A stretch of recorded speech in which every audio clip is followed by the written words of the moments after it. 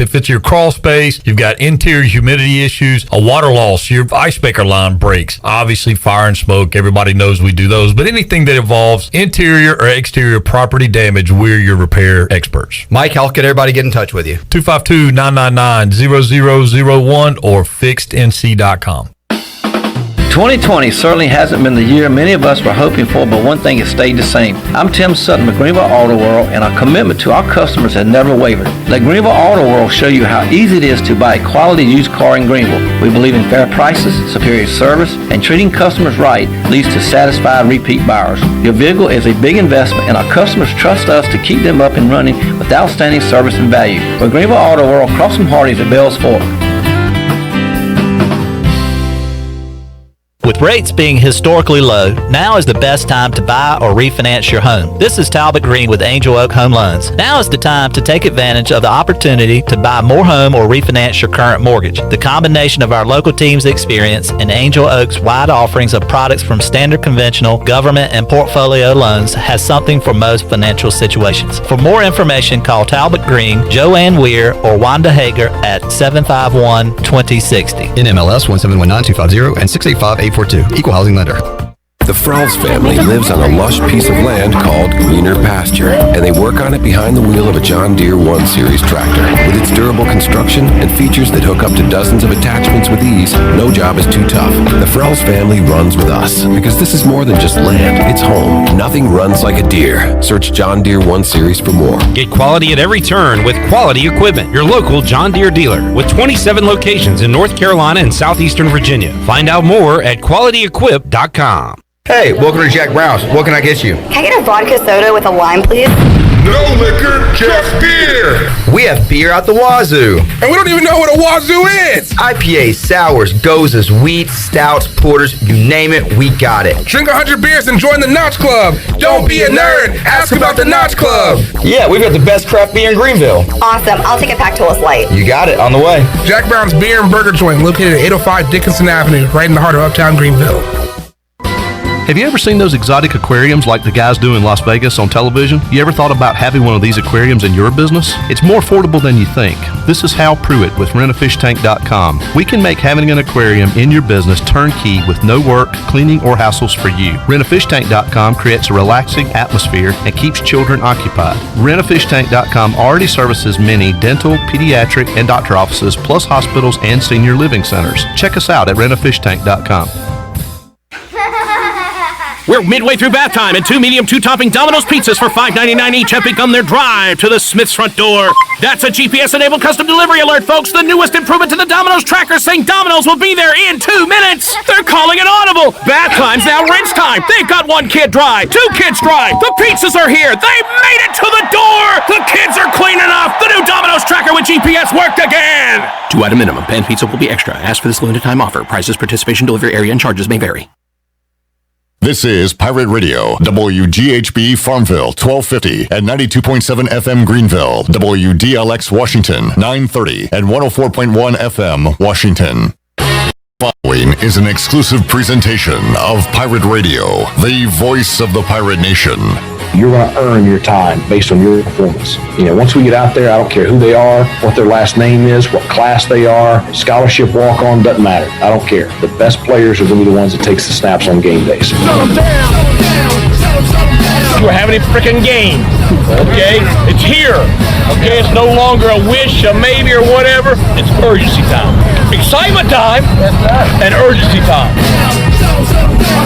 21st first down of the game. Oh, they got it. ECU, here's Holton Ahlers. Ahlers running to the pylon and touchdown! They better get ready. Everybody up! Second and goal. Ahlers floats it out there, and it is caught. Caught for the touchdown. Tyler Sneed. Ahlers rolls out, able to throw strong side, lofts it up for Johnson. And that's an ECU touchdown. Great to be back in our stadium. It's great to be out here together. Fly around, have fun, compete your ass off today. You got it? Pirates on 3. 1, 2, 3. Pirate fans, get ready. It's time to talk ECU football on the Bud Light Pregame Tailgate Show. The Pirate Radio sports team will get you ready with a game-winning strategy, live reports from the stadium, a breakdown of all the X's and O's, and all the scores and previews from other games around the country. Let's get ready. It's time for Pirate football on the voice of the Pirate Nation. The Bud Light Pregame Tailgate is on the air. Pirate fans, we made it. We did it. I did it. You did it. Shirley did it. We all did it. We made it through the strangest, wildest, and certainly longest offseason in ECU football history, and we made it to game day 2020 as the Pirates set to take on the UCF Knights at Dowdy-Ficklin Stadium. It's a noon kickoff. The game can be seen nationally on ABC. Welcome in to the Bud Light Pregame Tailgate. Clip Rock here with you, ready to ride along with you for 4 hours. You can watch us on Facebook Live, YouTube Live. Check us out on Pirate Radio 92.7 FM in Greenville, 104.1 in Washington. Live online at PR927FM.com. We have a packed show for you today. We got the voice, Jeff Charles, sitting in with us for hour number one. Jeff, how you doing this morning? I'm doing great, Clip. I don't know if any of us thought this day would ever come, but here we are 28 days later, and I'm going to throw out a couple of cliches here to start out the day, Clip. Okay. You know, today is a day for old cliches, and patience is a virtue. Good things come to those who wait, and you usually have to wait for that which is worth waiting for. So here we are, finally, with Pirate football coming up. And, we're all excited for it. It's going to be a surreal experience at the stadium with only 350 people in attendance. I'm still trying to get my head around exactly what it's going to look like and how it's going to sound on our network broadcast today. But we are here. We're playing football, and that's the main thing. And, Jeff, we're excited to have you here. I know you're looking forward to being on the call as the Pirates take on the Knights. Let's set up the show before we take our first time out and regroup. Coming up later on this hour, Jeff Charles will talk to the color analyst of the UCF Knights. He is Gary Paris. Got that on the way in hour number 2. Double B Brian Bailey will be here in the Pirate Radio studios, and we'll talk to West Orlando sports director Darren Stoltzfus. He'll join us. Not only does he cover the Knights, he covered Mike Houston when he was at the Citadel. So we'll talk to Darren about a couple of angles on today's game. Got Stephen Igo and Ronnie Woodward joining me inside the Pirate Radio studios in the 10 o'clock hour. David Glenn will join us in that 10 o'clock hour as well. And then in hour number 4, we'll go live to Dowdy-Ficklin Stadium, talk to Troy D., Billy Weaver, Brian North, and also the big man on campus, Jeff Nadeau, will join us to talk about some other action going on in college football on this Saturday. All that and a great giveaway. In fact, so great we'll have to give it away twice. We've got 2 game day tailgate giveaways, a case of Bud Light, $50 Parker's gift card, and a Pirate Radio t-shirt, koozie, and decal. We'll give that prize pack away twice during this 4 hours. Sure, let's take a time out. We'll come back. We'll get Jeff Charles' thoughts on ECU, UCF. The Bud Light pregame tailgate rolls on after this.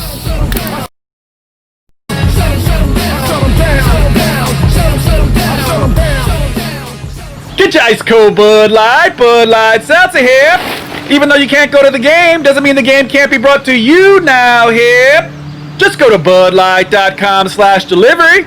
That's budlight.com/delivery. Give me 2 mangoes. Coming at you. It's a little short. Ow. Sorry. You know what? I'm just going to walk them over to you.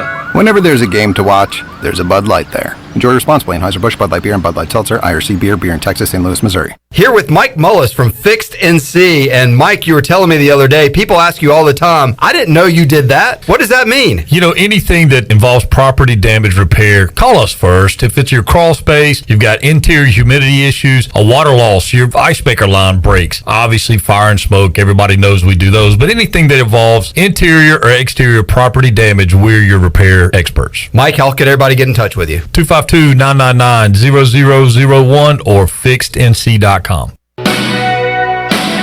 Hey, Pirate Nation, this is former ECU tight end Bryce Williams from my friends at the Auto Store Group. If you're in the market for a quality used vehicle, then the Auto Store Group is for you. The Auto Store Group has 3 locations and over 150 quality used vehicles to choose from for all budgets. Shop their entire inventory today at theautostoregroup.com. The Auto Store Group, your hometown store and Pirate owned and operated for over 38 years. Go Pirates! Hidden phone trade-ins, hidden plan requirements, hidden catches. You won't find them at US Cellular because we speak fair. Plus, when you switch right now, you can get $500 off the latest phones. Upgrade to fair. Upgrade to US Cellular. Requires new postpaid service plan, new line port in, credit approval, qualified smartphone purchase, and comes via monthly bill credit on a 30-month RIC. Taxes, fees, and additional terms apply. This is Brandon Tate, owner and operator of Atlantic Wireless, an authorized agent for US Cellular since 1997. Visit AtlanticWireless.com to find the store near you. We go beyond the call. This is Marcus Crandall, former ECU Pirate and Grey Cup champion. And you're listening to Pirate Radio, the voice of the Pirate Nation.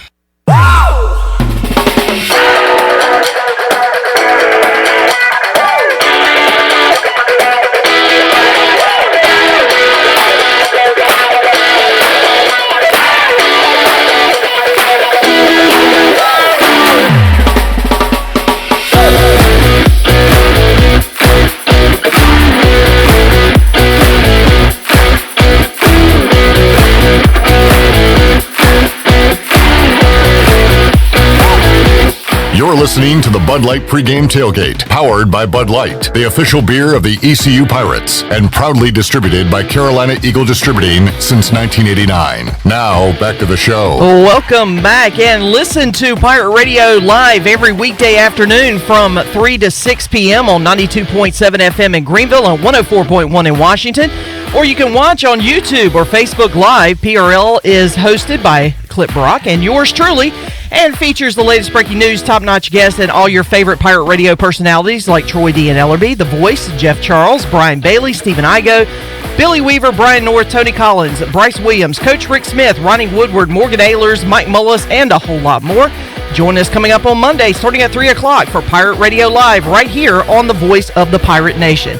Now let's head back in to the Bud Light Pregame Tailgate. Here is your host, Clip Brock. All right, thank you, Shirley Rhodes, Glenn Griffin. Great job on the video production. Awesome intro, both the audio and video. I was enjoying watching that as a fan coming into today's program. Got the Voice, Jeff Charles, hanging out in hour number one. Jeff Charles will go one-on-one with the color analyst of the UCF Knights, Gary Parrish, coming up later on in this hour. And Jeff, for a lot of fans, the football season doesn't feel real until their team gets on the field. And I've enjoyed football so far this season, but really going to enjoy today when we see the Pirates on the field at Dowdy-Ficklin Stadium taking on the UCF Knights. No doubt about it, Clip. I think everybody's ready for Pirate football, and of course, we're more than ready for Pirate football. And, you know, being with you today is a little bit bittersweet. I enjoy being with you and doing all of our things here in studio.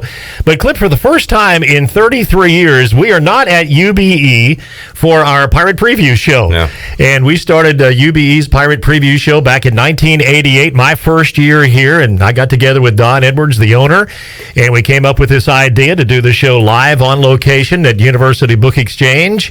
And with the way things are this year, we decided to take a one-year hiatus.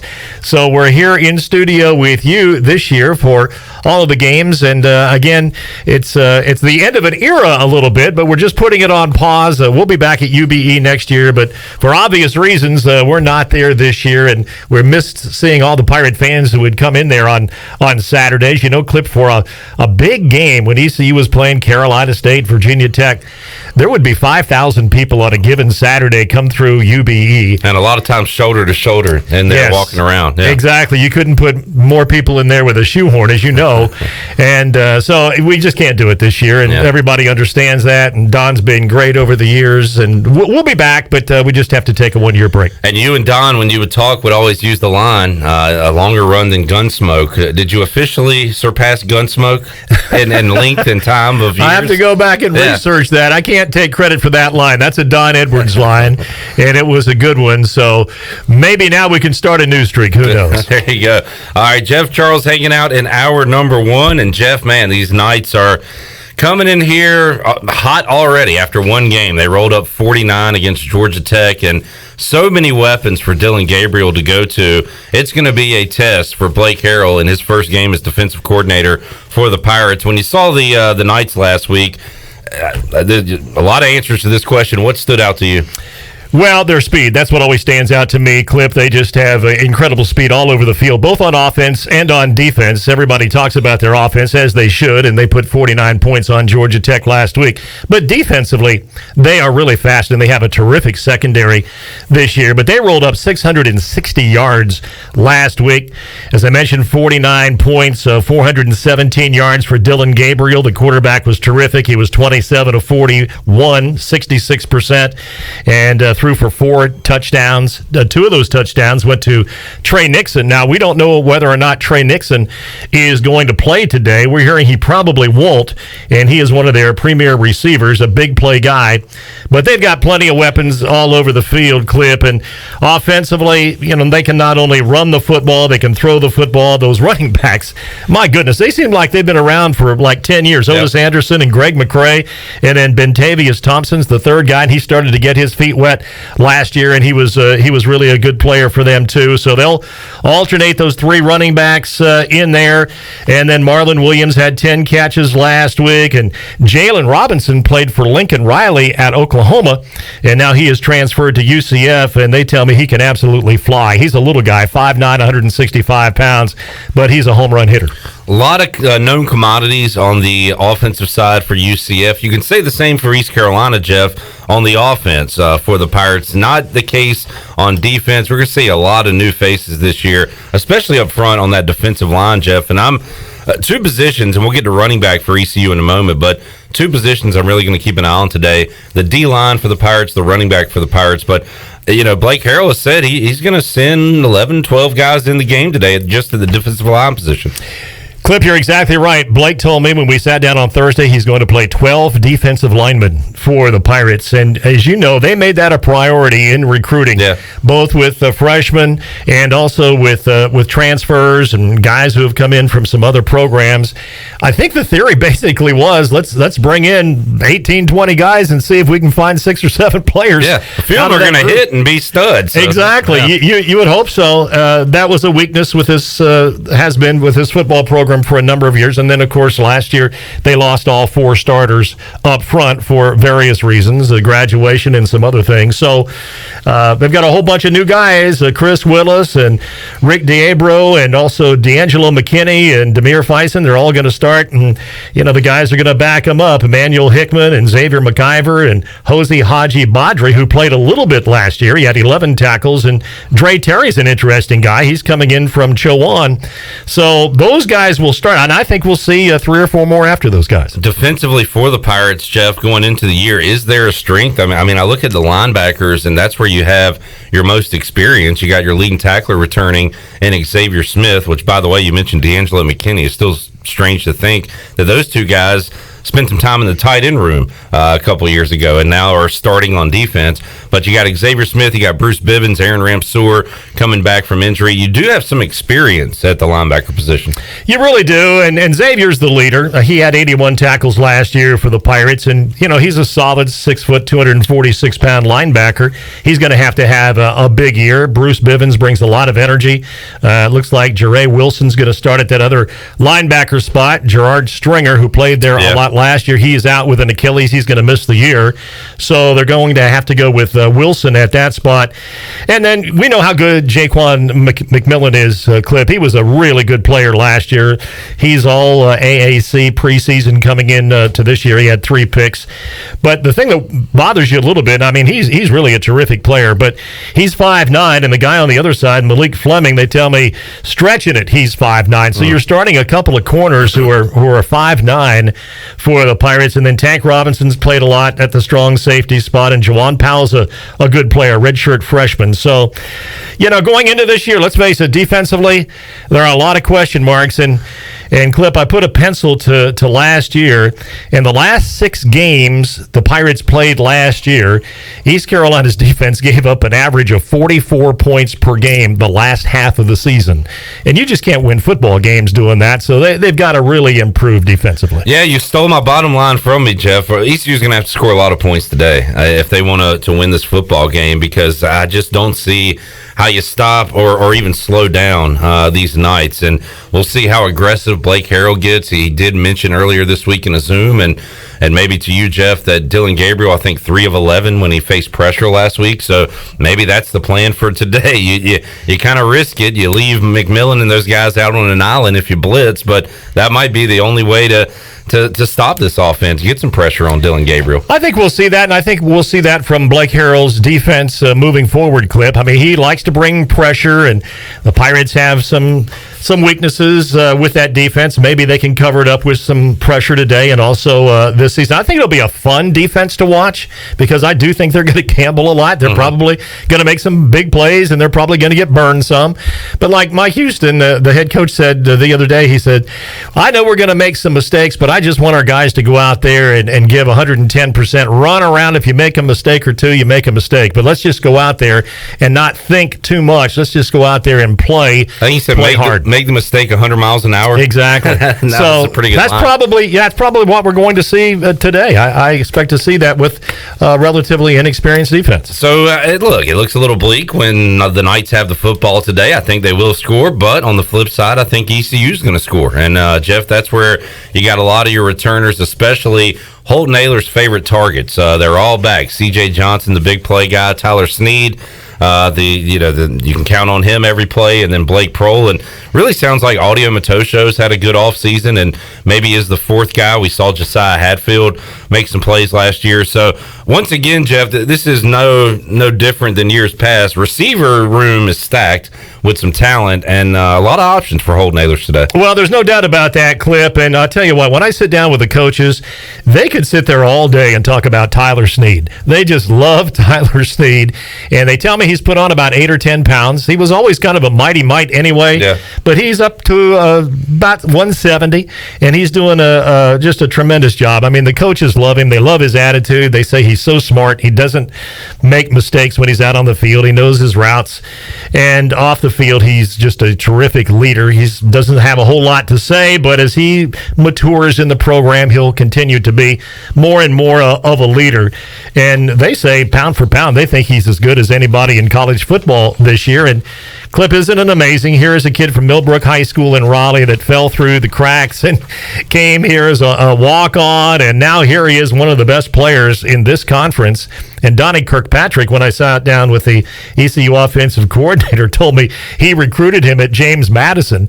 And he said, I'm certainly glad that he didn't come to JMU, because I wouldn't have the opportunity to coach him here at ECU. So a lot of storylines there, and Tyler's a great kid and great family. And, you pull for the good guys, and he's one of the good guys. Who's going to be running the ball for the Pirates today, Jeff? And it could be a multiple answer there, because there's a lot of options. And I don't know, that Darius Penix might be the lead dog just because he's been here the longest. But with Chase Hayden, Raji Harris, the freshman, I hear good things about. Keaton Mitchell, the freshman, I hear good things about. You've still got Trace Christian and Demetrius Mooney in the program as well. So that all of a sudden is a full running back room. And that's one of my biggest question marks going into today. Who is the lead dog in the backfield? I think it's Darius Penix. When I talked with the coaches again this week, they said that they've brought in a lot of new guys. You just mentioned a lot of them there, Clip, but Penix is such a competitor that he's just not going to give up that number one spot. So I expect him to start. I expect him to get the lion's share of the carries, especially early in the game today. And Chase Hayden has had a good fall camp as well, the former Arkansas Razorback, and we're going to see him. I think we'll see the freshman come in. I think Raji Harris is a guy they targeted in recruiting, Clip. When they looked at all the guys on their board, who's the guy we really want as a running back coming into this class, and they were all unanimous in that they wanted Raji Harris. So we're excited to see him play. I think he'll get in the game today. Keaton Mitchell, as Mike Houston told me, he is ECU's Otis Anderson for UCF. He said this guy can really run, and we're excited to have him. And I don't know if we'll see Demetrius Mooney today. He has a foot infection, so I'm not sure if he is going to be able to play. And remember now, he's the leading rusher from last last year on this team. And Trace Christian's a guy who I've always thought had some talent.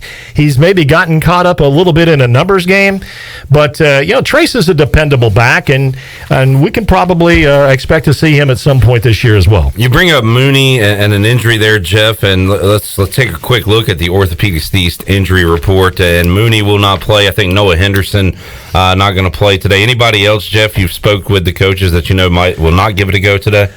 That's about it, Clip, that I know for sure. Due to the privacy acts and how everything is so sensitive these days with the COVID situation, they can't say a whole lot. But we all know that there have been a lot of kids on this football team that have missed practice because of COVID or have missed practice for a variety of other reasons, injuries and sickness and all those kinds of things.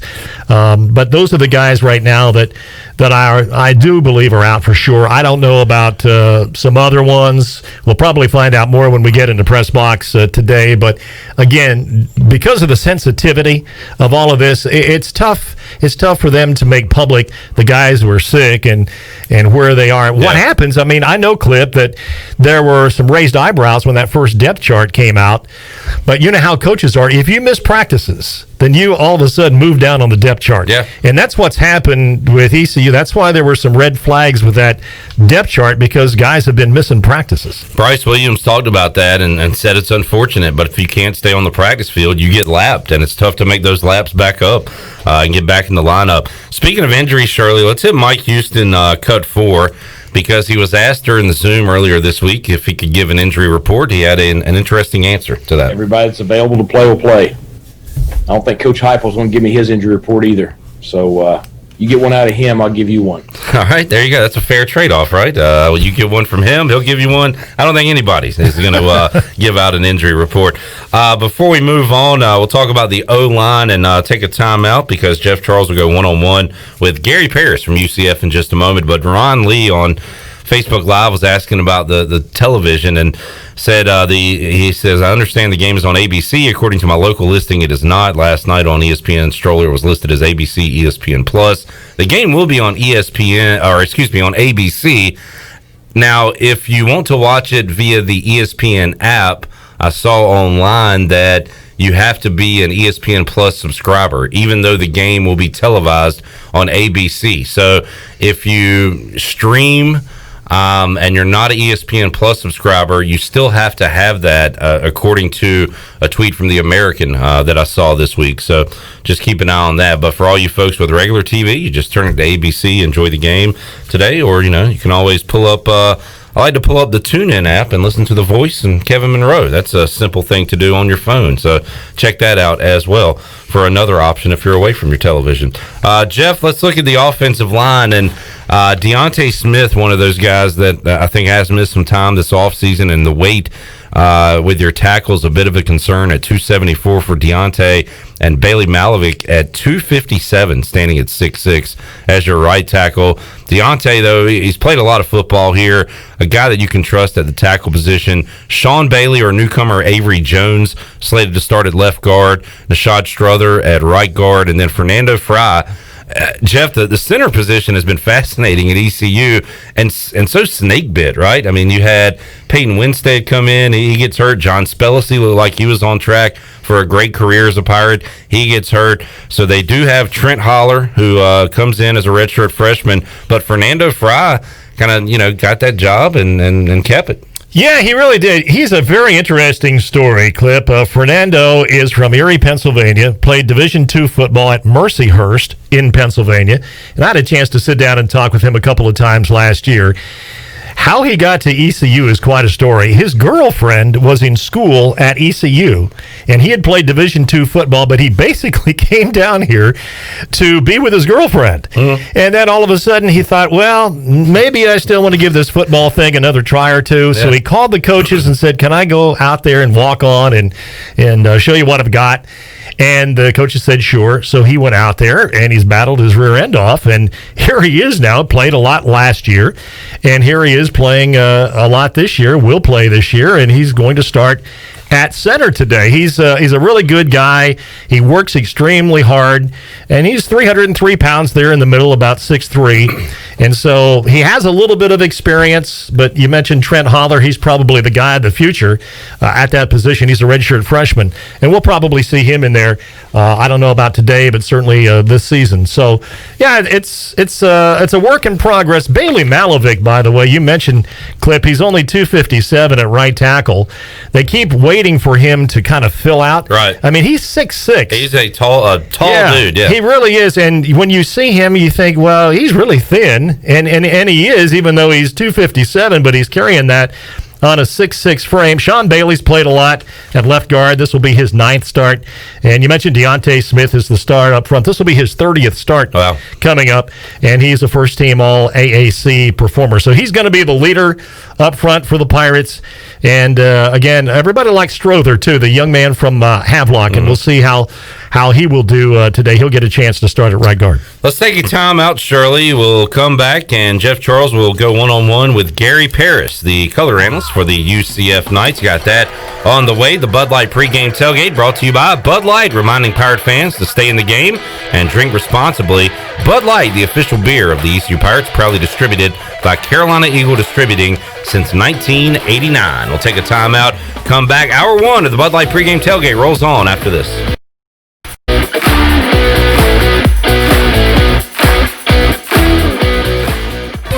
Great news, amigos. Chico's Dine-In Service is back open every day. Come and enjoy favorites like shrimp tacos, steak and chicken fajitas, burritos, enchiladas, ACP, and more. Chico's is still offering to-go and curbside service as well by calling 757-1666. Don't forget to stock up on Chico's famous margarita mix for only $9.99 per half gallon. Follow Chico's on Facebook and Instagram for daily updates. For Mexican food and fun, it's got to be Chico's for dine-in or to-go.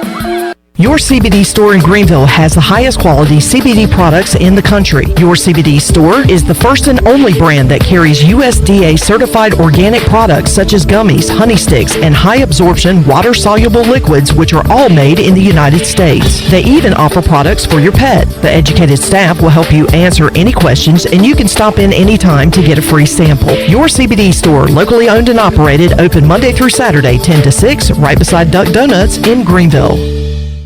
North Carolina state parks are now open for visitors. Parks should be used for exercise, fresh air, getting out in nature, or a day trip as the state safely reopens. Visitors should enjoy themselves, but please remember the 3 W's. Wear face coverings, wait 6 feet apart, and wash your hands often. Focus on moving through the park, keep social distancing in mind, and avoid large groups. While most facilities and activities will be open, please contact any state park before your visit with questions or visit ncparks.gov/open. Can't make it to the game? Relax. Bostic Sugg Furniture can provide you with the best seats in the house. We have the area's largest selection of Lazy Boy motion furniture in stock and ready to go. Lazy Boy recliners, reclining sofas, love seats, and reclining sectionals in hundreds of colors, styles, fabrics, and leather, all at a very comfortable price. Remember, when it comes to Lazy Boy motion furniture, we're your ticket to the best seats in the house. Bostic Sugg Furniture in Greenville. Hey, Pirate fans, the Papa John's menu has grown again with the all-new grilled buffalo chicken papadilla. The papadillas are part sandwich, part pizza, and are only $6. Choose from the all-new grilled buffalo chicken, Philly cheesesteak, Italian, pepperoni meatball, and barbecue chicken and bacon, all for only $6 each. Also, for a limited time, get any large 5-topping pizza for only $13.99. Place your order today online at papajohns.com and sign up for Papa Rewards. Papa John's, the official pizza of the ECU Pirates. With rates being historically low, now is the best time to buy or refinance your home. This is Talbot Green with Angel Oak Home Loans. Now is the time to take advantage of the opportunity to buy more home or refinance your current mortgage. The combination of our local team's experience and Angel Oak's wide offerings of products from standard conventional, government, and portfolio loans has something for most financial situations. For more information, call Talbot Green, Joanne Weir, or Wanda Hager at 751-2060. NMLS 1719250 and 685-842. Equal housing lender. This is Mike Houston, head football coach at East Carolina University, and you're listening to Pirate Radio, the voice of the Pirate Nation.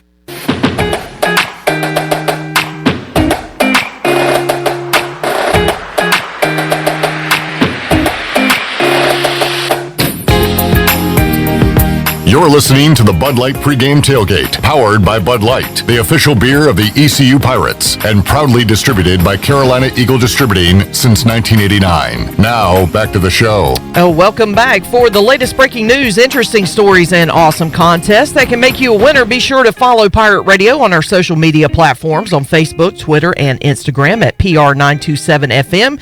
Join the close to 50,000 followers today at PR927FM. And as we head back in to the Bud Light pregame tailgate clip, I was just checking to see how where we are worldwide on Facebook Live. People checking in. Chris McCarney is from Richmond, Virginia. Scott Embry checking in from Maryland. Sandy Van Horn Hill is from Stewart, Virginia. Jerry Vick, Latrobe, Pennsylvania. And this one truly means worldwide. Tailgating on the beaches of Abu Dhabi. Michael Parker, all right, checking us out. So, break out the world map. Yeah, if you don't know where Abu Dhabi is, there's a desert nearby. Good stuff. Thank you for that, Shirley Rhodes. I put out last night that give me a random phrase or word to drop into the show, and I got about 50 to 60 responses. So yeah, I saw some of them, and I just was like, oh my goodness, I don't know how you're going to do it, but if you do it, man, you're the man. Well, football is 80% mental and 40% physical, so we'll go ahead and get that one out of the way. All right, I'll tell you what, let's throw it over to the voice, Jeff Charles. Jeff going to go one-on-one with Gary Parris, the color analyst for the UCF Knights, and get a closer look at today's opponent. Jeff, take it away. The Bud Light pregame tailgate show, and a visit now with UCF Radio Network analyst Gary Parris, a former Florida State tight end and an NFL player in the 70s with the San Diego Chargers in 73 and 74, the Cleveland Browns 75 through 78, and the St. Louis Cardinals in 1979 and 1980. Always great to talk football with Gary from his home in Vero Beach. And Gary, first question, how are you and your family doing during what's been a crazy last 6 months here? Well, you know, it's like everybody else. It's something you've never, ever experienced in your life. And you learn how to make adjustments. And most all of us are resilient enough to be able to do it and make these adjustments and get used to what the changes are. We're doing fine down here, Jeff. Thanks for asking. And it's been a different for all of us in this country. Yeah, no doubt about that. Number 13, UCF comes into Greenville 1-0 after a convincing 49-21 win over Georgia Tech, and you and Mark Daniels had the play-by-play coverage of the game on 96.9, 740 The Game in Orlando and your network affiliates in Florida. Watching that game last week, Gary, what was your impression of this year's UCF football team? Well, you know, Jeff, I really like what I saw. I mean, you know, we went into a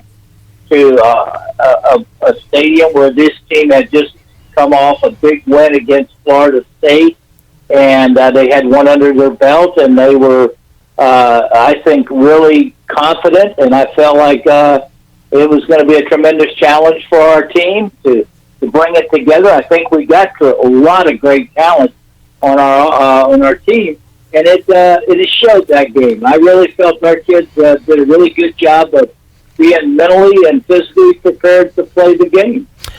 Well, Dylan Gabriel had a terrific opening game. He had a career game for him, 27 of 41, 417 yards, 4 touchdowns, and 1 interception. And, boy, he looked like he was in midseason form. Boy, he did, Jeff. I tell you, he throws such a good pass. I give credit to the offensive line, did a really good job of protecting him. And the other thing, too, the receivers. I mean, our guys made some fantastic catches. And he put the ball the only place that could be caught was by them. And they were able to adjust, and they did a great job of catching the ball, running the route. He read the defenses very well. Matter of fact, when we came out and started this game, it was totally nothing we had ever seen out of Jeff Collins' defense. We had never seen those fronts, and our coaching staff and Dylan adjusted really quick and got into a rhythm of the game. We're visiting with Gary Paris. He is the analyst on the UCF radio network. And Gary, refresh our memories. How in the world did UCF end up with 2 quarterbacks from Hawaii? That's a great question, and it's really I'll have to. It goes back to probably Scott Frost had a lot to do with getting Milton McKenzie to be able to come to UCF from Hawaii. Now, he has looked at him while he was the offensive coordinator at Oregon, and they just kind of wanted to go a different route, but he was so impressed with McKenzie's ability that he recruited him to come to UCF when he took the job, and by that being his success and his legacy here at UCF, it also was able to bring Dylan Gabriel from over there to give it another shot to UCF.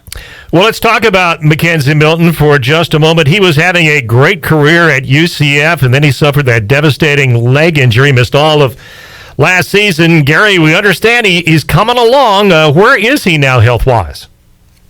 Well, I think that he's close. He's really, really close, but I think that it's going to be at his recognition. He's going to say, "Okay, I am ready," and he knows what he's going to have to put pressure on himself and his body, and whether it's this year or he would have gotten a red shirt. He set out this year, red shirt, medical red shirt, but the NCAA has also granted everybody that plays this year another year.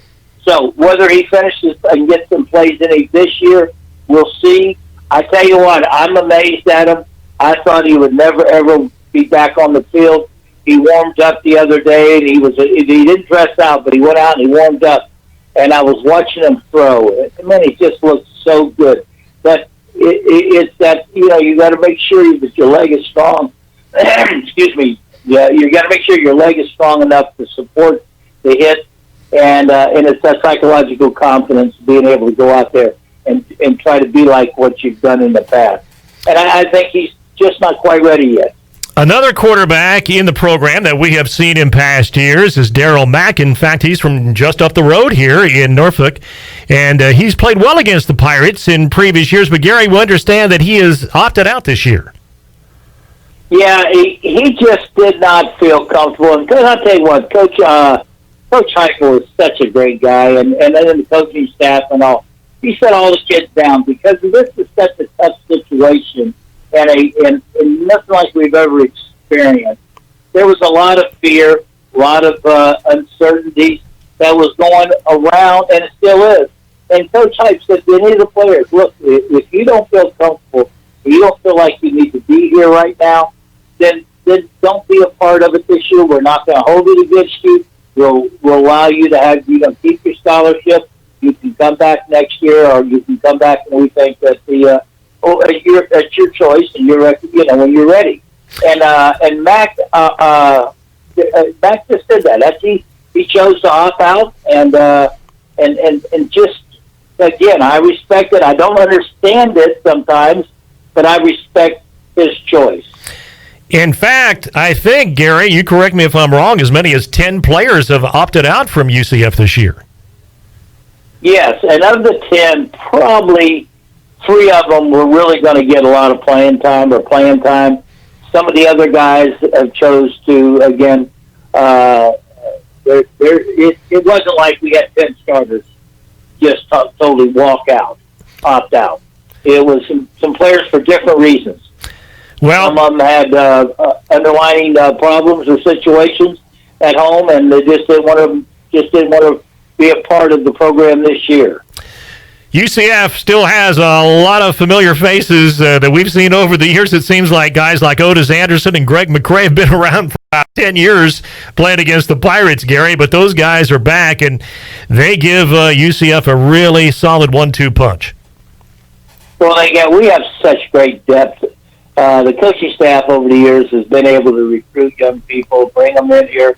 Otis Anderson, just so fantastic. He had a great game against Georgia Tech, both running and and he's got such great hands coming out of the backfield, or you can line him up in a slot formation, and he's going to catch the ball. Jeff runs great routes, and he's a great runner himself. And he's just really a talented athlete. Greg McCray, north-south, he can get up. He's got speed. Then you've got Bentavious Thompson. Then we got tremendous amount of depth at running back, and just like we do at our receivers, receiving core too. Let's talk about those receivers. Trey Nixon's had a great career at UCF. He was injured. He had 2 touchdown catches against Georgia Tech last week.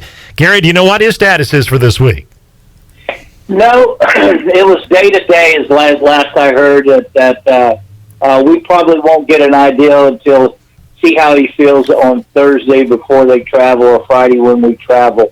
We'll probably get our update, and you understand that. A lot of times training room doesn't release information to everybody, and I haven't had a chance to talk to Mark today and find out if there's been any updates at all on that. But if anything, they're always going to err to the side of caution more than anything else. But he is such a good receiver. You know, he's just a big, tall, lengthy kid. They've got tremendous speed when we talk about Trey Nixon. And then, then we have Marlon Williams, who I think is probably the most underrated receiver that he's good. Jeff, that young man can fly. He had 10 catches for 154 yards last week, this last game. And, he can catch it. He's a great runner. After he catches the ball, runs excellent route, an outstanding blocker, the complete receiver. And that's just 2. You look down there, we got a young man that I think is going to be really exciting.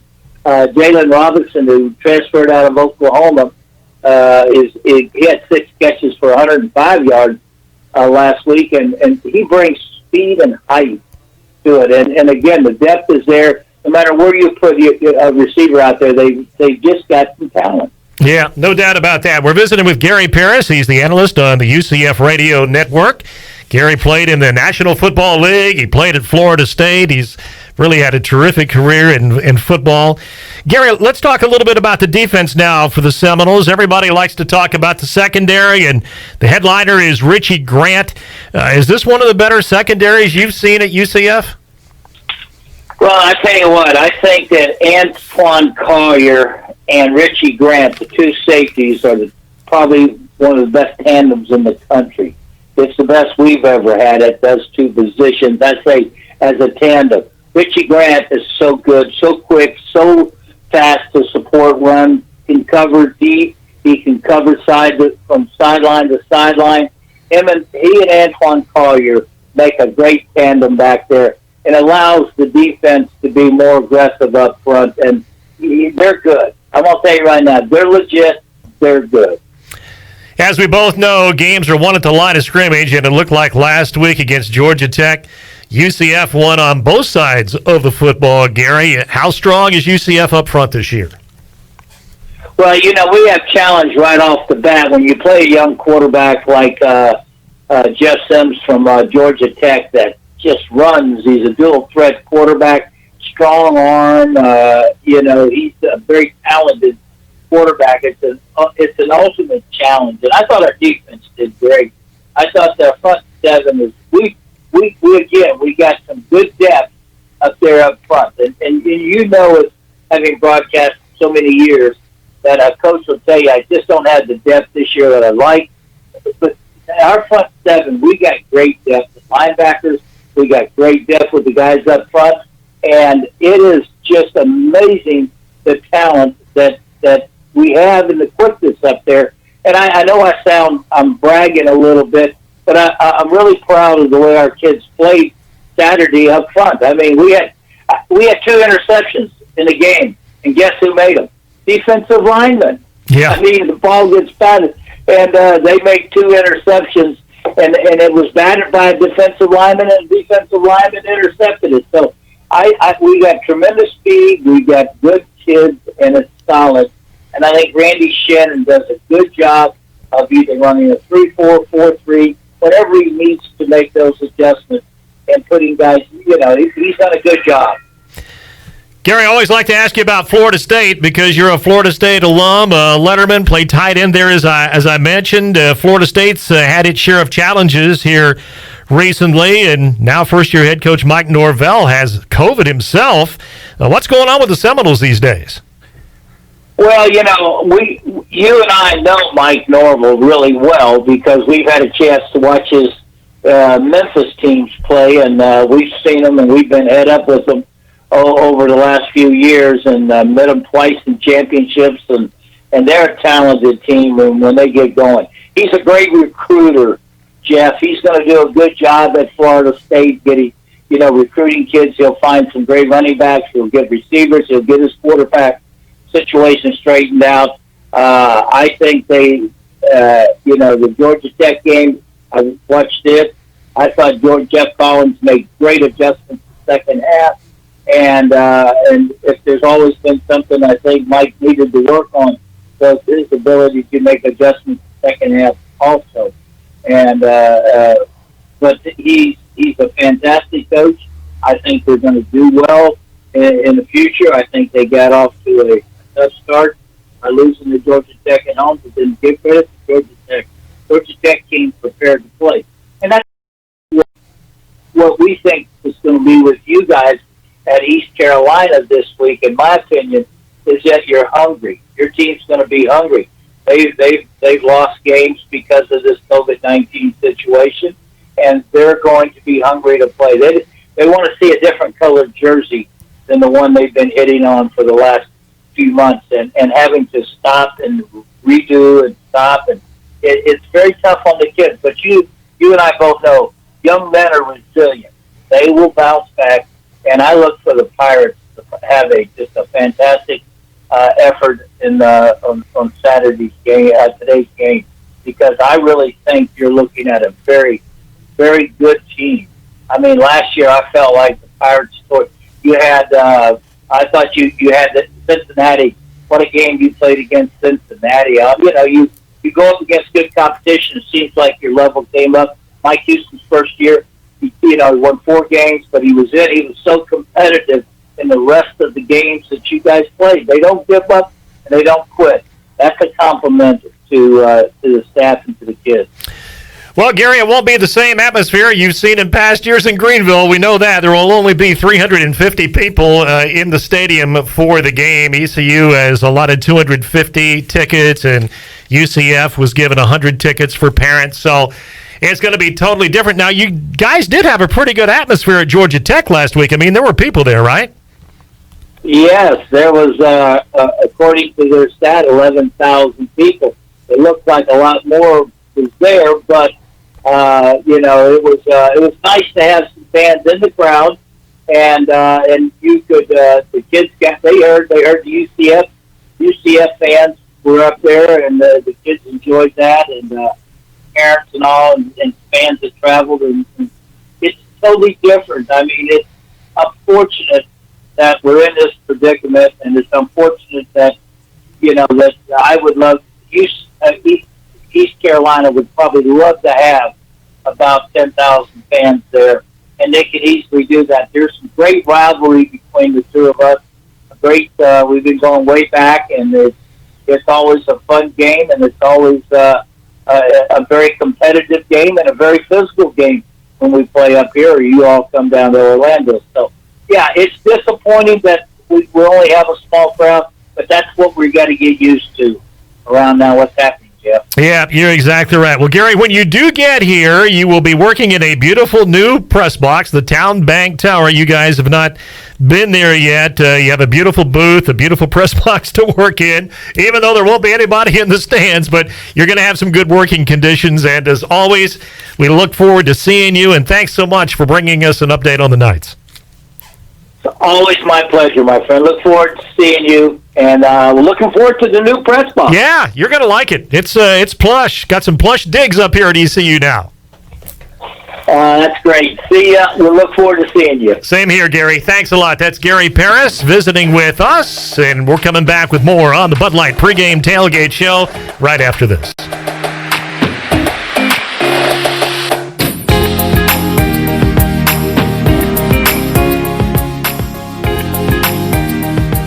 Warren's Hot Dog Pizza, homemade lemonade. Hey, Pirate Nation, Warren's Hot Dogs, 2 locations are open for business in Greenville and Chocowinity. Both locations have drive-through windows, so stop by today for hot dogs, pizzas, subs, apple and peach turnovers, homemade lemonade, and breakfast in Chocowinity, featuring homemade cheese, ham, and chicken biscuits, plus sausage dogs and more. Warren's in Greenville, across from Ron Ayers Motorsports, and in Chocowinity next to the fire department. Warren's Hot Dogs. Want some? Get some.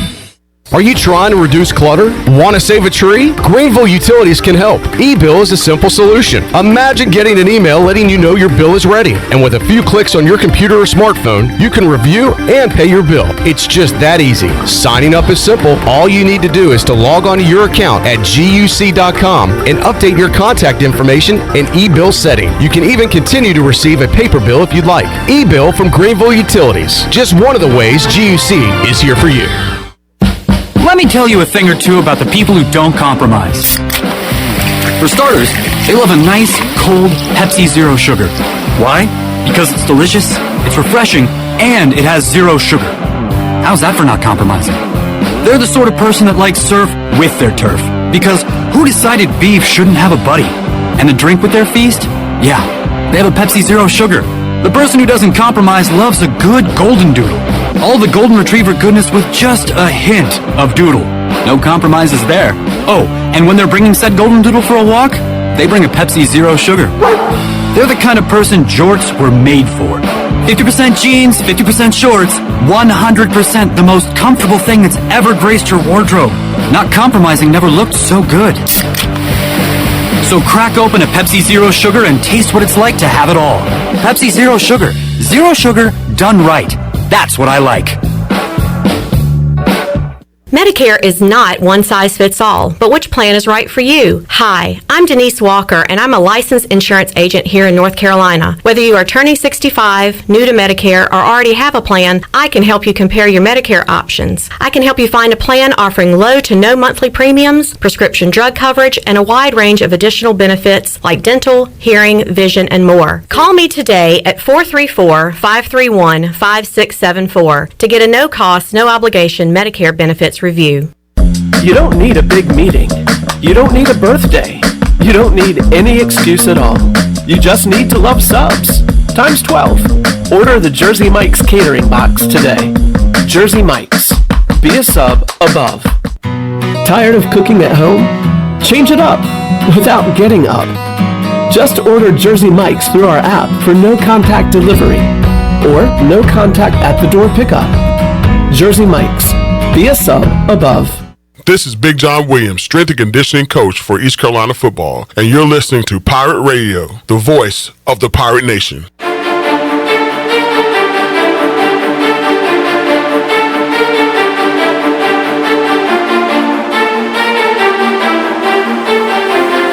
You're listening to the Bud Light Pregame Tailgate, powered by Bud Light, the official beer of the ECU Pirates, and proudly distributed by Carolina Eagle Distributing since 1989. Now, back to the show. Well, welcome back. Hey, watch all of Pirate Radio's local programming on YouTube Live. Go to YouTube and search for Pirate Radio TV and subscribe today. You can watch Pirate Radio Live Monday through Friday, 3 to 6 p.m. And, of course, the Bud Light Pregame Tailgate going on right now.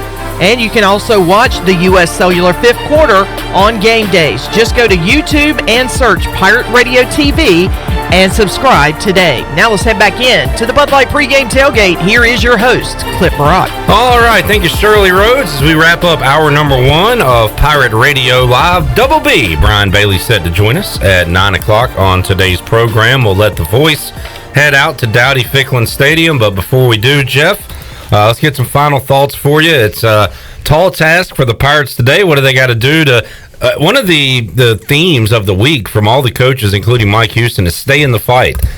Be there for all the all the rounds, let it go to a judge's decision, or the Pirates make the knockout late in the game. So what do they have to do to stay in the fight today against UCF? I like Coach Houston's analogy, by the way, Clip. I thought it was right on, talking about Mike Tyson and Buster Douglas. Remember when Buster Douglas hung around in that fight and then was able to win it and shock the world, basically? Well, they can't turn it over. I know we say that before each and every game, but Georgia Tech turned it over 5 times last week. You turn it over 5 times against these guys, and it's going to be lights out. So they've really got to manage the game. Holton really has to manage the game today, not turn it over, not throw any picks. They're going to have to get a balanced offense going, do the best they can to grind out some long drives if they can and keep UCF's offense off the field.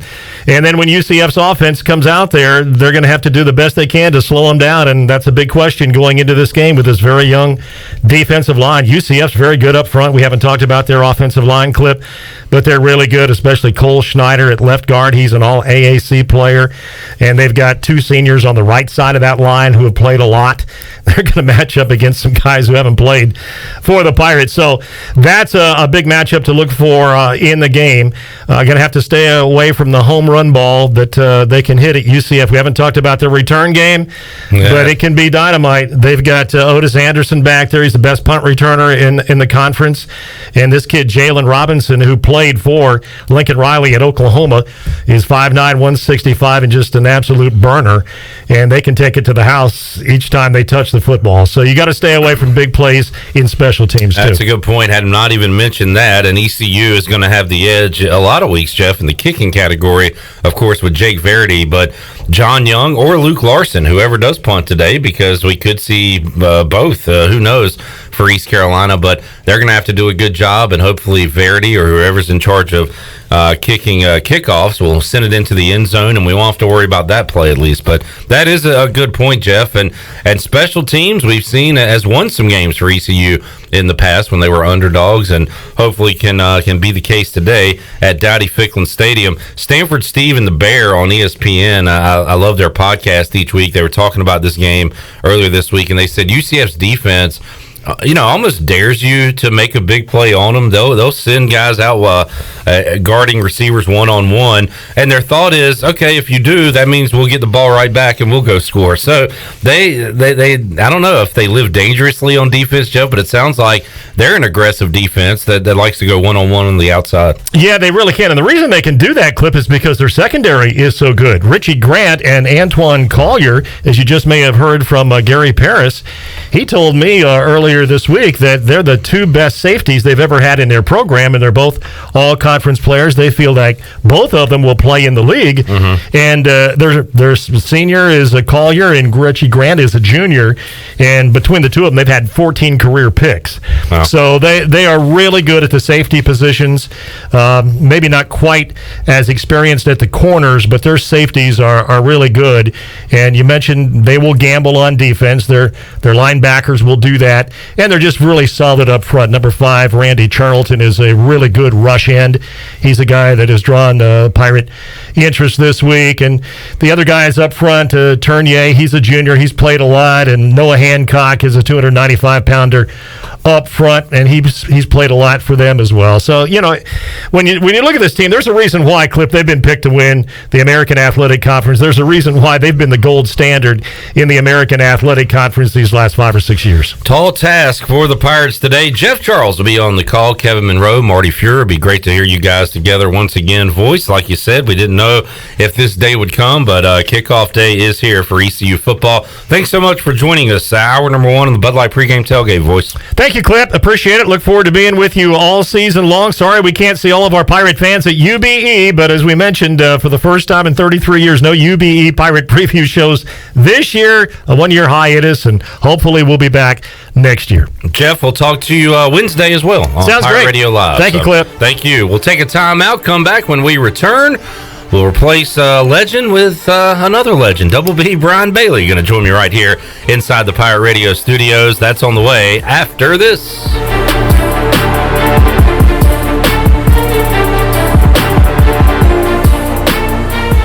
Your Hey, this is Jay from Villa Verde. Did you know that Villa Verde opened up its second location? Yes, it's Villa Verde Dos on Arlington Boulevard across the hospital. This new location is a fast, casual environment where you can make your own bowls for only $9.95. Choose from our fresh ingredients, from our toppings bars, or enjoy an amazing rotisserie chicken. We promise you can be in and out in less than 15 minutes. For a quick, healthy meal at an affordable price, visit us at Villa Verde Dos on Arlington Boulevard. Villa Verde, a platform for good. Let us help you get back to business. This is Donald Stocks and Justin Judge of PIP of Eastern North Carolina. We're ready to assist your business with branded PPE. Would you like face masks with your logo? We can do that, plus custom social distancing signage. Now is the time to ramp up your marketing efforts. Whether it's cutting edge, contactless, touchless marketing, or traditional direct mail, we can do it all. We are PIP of Eastern North Carolina.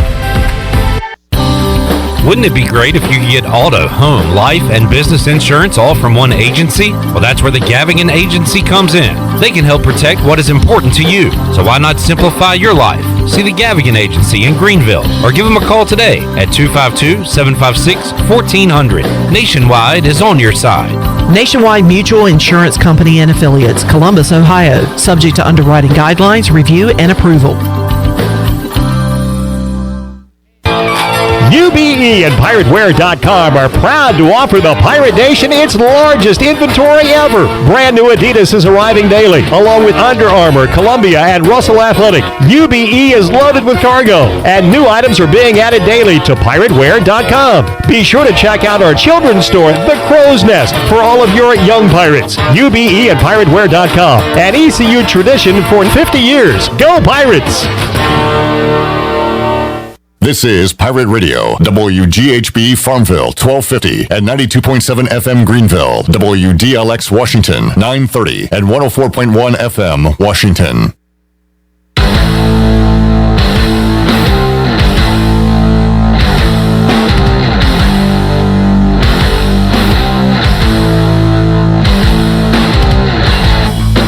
You're listening to the Bud Light Pregame Tailgate, powered by Bud Light, the official beer of the ECU Pirates, and proudly distributed by Carolina Eagle Distributing since 1989.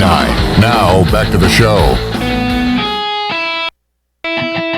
Now, with the Pirate Radio scoreboard, here's Shirley Rhodes. No scores to report as of yet, but we do have a ton of games that will be kicking off at noon today. Number 8, Auburn will host 23rd ranked Kentucky as the SEC will get their season underway this week. Number 24, Louisville will be visiting 21st ranked Pittsburgh. Kansas State will be on the road to visit number 3, Oklahoma. App State will host Campbell, and it'll be number 5, Florida at Ole Miss. Syracuse will host Georgia Tech. Coming up at 3:30 this afternoon, it'll be 14th ranked Cincinnati hosting number 22 Army.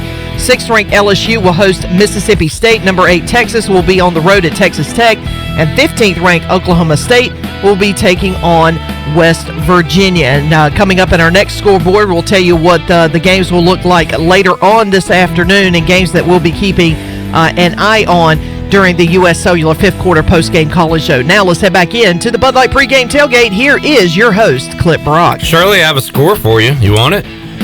Depends on what it is. They're in the 76th minute. Swansea with a 2-0 lead over the Wickham Wanderers in the Championship League over in Wales. Wow. All right. So there you go. All right. Those are your boys.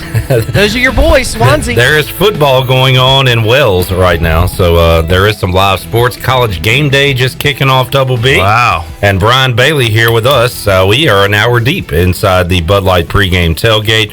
Stay tuned. Later on this hour, before Bailey gets out of here, we're going to give away an awesome prize pack, one of 2 that we'll be giving away today. How about this, Bailey? We got a case of Bud Light, $50 gift card to Parker's Barbecue. Parker's BBQ. And a Pirate Radio t-shirt, koozie, and decal. That game day tailgate giveaway will be given out during this hour. So we'll tell you to call. If you're caller 12, you'll be a winner. We'll give away another one of these later on in today's show. Bailey, Does it feel like game day? Does it feel? How you feeling right now? It feels a little odd because as we've talked about throughout all the years, on game day you're riding around, you see all the cars with the flags and everybody going to tailgate early, and you don't see any of that. But man, we've come a long way since March. That is true. You kind of count your blessings, right? You really do, because once you got over the shock of the NCAA tournament being canceled and no Pirate baseball, which I truly enjoy every spring, then you kind of think, well, by football season we'll be good. That was the thing I had. By football season everything's going to be okay, and that's not been the case. And so, and then for a while there in July, you turn on ESPN and.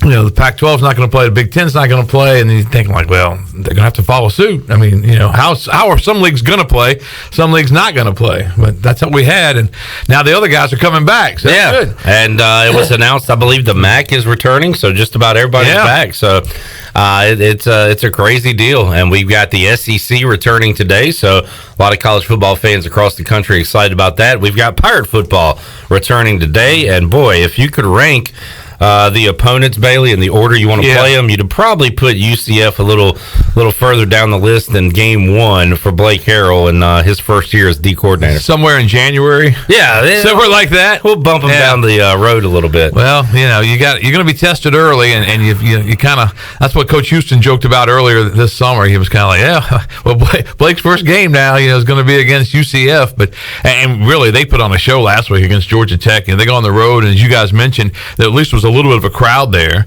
and they really looked good. I mean, they were going up and down the field against a Yellow Jacket team that really we thought was going to be a little better defensively. After we saw them beat Florida State, right, the 16-13 in a slobber knocker type game. So that's what we had there. I'm tired of touting UCF. Let's talk good about ECU for a minute. All right, let's do it. Because they're going to score points today, baby. Oh, yes. I think so. I think that offense is going to be fun to watch. Yeah. I really do. I think the receiving core and with what Holt Nailers can do at quarterback, and Jeff talked about managing the game. He's got to manage the game. He's also got to be ready to make a big play or two. They're going to have to make some big plays. Yeah, and Donnie Kirkpatrick talked about that, the balance of not being too conservative, but also not turning the ball over, and that is crucial today. You cannot give UCF extra opportunities. Their defense forced 5 turnovers last week against Georgia Tech, and that makes you a little nervous. But Holton wants to go fast, right? This offense wants to have tempo, have pace. What do you think Holton did improve on this offseason, worked on to get better, Bailey, going into now his 3rd year as a quarterback? Well, I think he really worked on it on the little things. I think he did a lot of research on that. His accuracy, he really wants to be an accurate passer, and it sounds like from everybody you talk to that he's really come a long way with that. And, it's just one of those things that, we say that he's had to do a lot of that work on his own because they haven't had all the workouts. They haven't had some of the other things that they were supposed to have. Spring football. This team would have really benefited from spring football. Yeah. I mean, they're so young, and they had some guys coming in early. But you can't look back. You got to look forward. And they do have some outstanding weapons. I think they're going to be a fun team to watch. It sounds like even when the athletics were paused at East Carolina, Holton was able to go out and work with some of the receivers, kind of one-on-one, and get their rhythm, get their rapport down. And let's go through them real quick. C.J. Johnson, for a half a season, he was great. He was unguardable. Now we'll see if he can do it for a full season and if he can do it when he's a marked man, because other teams now know that C.J. is the big play guy for ECU. They do. They know he's the guy, and he's got such a great talent, and him being so close to Holton and getting a chance to work together, both guys coming from D.H. Conley, and really CJ could have gone anywhere. I mean, he was heavily recruited by Virginia Tech, but he's an outstanding talent, and really to get a chance to see him try to spread the field is going to be a lot of fun. Tyler Snead is just about unguardable, because I don't think a defense is going to take a guy and just shadow Tyler Snead all game. I mean, that opens up options for Prohl and CJ. So Snead's going to find his zone. How can he be? He could be a huge part of the offense this year. I think he's going to be a huge part. And in talking to some of the offensive coaches, they were saying the same thing. They said, the guy that we really can't afford to lose is little Tyler, because he does so many things for us on special teams. He does so many things for us on the offense. He's such a good player. And he's really changed his body. According, I think Coach Kirkpatrick talked about that when he first started playing, he was just a little guy running in and out, but he still had a lot of talent. And now he's worked on his body, and he's only going to get but so big, but he's so fast, and really just causes all kinds of headaches out there for a defense. And he's some of the coaches were even saying that we can afford to lose this receiver or that receiver. Can't afford to lose Tyler. And CJ's big plays and Tyler's consistency has kind of made Blake Prohl overshadowed and probably underrated a little bit. I would say he might have the best hands on the team, and he's got the pedigree, of course, with his dad Ricky, played in the league for so long. But Blake Prohl, he's got something to prove this year as well too. He really does, and I think that he's got such a great demeanor about the way he goes about his business and the way he works. And the one thing you talk about, these guys, they all like one another. We were able to, before all the big time shutdown over there, we were able to sneak out and get some video every once in a while of the guys working out and doing some things. And you could tell they just liked one another. They were trying to socially distance, but still joke around and go through the practice and everything. And it was fun being out there to see just what kind of camaraderie they have. You talk about Prohl's demeanor and the way he gets his work done. It reminds me of Zay Jones, who also had the pedigree, right? And those guys just come in so polished when they've been around the trainers and NFL players and things like that. I remember Zay, as a freshman, ran the crispest routes I've ever seen, and Blake Prohl very similar to that. Very similar, and they've been around it all their lives. It's cool when you're a little kid and you're at an NFL camp and maybe you're running a route and then somebody comes over and says, okay, you can do this, this, and this, and you learn that as a 4 or 5 year old. Right? That's basically what they got a head start. Yeah, a big head start. Audio Matosho, Josiah Hatfield, other guys in the Pirate receiving corps that can make plays today. I'm interested to see what the tight ends look like, Bailey. And Jeremy Lewis, you covered him quite a bit at South Central. Newcomer Shane Calhoun, and then a monster of a man in Zach Bird. And how will he be utilized? Donnie Kirkpatrick said that he had some setbacks this offseason, so that's why Lewis and Calhoun are 1-2 on the depth chart right now. But Stephen Igo, he'll join us later, said he thinks he looked back on it. ECU ran plays with a tight end around 60% of the time last season, so that's going to be an important position, I think, moving forward. Coach has told me a couple of times that Jeremy Lewis, it's funny, they'll put him on the board in the meetings, and the defensive coaches say, well, we could really use him over here. That's where he was recruited to exactly. Start. And then the offensive coach said, whoa, wait a minute now. He's doing fine over here. And so they have a little battle for that. And he was a playmaker in Winterville, right? He was. Yeah. I remember when he was first being recruited, one of the coaches was out watching him. And at the time, he was a little bit, a lot thinner at the time. Mm-hmm. But he was tall. And the fascinating thing for me is that these coaches can look at a kid and say, hey, we put 30 pounds of muscle on that kid, and he can be a great, great player on the Division I level. And that's exactly what you had there. He was really good as a thin player at South Central as a sophomore and junior, but he got better as a senior. And then when he came to East Carolina, he's gotten bigger and stronger. And I really want to see him play. I love the pieces around Holden and this offense, but is Holden going to have time, and can holes be developed for the running backs? You look at the offensive line, always a question mark for ECU. It's not a question. They have a great coach with Steve Shankweiler, that's for sure. Had a great conversation with him, Bailey, on Monday on your show. But can the O-line do their job so the offense can do their job? I think that's one of the concerns, because the offensive line is not as big as you'd like them to be. I think, they need to be bigger, stronger. But, Coach Shank is a great, great coach. And he's always had success on the offensive line. When he's been the offensive line coach at East Carolina, they've always had success. So, I think you're going to see it at some point. The only thing that concerns me about the offense is because Coach Houston really wants to run the ball downhill. Yeah. And remember, a couple of times last year, they kept beating themselves in the head trying to do it, and they couldn't really get it done. I think by the midpoint of the season, they kind of realized, hey, let's just air it out. Open it up a little bit. Do it. So I think it's going to have to be a combination of those two things. They're still going to have to run the football. They're still going to have to try to get it downhill, but they can't, just pound it. They got to understand that, hey, at some point, we got to fling this thing around, and they've got the weapons to do it. We'll see a healthy Darius Penix. We'll see the new toy in Chase Hayden. And how about this freshman? Speaking of running downhill, Raji Harris, 5'10", 228. Sounds like a Mike Houston running back. Yeah, man, it sounds like. And I asked him this past week, is at that size, is he kind of a scat bag? Oh no, he's powerful. He's got some weight on him. He's strong, and I think you'll see him a lot this game. Who do you think gets the most carries today? You thought about it? I would say Penix probably gets the most carries just because of his experience and if he is 100% healthy, because he's that type of back, and supposedly from listening to the coach, he's a little quicker, a little faster, and that might only see him bodes in the well. passing game. Yeah. So we shall see. Shirley, let's take a time out. When we return, more with Double B. We got to get to our Shirley Rhodes Masterclass Theater. Football Masterclass Theater. Football Masterclass Theater. She'll tell you all about the UCF Knights. Also, when we come back at the end of the next segment, we'll make you a winner, a great giveaway, including a case of Bud Light, a $50 gift card to Parker's Barbecue, and a Pirate Radio t-shirt, koozie, and decal. We'll do that at the end of our next segment with Brian Bailey right here inside the Pirate Radio studios. More to go on the Bud Light pregame tailgate. Back with you after this.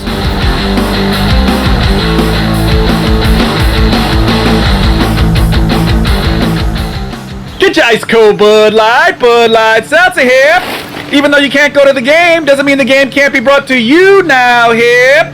Just go to budlight.com/delivery. That's budlight.com/delivery. Give me 2 mangoes. Coming at you. It's a little short. Ow. Sorry. You know what? I'm just going to walk them over to you. Whenever there's a game to watch, there's a Bud Light there. Enjoy responsibly. Anheuser-Busch, Bud Light Beer, and Bud Light Seltzer, IRC Beer, beer in Texas, St. Louis, Missouri. You know texting while driving is dangerous. That's not new information. Yet most people admit to doing it anyway. Drivers are 23 times more likely to be involved in a car accident while texting. Know the facts and wait to text. The danger is real and it applies to you. Auto Owners Insurance. The no problem people. Information provided by Virginia Tech Transportation Institute. This is Brian Smith with Town Insurance in Greenville. Call me today at 756-8300. Go Pirates!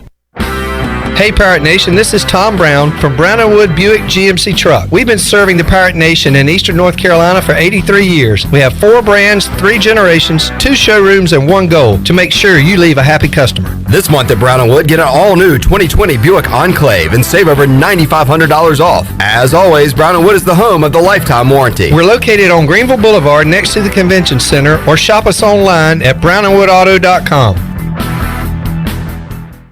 Sawyer's Fun Park is now open in Greenville. This state-of-the-art 40,000 square foot facility features a 2 LED interactive laser tag, a one-of-a-kind 2-story ninja course, a ropes course with a 180-degree zip line, and it's only one of 5 in the country that are indoors. Multiple climbing walls, a super cool arcade with 40-plus games, and a brand-new full-service cafe and bar for adults. Visit the brand-new Sawyer's Fun Park, now open, located right behind ARU on Corey Road, Greenville.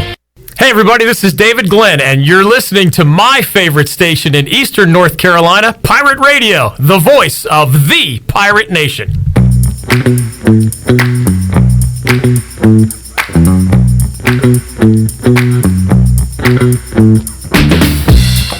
You're listening to the Bud Light Pregame Tailgate, powered by Bud Light, the official beer of the ECU Pirates, and proudly distributed by Carolina Eagle Distributing since 1989. Now, back to the show. Welcome back. Hey, did you miss a show on Pirate Radio? You can listen to all of Pirate Radio's archived local programming by subscribing to us on Apple Podcasts. Subscribe today by going to the podcast app on your iPhone or Apple device and search for Pirate Radio Audio Archives. Now let's head back in to the Bud Light Pregame Tailgate. Here's your host, Clip Brock. Alrighty. Thanks to everyone for tuning in to today's show, and not just tuning in, for watching us on Facebook Live and YouTube Live. Seen a lot of pictures of myself and Jeff Charles and myself and Brian Bailey on some big screen TVs in the living room. They get the big screen in the living rooms. That's all right. Pretty neat. I On mean, a Saturday morning. You've been a TV star for all these years, man. Bailey, and I don't have a makeup department or anything. I've got a face for radio, so I need to stick with it. I got into this to do radio to hide my face, and now Pirate Radio wants to put all these cameras up and everything. But it's a lot of fun, and glad everybody's rolling along with us. I'll tell you what, the pregame show is my favorite thing to do. Everybody's so optimistic. Go Pirates, checking in from so-and-so. And then the post game sometimes not so much, huh? That is not my favorite show to do. But it really all depends on the game and how the game goes. And if the Pirates pulling out today, it will be one of my favorite all-time shows because people will be fired up if they can knock off this UCF team. I did the post game years and years ago, and I remember the Pirates had just gotten dusted by somebody, and the next week they had to play a ranked team.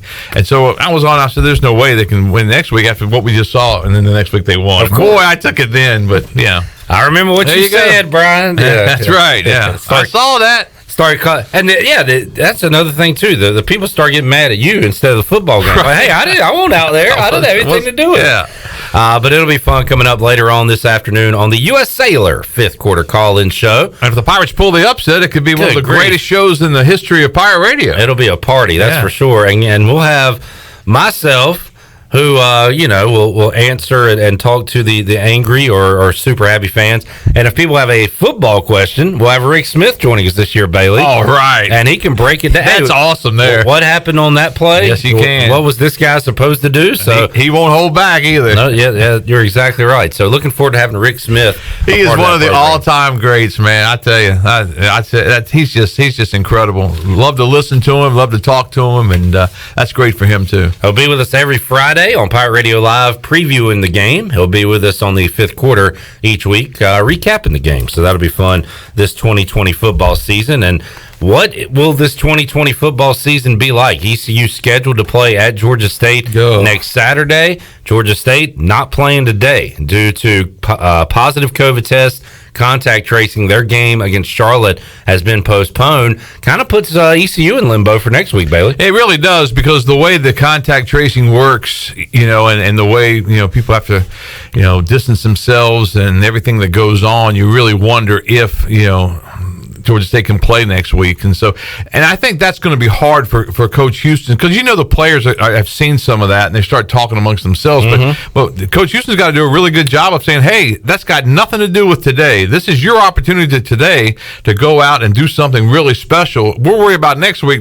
Yeah. And I think they've done a good job of that throughout this entire deal, because you have to shut down for 12 days right in the middle of your summer camp. Camp lasted about 127 days or whatever. I mean, it seems like they practice and practice and practice, and it's hard. Football is hard anyway, and when you don't have that carrot dangling, that's a game, to think about. They've done a good job of trying to keep everything fresh, try to keep the guys up, and some of the things that football players like to do, like a lot of the schools out that I've read about say the offensive linemen have been the most troublesome with COVID-19 because they hang out together. Yeah. They're always eating together. They're always hanging out. So when one of those guys gets it, it's like, well, we lost our offensive line. So I think that's one of the things football players, especially groups that really love one another, which is what you try to do as a coach. You want your team to love one another, and you want them to hang out, eat together, and some of the stuff they can't do now. Yeah, it is a different world for sure, and credit to the players for not only having to learn the plays and do the schoolwork and all that. Now they got this thrown on top of it, and it can't be easy for them. And the focus part you talked about too, Bailey, not knowing exactly when your first game was. You're just kind of, I think about it too with the high school kids, right? Like they were working out, trying to gear up for a season, and now they got to wait until 2021 in the February to play a football game. And now with these college guys, they don't know week to week if they're going to play. So it's tough, but we do know there will be a game coming up at noon today at Dowdy-Ficklin Stadium. What about you, Bailey? I mean, you're a part of game day at Dowdy-Ficklin Stadium at ECU. So what changes for you this year? Everything pretty much changes as far as stuff on the sideline. This will be the first game, I think, in 36 years that I won't be on the sideline. I completely understand it. I'll be sequestered somewhere up in the press box in my own little space up there to watch the game. But we can't, we may, depending on how many fans are let in the stadium, we may do some stuff later on in the season. But I think, obviously this game with only the 350 in the stadium, we won't have anything like that. And we probably won't do anything on the sideline because I'm sure they're going to keep them spread out the entire season. So that changes a little bit. I've been able to do a couple of other little things this fall that's been a little different. I enjoy hosting, the Coach Houston television show. That's been a lot of fun.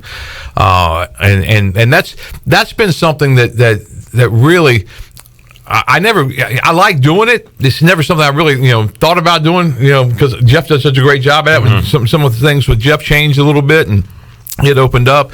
I enjoy talking to coaches. I enjoy talking to all the coaches when it's just, off the record type stuff, just kind of chatting a little bit, and not that you learn any great things, but you learn little things that you can add to what you know about the game. How is Coach Houston doing when you talk to him behind the scenes? I mean, is he relaxed, on edge? I'm sure he's frustrated. All the above. I think it's all the above. I think most of the time he's been really good doing the coaches show. I mean, he really comes in and it's easy for me because I can talk about I can bring up a topic and he just kind of rolls with it. Does a great job with that. I think he appreciates all the hard work that Brian Meador does to put the thing together. And in my part, we try to do a Zoom each week with a former Pirate star, and that's proved to be really good. You have Shane Carden and guys like that. We had Quentin Cotton already one time this year. So, the fun that we got Jeff Carr this week. Yeah, that's because they appreciate the fact that people still remember them playing for East Carolina. And Jeff Carr had such a great career in NASCAR after his years at East Carolina. But he was a great line. I was watching some of the Miami game, the Hurricane game in Raleigh, and he was all over the place. I mean, he was getting a sack here, making a tackle here. We had Mike Golick on earlier this week. I heard that. It was a great interview, and we were Steve and I watched all those old games, and I was trying to remember the one where we saw a young Mike Golick calling the game, and of course a Pirate fan chimed in and remembered it was the GalleryFurniture.com Bowl. Oh, really? Against Texas Tech. Mike Golick was on the call for ECU and Texas Tech that day. But I didn't realize that. Yeah, it was pretty cool to hear from him, get his thoughts, because again, you talk about the wacky 2020. He was planning on calling his old Notre Dame, right? Taking on Wake Forest, and turns out he'll be calling the ECU game. He, Dave Pash, and the sideline reporter will all be in different places calling the game today. Wow. And didn't that story break about the noon game through his wife? It did. Yeah. Christine Golick, I believe her name is. I want to know which one of you guys are following his wife. I was not. See, I saw somebody did, and it was hilarious how it kind of broke like that. Yeah, I saw it earlier in the week that she was so excited because Mike Golick went to Notre Dame. Right. And turns out his entire family did. He told us the other day. Yeah. And she was so excited. And then later in the week had to say, well, Mike will be doing ECU at UCF. Not as excited, but that had more to do with him being an Irish guy. He'll have more fun here, though, right? If he was here, he would. Yes. But under normal circumstances, he'd have a blast. No doubt about it. And I think it'll be a fun football game today, I do too. though. I do too. I think it's going to be a lot of fun. It's going to be high scoring, and I can't wait to see. Like you said, it's been the longest preseason in the history of preseasons, and to finally see the guys go out and run a play and what they do on third down, how the communication works, and one of the things to look for in this game is the substitutions, because as Coach was telling me earlier this week, the fact that you can't substitute on defense unless UCF substitutes on offense, and you got to have them ready to go. And ECU might want to sub all they want, but if UCF keeps rolling and goes play after play after play, they're not going to have an opportunity. That's exactly right. So it's to me, that's fascinating too, because how do you get those guys ready to go so fast, and then you look up and it's like UCF, maybe they take 2 steps on and they go back, and then you guys have to come back. Like a game of chicken. Now you got 13 on the field, 14. Yeah, and they snap the ball when you got those guys on the field, and you get a penalty. Speaking of crazy 2020, how about Mike Norvell test positive for coronavirus? They just showed a video on Game Day, Bailey, of him addressing the team on a TV screen, via his phone. Wow. And he's away from the team right now. They play Miami coming up tonight, as we'll talk about some of the other games going on in the world. But that's a crazy deal. And he's such a nice guy. I had a chance to meet him in 2018 at the championship game, because he had Memphis there, and Josh Heupel had UCF, and both those guys were really, really good to talk to. We had Heupel on afterwards on the post-game show for the digital network, and obviously he was stoked. But that was a great game in 2018 between those two high-powered offenses. And Norvell's now down at Florida State, and he's had a little rocky start with the Seminoles, and hopefully he can turn that thing around. That's a outstanding program if he can get it turned around. Looking forward to NC State, Virginia Tech tonight. We'll see what NC State has for an encore. Man, they went up and down the field on Wake Forest the other night. That was a wild game, and Justin Fuente wants to go fast. That could be a high-scoring game coming up tonight in Blacksburg. That was one of the questions I had for Ruff when he took that state job. If he talked to Dave Dorn about how to put 70 on the Tar Heels, maybe he taught him how to put 48 on the Deacs. They were trying to put up 70. They were flying.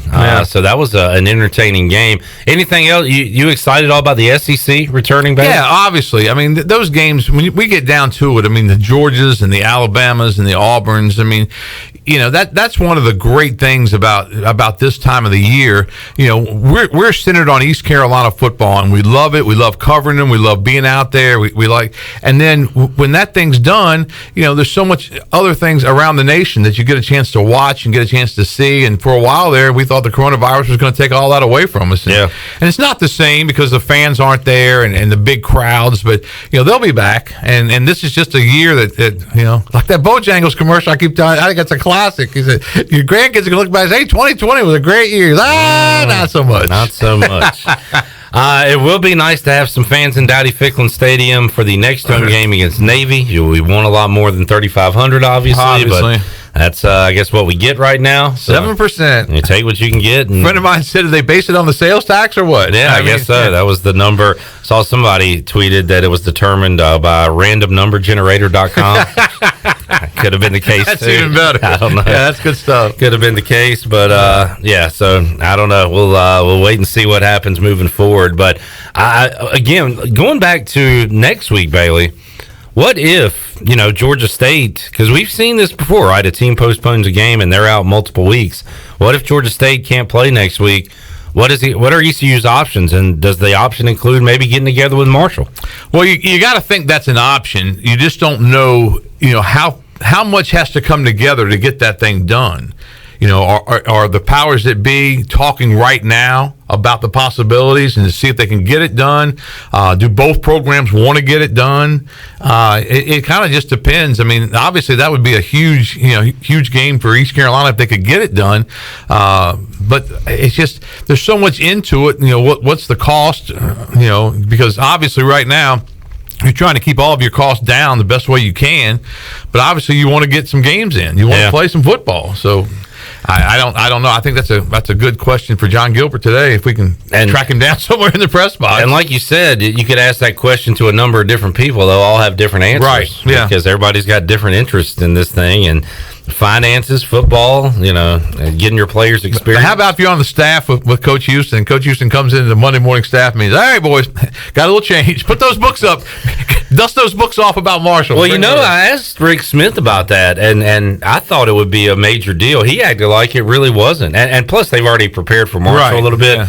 But he said that, outside of staying up to 2 a.m. 2 or 3 nights in the week, which is part of the gig anyway, it wouldn't be a big deal to prepare for a team that short of notice. So I think especially Marshall, because they did do a lot of preparation already for the Thundering Herd. So that would be interesting to see if it takes flight this week or it takes flight tomorrow. I would say get through today and then you got to make plans. That's right. Yeah, Shirley, I tell you what, we got a giveaway in just a moment. We got a break to get to, but before we do that, let's do some football masterclass theater now. We did a faux pregame show for Central Arkansas and Austin Peay just to kind of get us ready for it a few weeks ago. And Shirley did this to let us know a little bit more about those schools. And I said, Shirley, that was great. Bad news is you're going to have to do that for every game this season now. So, Shirley, give us some background on today's opponent, the UCF Knights. And now for another edition of your Football Masterclass Theater. Today we will learn more about UCF. UCF football was created in 1979 when Dr. Jack O'Leary was assigned the task of putting together a team. Beginning at the Division III level, O'Leary, who was then the university's athletic director, held a meeting of prospective players who paid $14 per night to stay in the dorms and brought their own uniforms to the tryouts in March of 1979.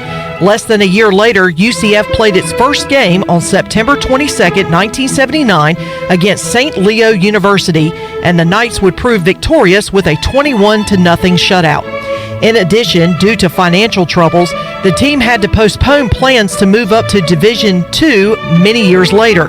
Florida State assistant coach Gene McDowell was hired as head coach and athletic director in 1985 and hired his eventual successor and former Pittsburgh Steelers quarterback Mike Kruchek as his offensive coordinator.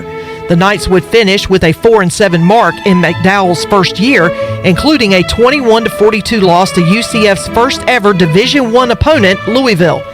Due to financial hardships, McDowell waived half of his annual salary, and Florida State head coach Bobby Bowden donated uniforms and cleats to the program. On September 1st, 1996, UCF officially made its foray into Division I play.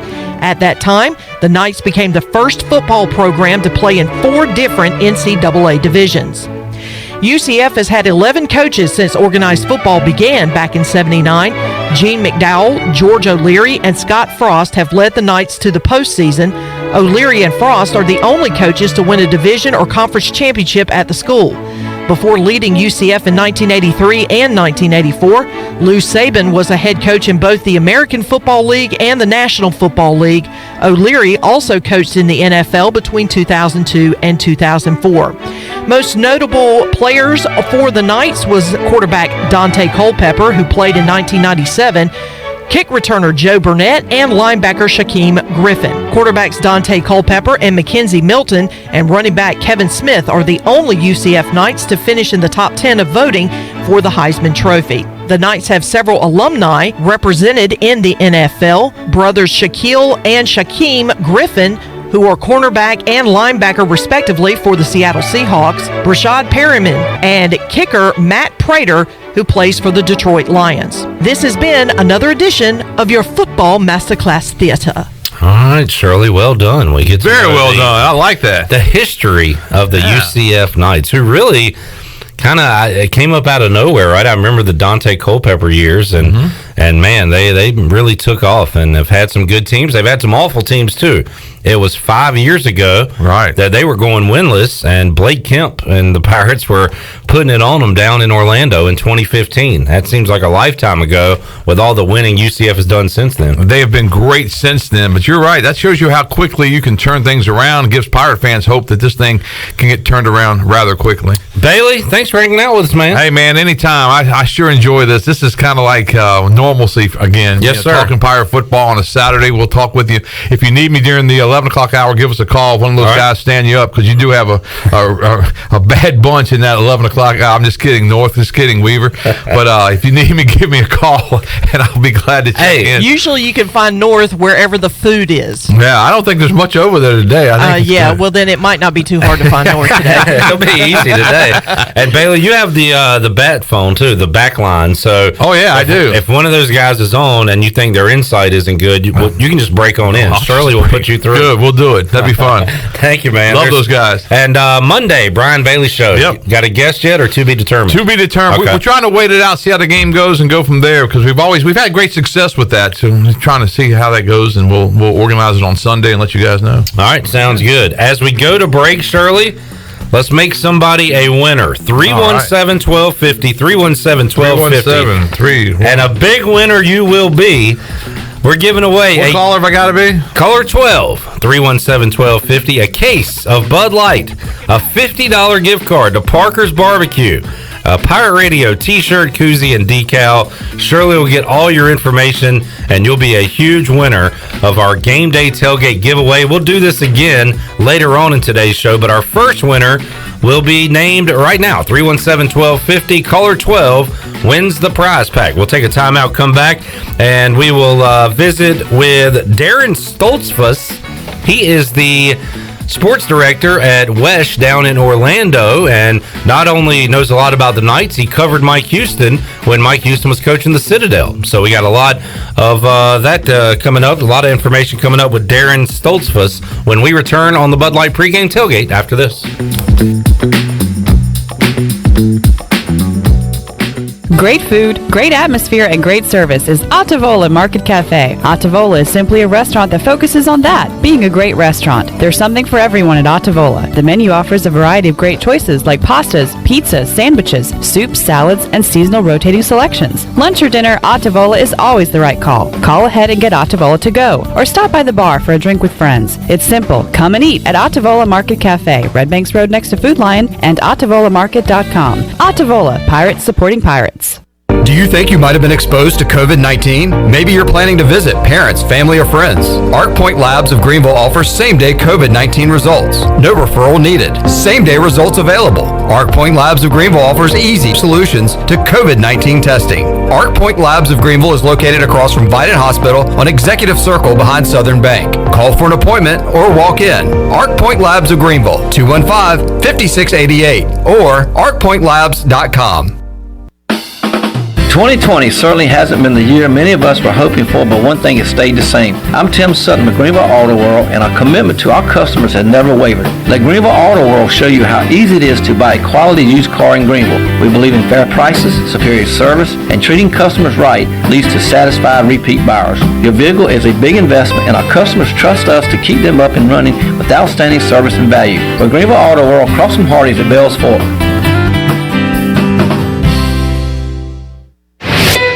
Let's turn a trip to the branch into a tap on your phone. Let's hit pause on a lost debit card without hitting pause on life. That's how First National Bank is redefining convenience with a top-rated mobile app that puts more security and control at your fingertips and friendly people to help you succeed right by your side. Let's get started at fnb-online.com or your local First National Bank. FNB member FDIC.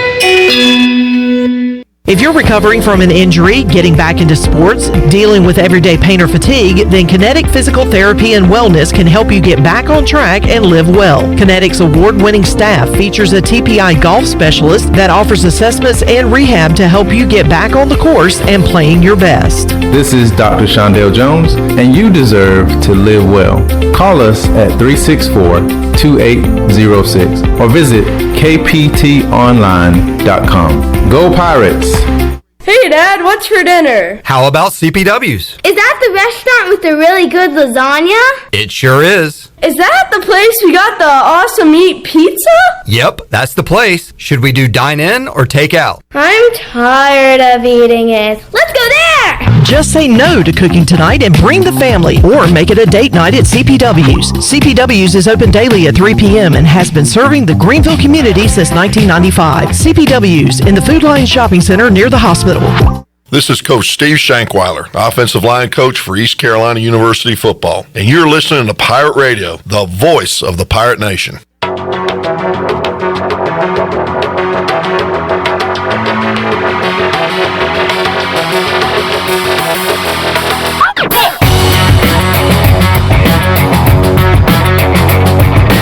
You're listening to the Bud Light Pregame Tailgate, powered by Bud Light, the official beer of the ECU Pirates, and proudly distributed by Carolina Eagle Distributing since 1989. Now, back to the show. Welcome back. Hey, join us immediately after today's game between the Pirates and the Knights for the one and only U.S. Cellular fifth quarter call-in show. Coach Rick Smith will be in the studio. We'll be taking your calls on the fixed NC live line at 317-1250. Plus, we'll be reading your Facebook Live comments and your tweets at PR927FM. When the fourth quarter ends, it's the U.S. Cellular fifth quarter call-in show right here on the voice of the Pirate Nation. And as we head back into the Bud Light pregame tailgate, congratulations to Ronald Montgomery of Clinton, North Carolina, who won the game day prize pack courtesy of Parker's Barbecue and Bud Light. So he will be able to claim that prize, and we'll have one more giveaway coming up later in the show. That is correct, Shirley Rhodes, or Shelly, as some folks like to call you. Kevin on Facebook Live said, is there a rivalry between Shelly and Clip? I think he meant Shirley, with Clip being a Braves fan, Shirley wearing a Red Sox hat. Well, not to discredit any baseball team, but for there to be a rivalry, two teams have to be good. Yes, and I have said since day one, they suck only this year. Only one of those teams is good. Freddie Freeman with the walk-off last night as the Braves in 10 innings beat the Red Sox. So Braves are headed to the playoffs. Red Sox are headed to the draft, I guess, and we'll see what they can do. What they need to do is just blow up the entire management staff. Ooh. Start all over again. Blow it up. Yes, just blow it up. And get us some doggone pitchers, please. Please. We have everything happening. We got baseball playoffs beginning Tuesday. The NBA playoffs roll on with the Celtics staying alive in their series with the Heat last night. Yep. WNBA playoffs. We've got Stanley Cup finals. College football today, NFL tomorrow. The Masters is like in November. It's everything. It is it's crazy. Speaking of golf, by the way, I'm glad you brought that up. Congratulations. I'm going to do a shout out to our friend of the station, Harold Varner III, who is getting married today. Oh, wow. So congratulations. I doubt he's listening at this very moment. I'm assuming he's getting ready, but he is getting married today. So shout out to him. HV3 getting hitched. So congratulations to him. All right. I'll tell you what, Shirley, let's hear from some of the coaches and other voices we've heard from this week. It was great to hear from Mike Golick. Might hear his comment in just a moment about what he had to say earlier this week about this football game. In fact, let's hear it right now. I asked Mike Golick what he knew about the Pirates and the Knights in this matchup, and here's what Mike Golick had to say earlier this week on Pirate Radio Live. With Mike, his second year now after going 4-8 last year, we really talked a lot with him about what his expectation was for that second. And with a new coach, you eventually want to get your type of players here and how that process is going to go while having the guys that you have now and coaching them while along the way in the recruiting trail the next few years, getting the people more along the lines of what you want as well. He obviously, as he says, has a lot of great players to work with here, but a system changes again. So, and players, my son, both my sons, Mike and Jake, they went to Notre Dame and Charlie Weiss was the coach, and then he was let go and Brian Kelly took over. So it's tough going through a coaching change because for players, you're learning a whole new scheme, which means a whole new language, really, that you're trying to learn, and then a new coach that's kind of setting his new parameters that you have to learn. So, but he's an aggressive coach. He, brings back a defensive coordinator who he's worked with in the past, and Blake Harrell, who's an aggressive coach. So, I would imagine you're going to see some aggressive defense in the same way on offense. I'm interested to watch, Holt Naylor, the quarterback. Think about it. Love the size of the kid and what he does, but think about what he's been through. You go to senior year in high school, you have a system. You come as a freshman, you have a system. You come then as a sophomore, you have a different system. So in 3 years, he's had 3 different systems. So this year is really the first year he has the same system in consecutive years. So really kind of looking to see where he develops from there, and having more command of this offense since he's had to change from year to year.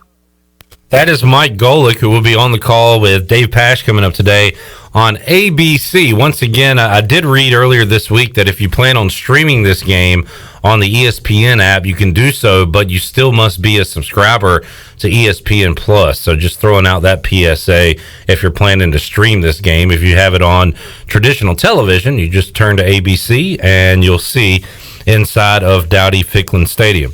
Speaking of inside of Dowdy-Ficklin Stadium, Shirley, let's bounce around. Let's hear cut 2 from John Gilbert, if you got that loaded up, because he was asked earlier this week on a Zoom, what will it look like inside of Dowdy-Ficklin Stadium on Saturday? Well, in most cases, it's going to look very similar to a normal game day. Now, we'll have expanded sidelines, so, you'll see both teams will be stretched out a little longer than they normally are. We will have coaches and staffs that will be wearing masks during the game. I was pleased that the governor gave us 350 tickets. We'll be giving UCF 100 for their families. ECU will take the additional 250, and then we'll be sitting in pairs. So each student athlete will get that's dressing is going to get 2 tickets, and so you'll see those individuals spread out on the south side of the stadium in groups of 2, social distancing.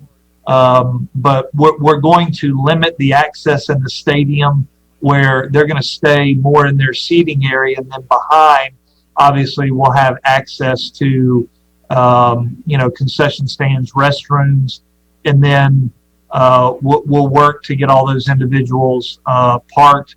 And I anticipate, we still will have several hundred people there that will work the stadium, work the game for game day. And so I look forward to seeing that on Saturday. That is John Gilbert, and looking forward to having more fans in Dowdy-Ficklin Stadium when the Pirates take on Navy this season, and hopefully that number keeps increasing, and we can get Dowdy-Ficklin Stadium rocking as the Pirates put up a lot of points in 2020. A sprinkle of people in Dowdy-Ficklin Stadium today. And I'm not going to sit here and be a lying sack of basket wheat when I say that I'm kind of disappointed. I'm just trying to get in some of these phrases that I've been told to say on Twitter. And they're really difficult to work in because there's a lot of interesting stuff in here. I love Corey Glore, and I wish I was him.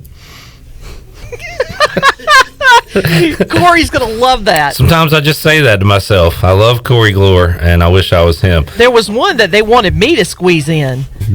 I got to find it. Well, I'll tell you what, while you look for it, we're going to have some great food from Parker's Barbecue rolling in at around 10:30, and I would love to eat some pork butt today or potentially some Rocky Mountain oysters, but instead I'll be enjoying the chicken barbecue and sides at Parker's Barbecue. Yeah, and of course, we talked about the social distancing of the people that are going to be at the stadium today. So we have a little social distancing of our own as far as our listeners go. We want to make sure all our listeners are taking the proper precautions when it comes to the moisturization of their weenuses and vaginas. And I'm glad you read that and not me. And I was told that is not as bad as it sounds. If you were told that? Yes, I was told. Okay, so as long as you were told that, it's true. If it's not as bad as it sounds, I will take the heat for it. I'll tattoo the tread marks of the tires that ran over me on my back. I had a good night picking games last night, but with this full slate of games, it could be a rough day. And when I see you Monday, I might be saying, technically I'm homeless. That is from Parks and Rec. Thank you for sending that in, Michael.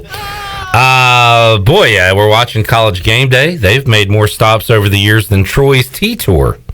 Had to get that one in from somebody just told me on Facebook Live that the FCC is online too. Oh dear, we might get shut down. We've only got it's only a flesh wound. So what you gonna do? Bleed on me? So we're getting in all of our quotes, and we'll try to do that throughout today's show.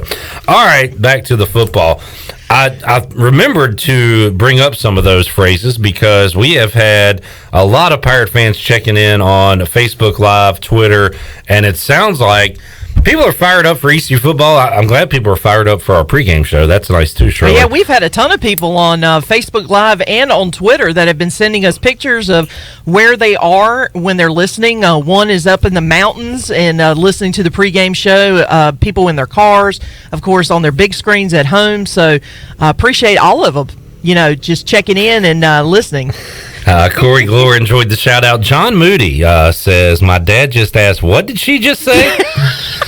Folks, I apologize for Shirley. She's not as mature as I am, and she says things not on game days I'm mature most days, but on game days I'm completely the script flips a little bit. Oh yeah. My point was, Mike Houston was asked, has he gotten a sense of the excitement level from Pirate fans? Because judging by these last 2 hours, people are excited that game day is here. Here's what Mike Houston said to that. This is cut 5, Shirley.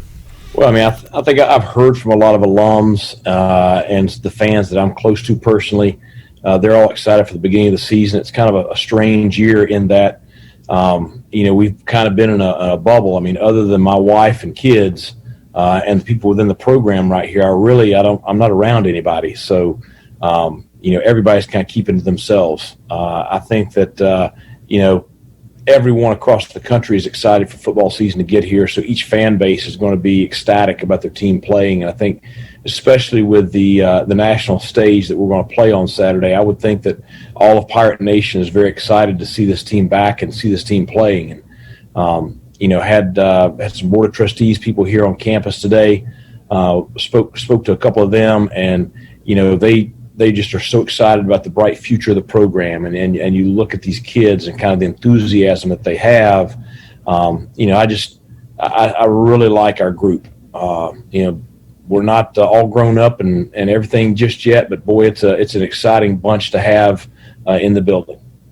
All right, there is Mike Houston. He is fired up, ready to go. Also knows the challenge that ECU faces today with this UCF team, who are coming in here off a 49-21 victory over the Yellow Jackets of Georgia Tech. Let's get our final break of the hour in. We'll come back, wrap up hour number 2. Got Ronnie Woodward and Stephen Igo joining us next as we'll run down the personnel and the matchups in this football game today, ECU and UCF. Still got to check in with David Glenn later on in the program, and we'll have some live I screwed up, not tailgate check-ins, live stadium check-ins in hour number 4. Well, it depends on who we're checking in with. Maybe somebody's tailgating out there. Troy will probably find a tailgate. I was going to say, he'll find some way to tailgate. You mentioned Brian North likes food. He'll probably be finding some food tailgate out there. So we'll get a food report. And also Billy Weaver. So we got those 3 coming up. Also the big man on campus, Jeff Nadeau, in hour number 4 to break down the college football slate of games. What's up, Glenn? I just posted some videos to our social media of Coach Mike Houston and the ECU Pirates arriving to Dowdy-Ficklen Stadium for game day.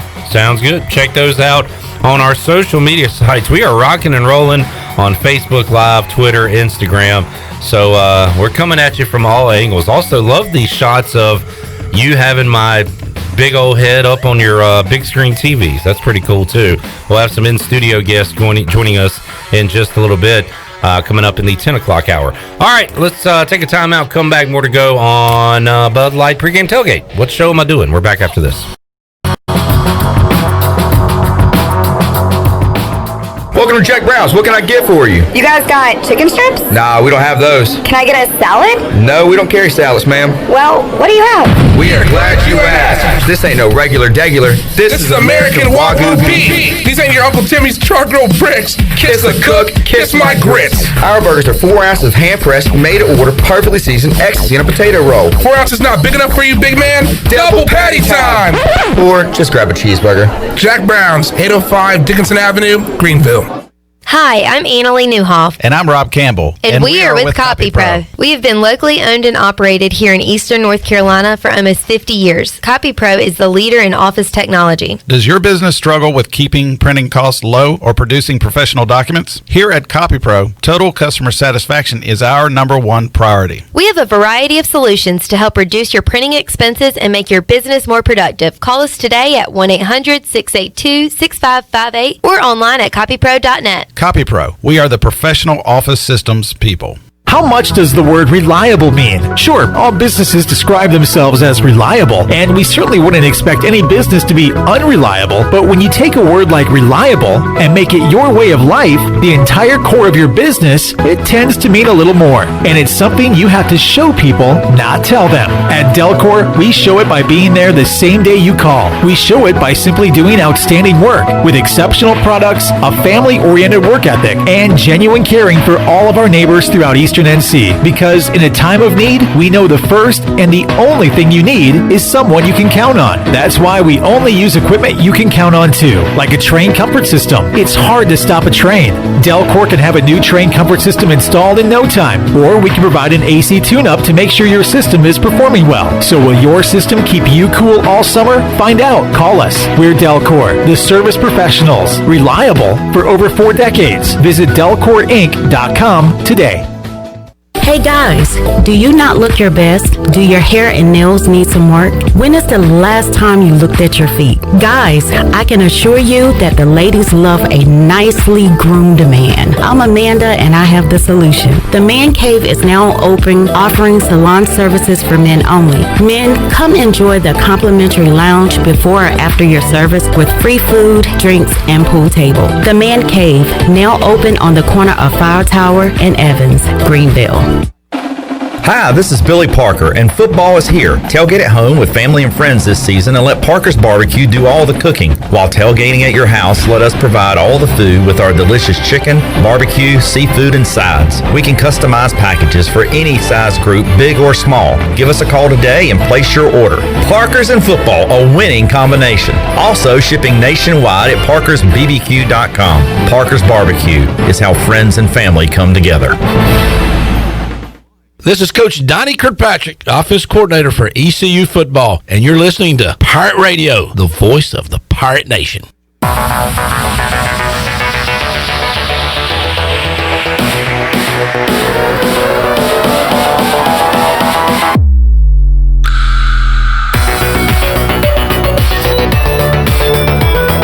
You're listening to the Bud Light Pregame Tailgate, powered by Bud Light, the official beer of the ECU Pirates, and proudly distributed by Carolina Eagle Distributing since 1989. Now, back to the show.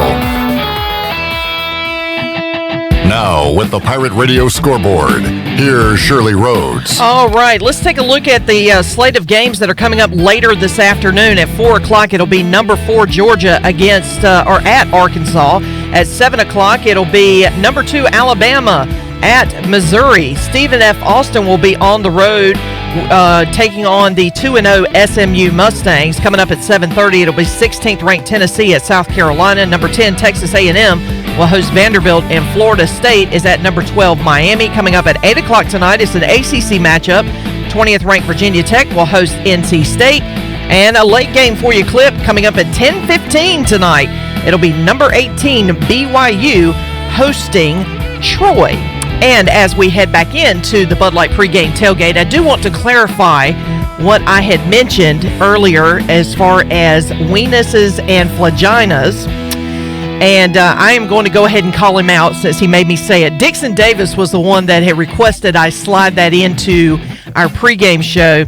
And to give you a definition, weenus is the clinical name for your elbow skin, and flagina is the clinical name for the web skin that is in between your fingers. So, hopefully that clears things up, and I still have a job after this show. Back to you, Clip. I never knew that. That's very interesting. I got a nice weenus here. Never noticed it before. Interesting. That's a lot of weenus there.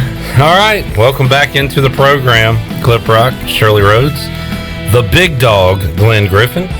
And I got a couple of in-studio guests that are going to join me in the 10 o'clock hour. As I look at my clock, we're about to take another break. So let me go and welcome in Stephen Igo and Ronnie Woodward before I say goodbye to them in just a moment. What's up, guys? What's up? Thanks for coming in. Thanks for having us. We showed up right on time talking about weenuses and whatever the other word was. Flagina. Flaginas.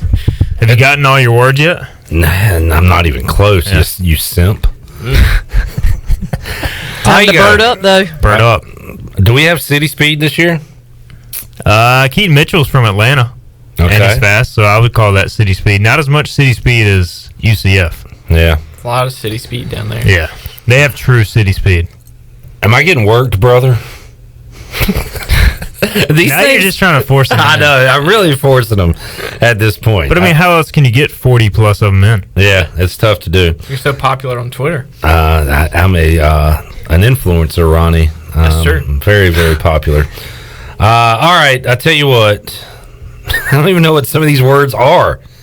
Like, how do I... Hey, we were having a freaking game, Shirley. We know that much. Do we still have that cut? Maybe. There he is, yeah. Mike Houston. Thank you. Excitement time! Excitement time! We're having a freaking game. Steven, are you at the point now, like I am, where you're almost tired of breaking down this game? I was there multiple weeks ago, so I just need... I'm tired of breaking down, as I'm sure Ronnie is, just just the preseason as a whole. Like, we've looked at this team. We've all asked.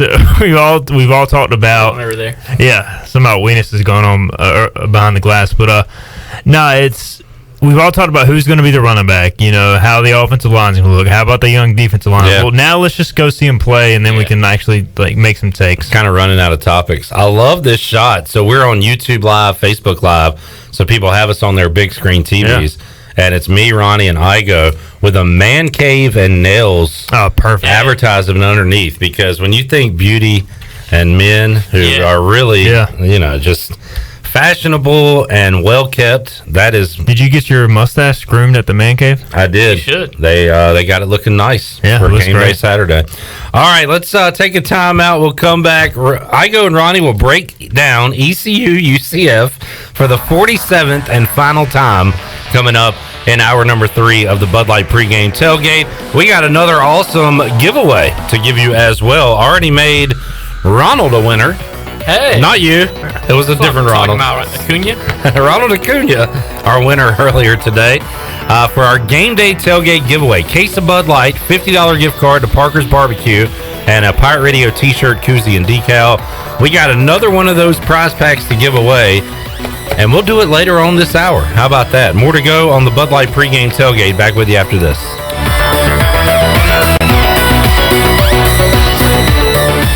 If you're like many, you may have put on the Corona 5, 10, or even 15 over the last 2 months. Well, the weather is warm and it's time to get that body back on track. At Clean Eats, we have you covered. Our weekly meal plan will quickly help you get back to where you want to be. Order online at cleaneats.com. Our cafe is back open, sanitized, and waiting to serve you healthy lunch and dinner options for dine-in, takeout, curbside, or even delivered through our delivery partners. Clean Eats, it's a lifestyle. 805 Red Banks Road, Arlington Village. Hey Pirate Nation, this is proud ECU graduate and former baseball player Brandon Manning inviting you to join my team at Farm Bureau Insurance. Right now, during hurricane season, is a good time to review your coverage with a local trusted agent like me. I will make myself available before or after business hours, and my clients always have my cell phone number if they need anything. From home, auto, or life, give me a call today and let's talk about your insurance coverage and about the Pirates. Call 531-1812 and go Pirates!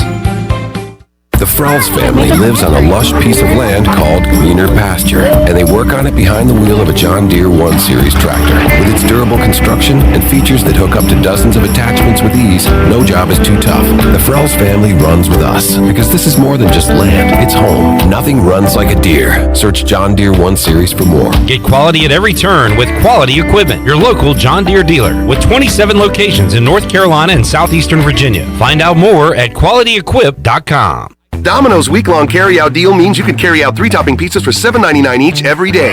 That's right, $7.99 each, and every day means any day. But just in case there's any confusion, we've set up a helpful website to confirm if today's a day you can carry out 3-topping pizzas for $7.99 each at Domino's. Just go to howaboutoday.com to find out if Domino's week-long carry-out deal is valid today. Spoiler alert, it is. Carry out only. You must ask for this limited time offer. Prices, participation, and charges may vary. Excludes extra large and specialty pizzas. Crust availability varies by size. This is Pirate Radio, WGHB Farmville, 1250 and 92.7 FM Greenville, WDLX Washington, 930 and 104.1 FM Washington.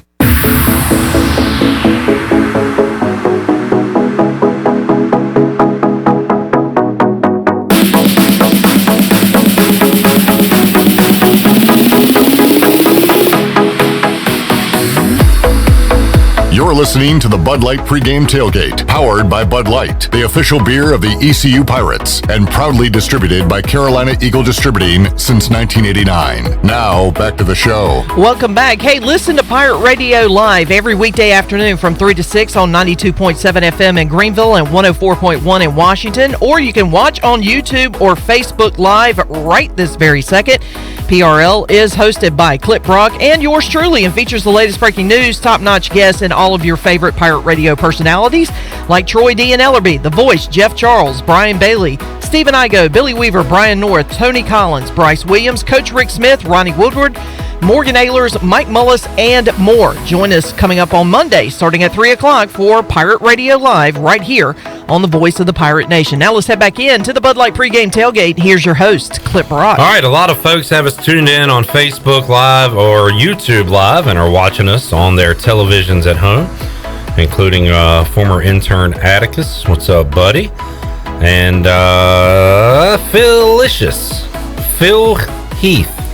Philicious. I like that. Is watching as well. So thanks everybody for listening, watching, and being a part of our show, the Bud Light pregame tailgate, 4 hours before every game. So we plan on being with you next Saturday at 8 a.m. Although, little Lee Corso, not so fast, my friend. We'll have to see what happens with Georgia State and their COVID testing. Ronnie Woodward, Steve, and I go here inside the Pirate Radio studios, and we got that news, I guess yesterday, right, guys, that their game with Charlotte was going to be postponed. You see that, and then you say, okay, well, what side is it? Is it Charlotte or Georgia State? It's Georgia State who had the positive test and the contact tracing. So that kind of puts things in limbo for ECU Georgia State next week, right? It definitely does. You know, I was looking on Twitter, I think, last night, and I believe a reporter said that Georgia State had tested negative for 3 straight weeks, but then I think their most recent test, either Wednesday or Thursday, came back. They were actually about to board the bus to Charlotte or to either take a flight to Charlotte or go to Charlotte, and 20 minutes before that, they got word that they had multiple positive tests. So it sounds like they don't really know what the exact situation is, but it was so close to kickoff, they wanted to put the brakes on and take a step back. And if that's all true, then maybe if there's only a few positives and a few contact tracing situations, they could play next weekend. But, you know, if you can't play on Saturday, a few days out, you know, with everything going on with the 10-day and 14-day protocol for quarantine and isolation, how can you play a week later, which would just be 7 days later? So I'm pretty skeptical that they'll be able to play. And if they do say we can play for ECU, are you like, I don't really want to play a team that has a COVID outbreak that just canceled a game? Because their policies are different than the American, right? Yeah. And, you know, and okay, so what if Georgia State can't play, Ronnie? Yeah, I mean, can the Pirates still play a game? For sure, as long as they test fine starting on Monday, you know, in the aftermath of today and whatnot. But the obvious people or team people are pointing to is Marshall is off next week. They want to play that game at some point this year. The kicker with that, and I guess whoever, if it ends up being postponed against Georgia State, is you could get another home game. Because I'm a little sketchy from ECU's side. I think I maybe worry about this or whatever more than others, but of ECU going at Georgia State, at South Florida are the next 2 games, right? So it's 2 road games, multiple flights, different cities. You know, in my opinion, the more home games you play, regardless of your team, the better off you're going to play more games, you know? So if you can flip that Georgia State road game to a home game, and then you make one trip to South Florida, then come back and you have Navy at home again, you know, that sounds like, to me, a better setup. But Georgia State's got to move quick is the thing. ECU's, I'm sure, going to have to push them a little bit or figure out some details, because you don't want to go too late into next week and then you can't play. You know, or what is the deadline to schedule a game, I guess? I would say, to play. Good question. You know? Once you get to Tuesday, Wednesday, that's the absolute latest you would have to know, because you can't turn around Thursday morning and say, oh, we're going to play Marshall. You almost have to tell Georgia State, hey, we have to know by Monday that you're, you know, 99% confident or 100% confident you're going to play the game, because the last thing you want to do is Georgia State to tell you we're good, and then Friday testing comes and they have a bunch of COVID and they can't play, and then you can't reschedule a game on 1 day's notice. Well, the latest I've seen as far as a game popping up, I believe, was in when we had Dudes Night at Ronnie's house, and it was Baylor and Houston on that Saturday. So that was when it was announced. Who knows when the deal was made, but it was announced that Saturday, and they said we'll play next Saturday. Unfortunately, that game was never played. But that's the latest I remember where like a new game popping up. Is on a Saturday. So I mean, and the thing with Marshall and ECU, they have the advantage of they've already scouted each other. They have a gentleman's agreement, which John Gilbert has mentioned, that if we have an open date lineup, we want to get this game in, and it was looking more like it would be December 5th if they're not in the conference championship. But you know, Marshall, honestly, they're looking like a Conference USA championship caliber team. So I don't even know if you're going to be able to do that. So if you can get the game in, if it works for both sides, it just makes too much sense. But again, a lot of it depends on what happens to Georgia State. I would be shocked if John Gilbert and Mike Hamrick haven't already at least talked about the possibility, though. Hey, if Georgia State lets us know Monday they can't play, are you guys still up for coming? Because the contract is still in place for ECU home game against Marshall. They just have to shift the date and change some of the ticketing parameters, all that sort of stuff. Stephen Igo, Ronnie Woodward here. Ronnie, go ahead. Can I get a 30-second real quick? I got to make a phone call. Oh, yeah. Well, 30-second extended to a full? Yeah. Oh, Time out. I thought he was like, I thought he can wanted I to have make a 30 point? seconds to talk on the microphone? Sure, Ronnie, it's all you.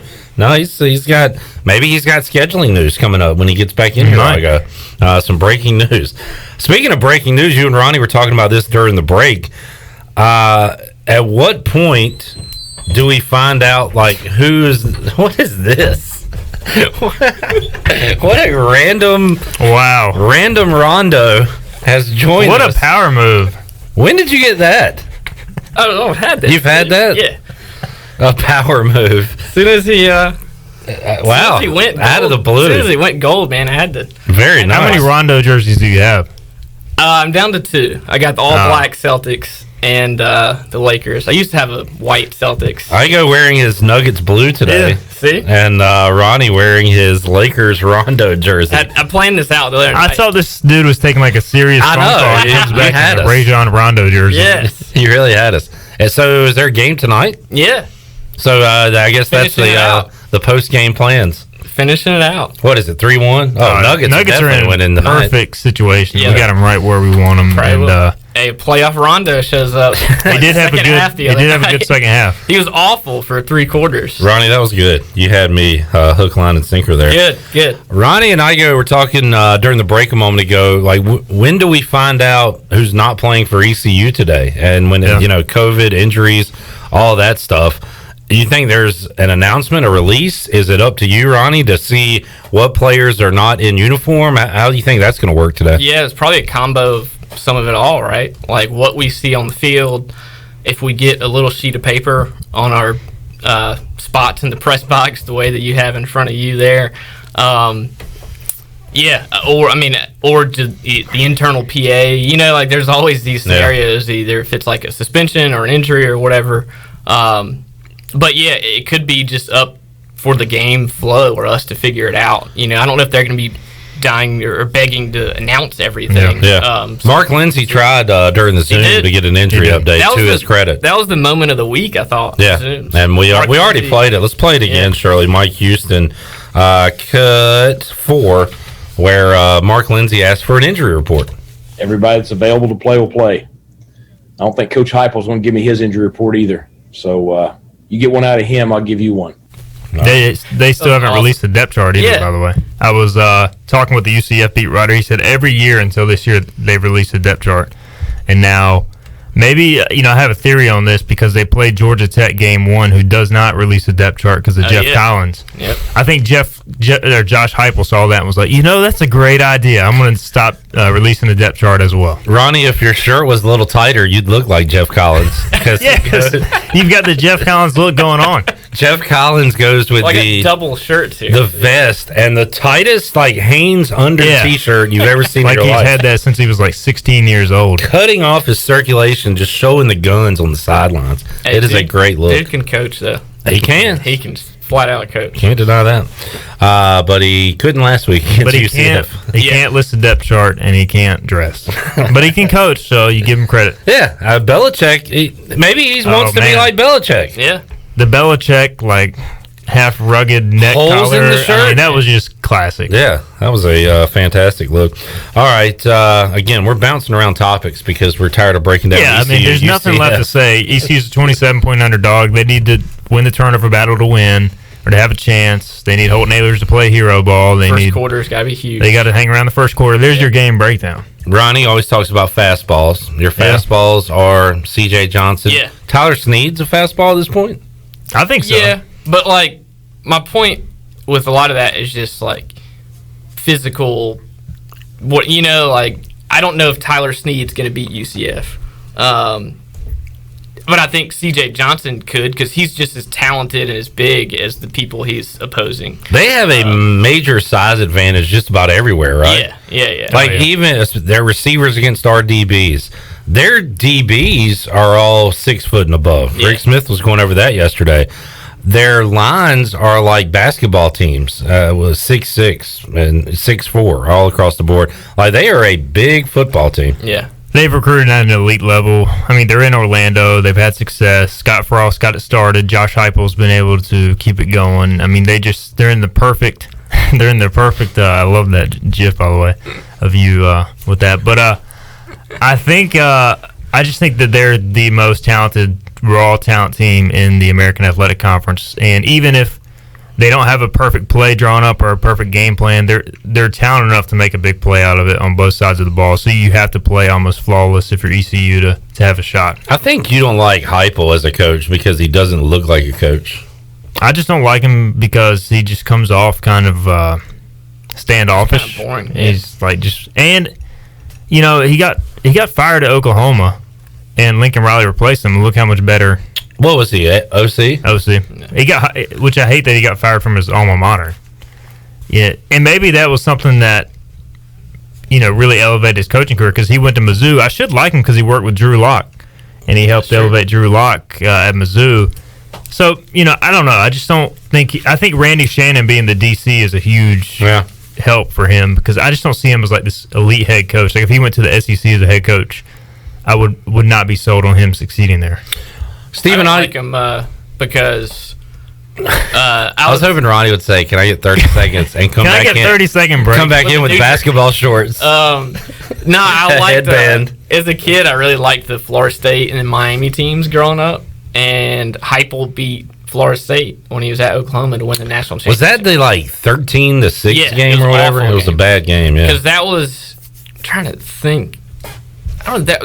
No, that wasn't it. Chris Winkie got hurt when T. Martin, they lost to Tennessee. They lost that run. They lost a lot of national championships. Ronnie loves the BCS era. He loves some BCS. Who was the more standard OU quarterback? Was it Jason White? Jason White. Josh Heupel. He won. White won the Heisman, didn't he? Yeah, and he won a title too. Pretty sure. And what Heupel did as well, but he didn't win the Heisman that year. Josh Heupel doesn't look like a coach or a quarterback. He was now. lefty. No, he looks like a dude that he just looks like a guy. Worked with me at Trademark 54 in Winterville back in the day. He just looks like a regular dude. He was like a small, kind of dual threat, left-handed quarterback. So. All right, let's get a break in. We'll come back. Greta Johnson says she's in Charlotte.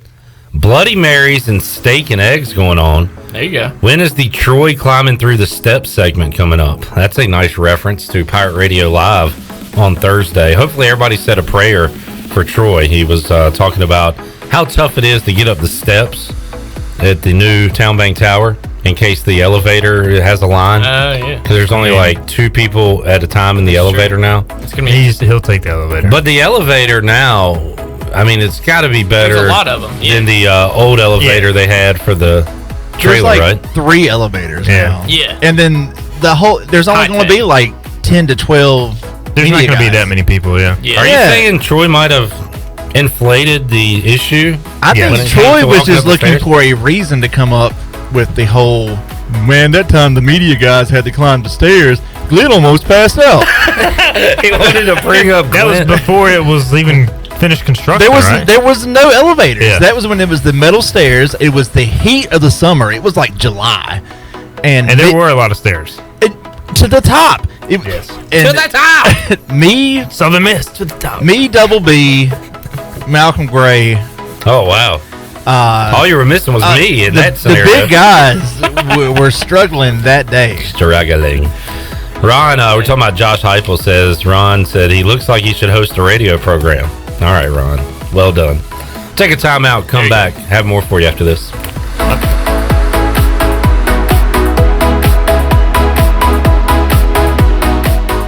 Get your ice cold Bud Light Seltzer here. Even though you can't go to the game, doesn't mean the game can't be brought to you now here. Just go to budlight.com/delivery. That's budlight.com/delivery. Give me 2 mangoes. Coming at you. It's a little short. Ow. Sorry. You know what? I'm just going to walk them over to you. Whenever there's a game to watch, there's a Bud Light there. Enjoy responsibly. Anheuser-Busch, Bud Light Beer, and Bud Light Seltzer, IRC Beer in Texas, St. Louis, Missouri. Here with Mike Mullis from Fixed NC. And Mike, you were telling me the other day, people ask you all the time, I didn't know you did that. What does that mean? You know, anything that involves property damage repair, call us first. If it's your crawl space, you've got interior humidity issues, a water loss, your ice maker line breaks, obviously fire and smoke, everybody knows we do those, but anything that involves interior or exterior property damage, we're your repair experts. Mike, how can everybody get in touch with you? 252-999-0001 or fixednc.com. Hey Pirate Nation, this is former ECU tight end Bryce Williams from my friends at the Auto Store Group. If you're in the market for a quality used vehicle, then the Auto Store Group is for you. The Auto Store Group has 3 locations and over 150 quality used vehicles to choose from for all budgets. Shop their entire inventory today at theautostoregroup.com. The Auto Store Group, your hometown store and Pirate owned and operated for over 38 years. Go Pirates! Hidden phone trade-ins, hidden plan requirements, hidden catches. You won't find them at US Cellular because we speak fair. Plus, when you switch right now, you can get $500 off the latest phones. Upgrade to fair. Upgrade to US Cellular. Requires new postpaid service plan, new line port-in, credit approval, qualified smartphone purchase, and comes via monthly bill credit on a 30-month RIC. Taxes, fees, and additional terms apply. This is Brandon Tate, owner and operator of Atlantic Wireless, an authorized agent for US Cellular since 1997. Visit AtlanticWireless.com to find the store near you. We go beyond the call. Pirate Radio. You know, I think this is a pretty blue-collar, tough, hard-nosed fan base, and that's the way our teams are going to be. The voice of the Pirate Nation.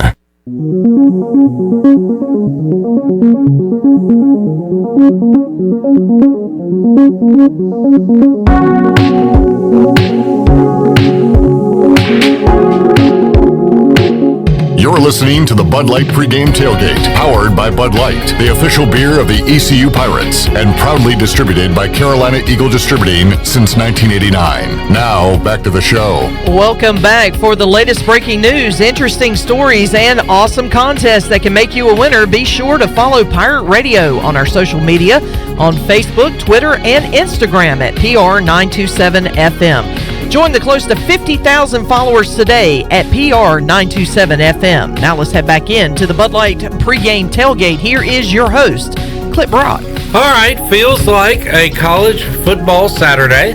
Got a college game day on. A lot of people got us on as we get you ready for ECU and UCF. And can I have 30 seconds? Oh dear, what do you got going on? I just want to make an announcement. We're getting a lot of feedback on why am I wearing a blue shirt. What's up with the blue shirt? Listen, when you're a member of the media, you're supposed to be neutral and professional. So I can't go to the game just rocking like a throwback Art Brown ECU jersey. I mean, Marvin Town, which is probably somewhere in my closet from when I was growing up. But that you were wearing in that video. That I was wearing in that video. So you have to be professional. You can't cheer in the press box or you get thrown out. So as you work in sports media, you kind of learn to be professional. Are you sure that the guys from the local podcast community don't cheer in the press box? That is a very good point. We'll see today if they're up there. I go wearing the jersey and after a first down running through the press box. Yeah, that'll get me kicked out real quick. But I would. Tom McClellan would absolutely flip his lid. Purple! Oh, man.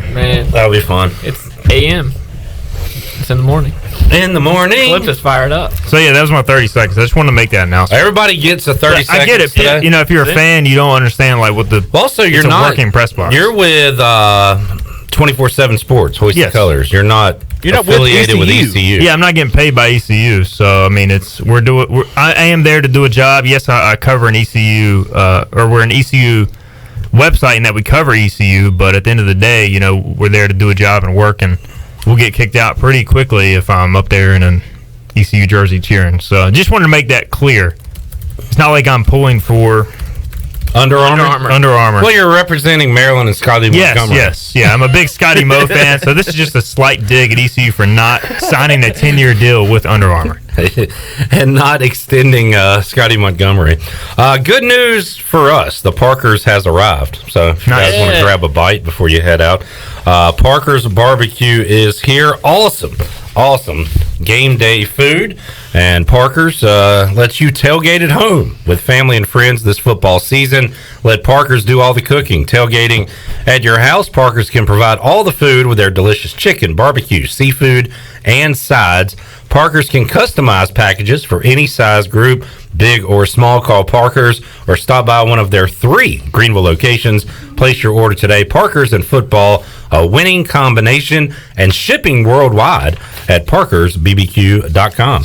So thanks to Parker's for the awesome pregame tailgate food. Looking forward to diving in to that. Let's dive into this game a little bit, Igo. And you said on Thursday you're not doing the edge, at least here early in the season.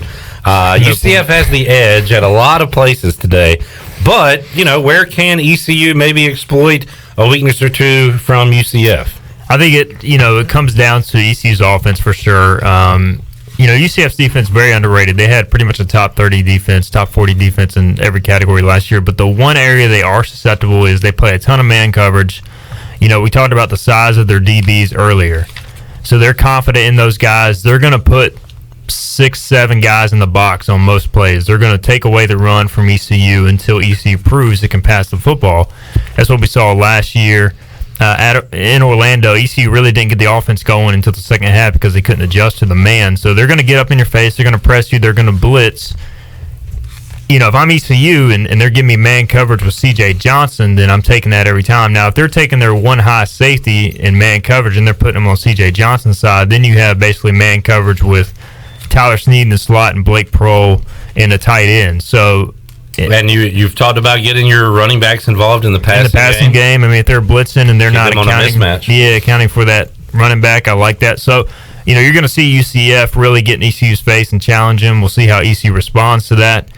Tulsa did a lot of that last year in the final game, and ECU struggled with it because their DBs were like 6'3", 6'4". I mean, they have some huge DBs. UCF's not quite that big, but ECU receivers are going to have to win one-on-one, and Holton Ahlers is going to have to make some throws under pressure.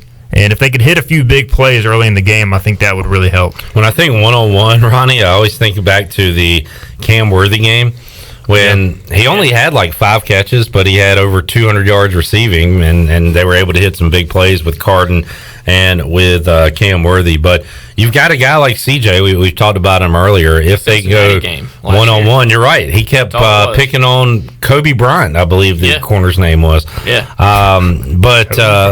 That was his name, right? It was spelled different. Yeah, but it was Kobe Bryant. And, like COBE or COBY or something like that. But if they go one-on-one, and Ahlers now is 3rd year in the program, as I think is smart enough and talented enough to move the football. Yeah, I mean, well, I said earlier the Tyler Snead thing, that wasn't a slight to Snead in any way. It totally was. It was, you jerk.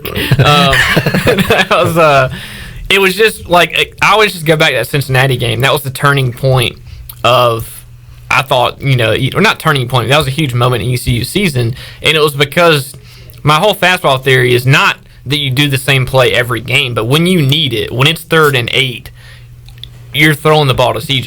If you get that one-on-one coverage or when you're down, you need to play, you're usually going to your best players. And at that point, a lot of times ECU, last half of last year, was throwing the fade to CJ Johnson or the little curl in to CJ. So yeah, you're right. And by the way, I looked this up. Where would ECU have the edge? Kickers. Yep. Special teams. Daniel the Sports Obarski is UCF's kicker. Oh, wow. Is he a cousin of Chris? For sure. All right. He's a sophomore, and Jake Verity is a better kicker than him. All right.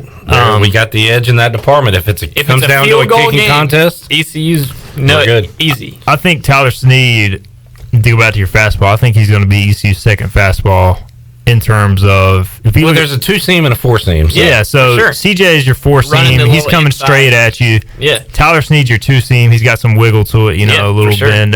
He had 66 catches last year, but he had 42 over his final 3 games. Yeah. So late in the year... You need a second guy, for sure. Again, you can't throw to CJ every single play. And I think late in the year when CJ was doubled and bracketed a lot, Snead was just unguardable in those one-on-one situations. So maybe maybe they try to hit CJ early and then go back to Snead underneath. Well, I'm interested to see how that plays out. Ron says, "Go ahead, Ron." I was just say, just quick, when he's I got Ron after Ronnie. Go ahead. When he's lined up in the slot, Snead, and gets against those linebackers, that's where he's really Forgettable. valuable because he's so shifty and slimy and quick and he is. Like, You're really like, trashing this kid today. No, what a slime ball at Tyler Snead. Like just he's crafty, Slippery. Crafty, there you go. slippery. That's what I was going for. He's crafty and like on those little inside routes. Where CJ's a true outside, big, physical type. Receiver. I'm 100%. Every Tyler Snead catch today, I'm going hashtag slimy just to see if it picks up. Slimy. Ron, Slippery was what I was going for. Ron says screen passes, best way to slow down a blitz. I love the running back screen that we see more so, I think, in the NFL than we do in college. College, we see wide receiver screens all the time, but the old screen to a running back, I want to utilize that. And look, I don't know who the heck started the Darius Penix is going to catch passes this year and play multiple positions, but like that has been a talking point all off season. And Igo, you think it's going to happen? Ronnie, you probably brought it up too, but maybe we see that starting day one. I hope so, because I think that's been the most underutilized part of his game. You look at Penix and you're like, he doesn't like a receiving back, but look at his high school film. He was dynamic in the passing game, probably more dynamic than he was in the running game. So for me, I like him in space catching passes, and obviously when he runs the ball, running between the tackles, but he just seems to be a guy that looks comfortable catching it. We've seen it throughout flashes through his career, and I would like to see him more in that role going forward. Stephen Igo, Ronnie Woodward here. Glenn Griffin, I guess shout out for you. Zach Maskovich, our old buddy, says this flag waving in the wind is more badass than Igo's jumper, Ronnie's dome, and Clip's stash. Man. That says a lot. Those are That's my three favorite things. So he likes your flag waving on the screen. We do have a cool setup, and I'm glad people can. I don't even know what he was talking about. Can watch it on YouTube Live. It looks pretty awesome. And Facebook Live. Ah, okay. Yeah, it's just waving in the wind. There we go. The autumn wind is a pirate, folks. Before I let y'all go, let me see if I can get some more phrases in. Any final thoughts on this game today, fellas? No, I think we've about broken it down every which way. I mean, just very. One of the things I'll be most interested in is if ECU wins the toss, do they receive and try to set the tone? I think they do, and they go down and try to score. UCF last week won the toss, and they kicked to Georgia Tech, which was surprising. And gave up a touchdown, and then went on to score a touchdown. Yeah. So, but I think if you're ECU, you receive and try to jump on them early. I don't think it'll make a huge difference at the end of the day, but it's better than going down 7-0, because I think UCF is I think they're going to score on their first drive because that's what they do. Yeah, I think if you're Mike Houston, you take the ball and you tell your team. In life, there's two things you don't do. You don't jump a dog in his own backyard, and you don't mess with family. There you go. The Pirates get fired up, go out there and score a touchdown. And then Donnie Kirkpatrick gets him in the huddle and says, adversity introduces a man to himself. Good stuff. Those are some Arn Anderson quotes that I was told to read today. Those are pretty good. Incredible. I'm intrigued by they got to protect Holton Ahlers. Because I'm with you. You said earlier, I think there's so much attention that goes to UCF's offense.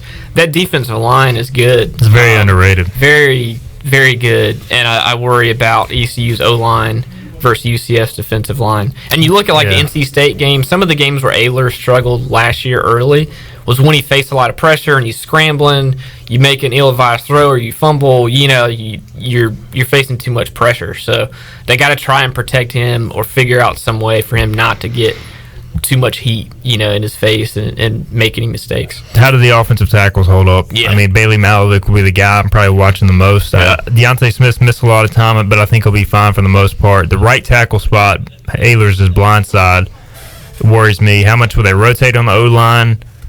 How does Bailey do? Some of that stuff I'll be keeping a close eye on. UCF has some defensive linemen. I tweeted this out. Maybe it's a Temple thing, like from that Roche guy who's now at Miami. But when defensive linemen wear single digits, you got to be a dude. Yeah. Like, you can't wear number 5 as a defensive end and not be good. And they have 2 or 3 of them. A 0, a 5, and I think a 9. If you're wearing 0 as a defensive lineman, you better be the real dude. Yeah, like, you got to, you're not 92 just hiding. Like, hey, I'm 0, and I'm going to go sack the quarterback. So I've noticed a new trend in the NFL. It seems more old school, but linebackers wearing numbers in the 40s. Did y'all notice that? Yeah, good player for the Bucks does it. John Lynch. Miles Jack does it. Well, I mean, he was a safety, but these linebackers are wearing I like 40s. 44, 48. Like Zeke. Good linebacker number. Zeke looked good wearing that 44.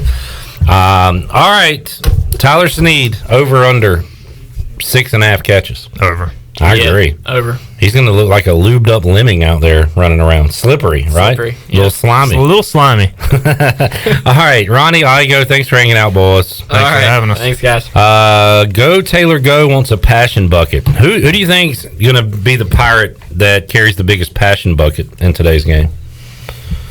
Bruce Bivens. Bruce Bivens will be the passion. I don't know, Ronnie. Just play along. I have no clue. He brings a lot of passion to the field. That's all I got. Bruce Bivens is your passion bucket bringer for this game. Tell you what, let's reward a listener right now. Because the Parkers is here. Coincidence or not, the Brian Bailey's also back. Sorry, Bailey. He said there's no coincidence. He followed the smell. Oh, yeah, like a cartoon. He just kind of flew. It wafted. Yes. Oof. I'm about to hit up the kitchen, and we are about to give you a $50 gift card to Parker's Barbecue, a case of Bud Light, a Pirate Radio t-shirt, koozie, and decal. 317-1250. Caller 12 is a winner. 317-1250 wins the Game Day Tailgate giveaway. We'll make you a winner. We'll come back. We'll talk ECU, UCF, and look at some other games as well with David Glenn after this.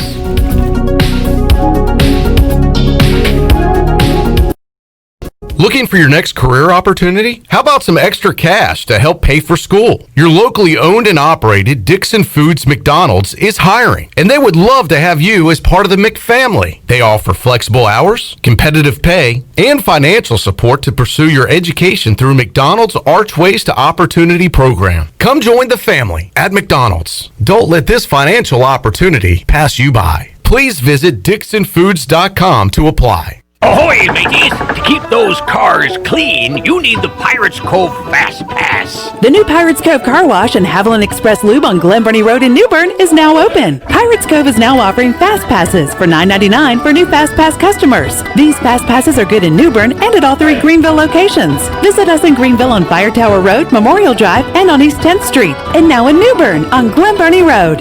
So we have you surrounded. Pirates Cove, the official car wash partner of ECU Athletics. Hidden phone trade-ins, hidden plan requirements, hidden catches. You won't find them at US Cellular because we speak fair. Plus, when you switch right now, you can get $500 off the latest phones. Upgrade to fair. Upgrade to US Cellular. Requires new postpaid service plan, new line port, and credit approval. Qualified smartphone purchase and comes via monthly bill credit on a 30-month RIC. Taxes, fees, and additional terms apply. Does the idea of going to your local U.S. Cellular store make you feel a bit uncomfortable? Tired of the hassle of waiting and wearing a mask? Let Toby Williams and his outside sales team take away that worry. They will come right to your home or office and drop your phone off on the porch or at the front desk for you. Saving you time and worry is what the team at Cellular Warehouse is all about. Call Toby today at 252-799-7051 and let them help you with all of your wireless needs. Cellular Warehouse, your local U.S. Cellular authorized agent.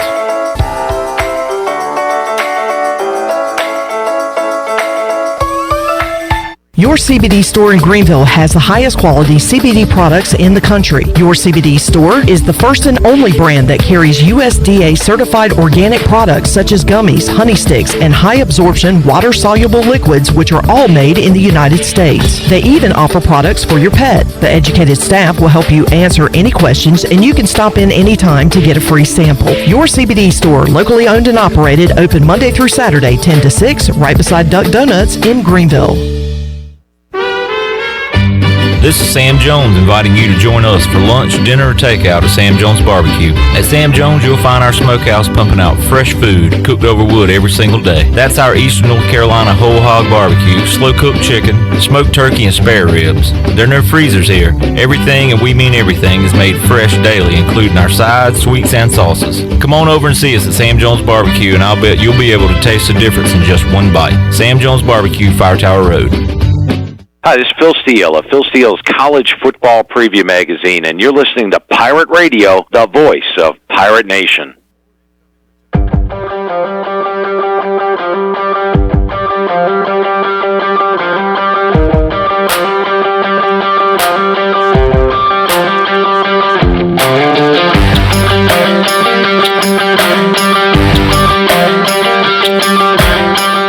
You're listening to the Bud Light Pregame Tailgate, powered by Bud Light, the official beer of the ECU Pirates, and proudly distributed by Carolina Eagle Distributing since 1989. Now, back to the show. Hey, welcome back. Hey, don't forget to join us immediately after today's game between the Pirates and the Knights for the one and only U.S. Cellular fifth quarter call-in show. Coach Rick Smith will be in the studio, and we'll be taking your calls on the Fixed NC Live line at 317-1250. Plus, we're going to be reading your Facebook Live comments and your tweets at PR927FM. When the fourth quarter ends, it's the U.S. Cellular fifth quarter call-in show right here on the voice of the Pirate Nation. Now, let's head back in to the Bud Light pregame tailgate. Here is your host, Clip Rock. All right, I just send you that number, Shirley, that Thank you you. Requested. Parker's came. All hell is broken loose.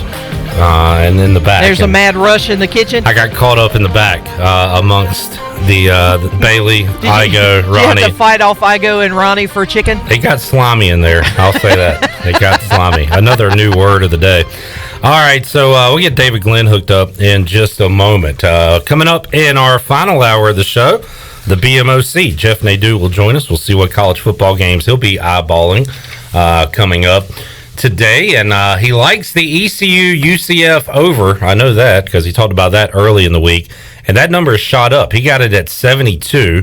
If you're not familiar with gambling, basically he's saying both teams will combine to score more than 72 points today. That number at last check was at 77 now. So the gambling public thinks there's going to be a lot of points scored in the UCF ECU game. I agree with that as well. My total was, 84 when I gave my prediction earlier this week for ECU UCF. We'll get David Glenn's thoughts on that game and what's going on in the ACC as he joins us on the Fixed NC Live line. David, how you doing? I'm doing great, Clip. Good to be with you again. Absolutely. And, boy, we had David Glenn years ago on the Bud Light pregame tailgate. Nice to hear his voice on the program once again. Let's start with ECU, UCF. You saw what UCF did to Georgia Tech last week, David. Actually got down 7-0, but then rolled up 49 in a 49-21 victory over the Yellow Jackets. They look tough from top to bottom. They forced 5 turnovers on defense. It's a tough task for the Pirates today, David, but let's first get your take on what you saw from the Knights last week against Georgia Tech. Yeah, number one, Georgia Tech, which was kind of a laughingstock last year, is better than that this year. I don't think they're going to challenge for the top of the ACC, but they found a freshman quarterback in Jeff Sims. They're well coached on defense. So I would put some weight on the way UCF really kind of just depleted the Yellow Jackets last week. And, you know, let's face it, Josh Heupel is 23-4 in his time with the Knights. And what they did, I remember a year ago to ECU in that first half. I know the final score was closer, but I think it was 35-6 at the half. Obviously, he inherited something at UCF that was in great shape, and he has built on it here through the beginning of his third year. Whereas Mike Houston inherited something really difficult at ECU, and I think improvement is the number one thing that Pirates fans are hoping to see. Everybody, I think, knows it's going to be an uphill battle against UCF today. Yes, David, and the Knights have the advantage in a lot of areas of today's game. I think one thing that Pirate fans are confident heading into this game is the offense, and really when you look at the quarterback and the skill positions. Holden Ahlers has all his top targets back with C.J. Johnson, Blake Prohl, Tyler Snead. They have a lot of running backs to choose from, and we'll see if Jeremy Lewis, Shane Calhoun get involved as tight ends today. DG, the question mark is the offensive line, as it usually is for East Carolina. Can they give Ahlers time? Can they open up holes for the running backs? But when the Pirates have the ball, I expect them to have some advantages in this football game. And I don't know if they can keep up with it, David, but I do think the Pirates will put some points on the board today. Well, to me, you know, the two things that I'm most excited to watch, one is what you just said, with Holton Ahlers at quarterback, and I love Blake Prohl and C.J. Johnson. I like Tyler Snead in the slot. We'll see about the tight ends, as you mentioned. But, yeah, you got to block well. Even when you have great skill players, you got to block well to give those guys a chance to shine. So that's the fun factor to me. I think the Pirates will be able to play some exciting football when they have the ball.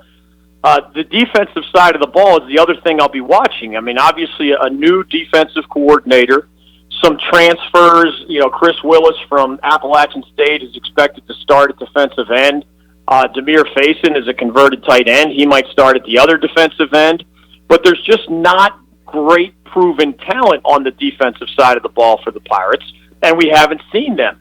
Under Blake Harrell, who has worked with Mike Houston in the past at other schools, but of course is in his first year as the Pirates defensive coordinator. So what a challenge, right? I mean, Dylan Gabriel is listed by some people, the UCF quarterback, as, you know, like a watch list Heisman Trophy guy behind Trevor Lawrence and Spencer Rattler out at Oklahoma and a handful of others. And they put up huge numbers, you know, 417 passing yards for Gabriel last week against the Yellow Jackets. So I don't know if that's going to be a hide your eyes bad issue for the Pirates, or maybe they find, you know, the next generation of playmakers, or maybe they find some new confidence with a new defensive system under a new coordinator.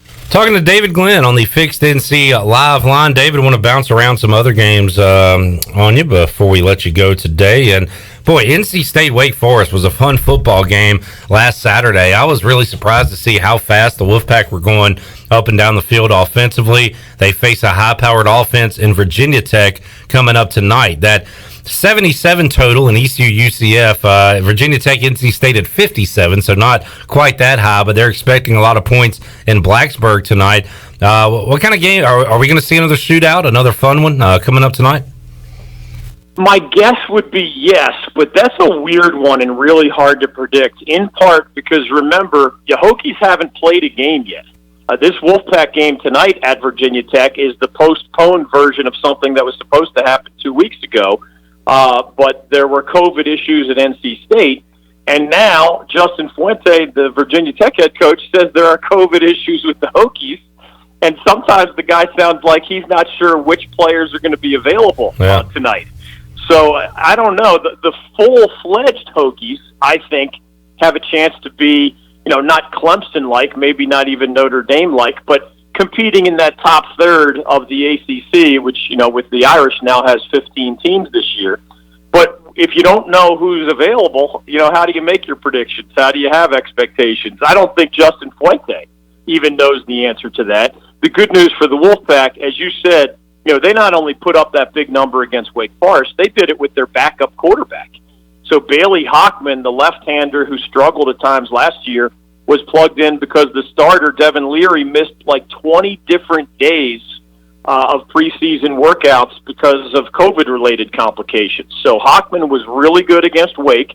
We'll see how he handles, you know, a Virginia Tech defense that's going to be much better than what Wake threw out there. But I think that is, you know, along with Florida State at Miami and Pitt and Louisville should be a good game today in ACC country. Those are three more to watch in our parts of the country. Yeah, and, you know, the ACC set it up. Let's put Florida State in the Atlantic, Miami in the Coastal, and they'll meet for championship after championship, and that has just never been the case. What's your early take on De'Aaron King? We saw him in the AAC with Houston. He's now the Miami quarterback, and they've been putting up some points, David. Yeah, they have, and I think Miami is the better team tonight as the Hurricanes host FSU. Quick side note, Mike Norvell, the guy you guys got an eyeful of when he was at Memphis, he has COVID and will not be the head coach tonight for the Seminoles. So theoretically his first taste of that rivalry, which was once a great rivalry, and he's going to be watching like most other people. But King, you know, has really been phenomenal, sometimes as a dual threat, but when the Canes beat Louisville at Louisville, you know, he did it mostly with his arm. 3 touchdown passes, no interceptions, 300-plus yards throwing. He has an NFL-caliber tight end at Miami and Brevin Jordan, a better supporting cast than he had at Houston. And I think people forget, you and your audience probably don't, but around the country I think a lot of people forget that prior to last year, when King was kind of, unplugged himself midway through the season, that guy had some of the best numbers in all of college football as a dual threat QB year before last. And I think he's energized the Miami program. In Miami, Manny Diaz, the head coach of the Hurricanes, who was 6-7 last year, he's off to a 2-0 start. He has an explosive offense. If they're not back, the whole are the Canes back? No, they're not back. But they're a better football team than last year, and a big part of that is the quarterback play. Talking to David Glenn on the Fixed NC Live Line. David, great to catch up with you before an ECU UCF showdown at noon. And you kind of ran over it, David. Do you have a prediction, or how about this? Well, what has to happen for ECU to pull this upset today at Dowdy-Ficklen Stadium? I'd say you have to win the turnover battle by 3 or 4 to have a chance to win. Obviously, Holton Ehlers and that receiving crew that we talked about would have to have a huge game. So I think that is the formula. I mean, anybody who wants to think optimistically, remember this. As a college head coach, Mike Houston had only one losing record prior to his arrival at ECU. And that was at the Citadel, and that was in his first year at the Citadel in the Southern Conference. And his next year, he had a winning record. Now, we all know that's going to be a lot harder to duplicate as a member of the American Athletic Conference at ECU, and today's opponent makes it extra difficult. But that's the formula, right? What does this new defense look like? Can you confuse Dylan Gabriel? Can you, with whatever you do pre-snap, force him into some bad decisions? And can some of those newcomers, young guys, but also the transfers and position transplants, can they start to make names for themselves as the next generation of playmakers on that side of the ball? All of that would have to go right for the Pirates to shock the world today. DG, good stuff, man. Thanks for joining us here on the Bud Light Pregame Tailgate. We'll check in with you again next week, planning to talk ECU Georgia State, although, as you know, that is a bit in limbo right now. So we shall see. We're used to that. Yeah, exactly. We'll call an audible if we need to. Thanks for joining us, David. Appreciate it, man. Thanks, Clip. Always fun, bud. Take care. There's DG, David Glenn, joining us on the Fixed NC Live Line, talking ECU, UCF, and the other action going on today in college football. We'll do more of that with the big man on campus, Jeff Nadeau, coming up at 11 o'clock. We'll take a timeout now, wrap up hour number 3. Really? We are flying by. Shirley's got her Parker's plate. Oh, yeah. You good to go? I am good to go. It is looking awesome. You can go to parkersbbq.com if you're out of the area, and they ship worldwide, nationwide. Also, you can go to one of their 3 locations if you're listening to us in Eastern North Carolina and enjoy the chicken, barbecue, seafood, and sides. And congratulations to Paul Russell of Aiden, who picked up the game day prize pack that we have for him. Ronald and Paul are our winners today of the game day tailgate giveaway. We will take a timeout, come back, wrap up hour 3 after this.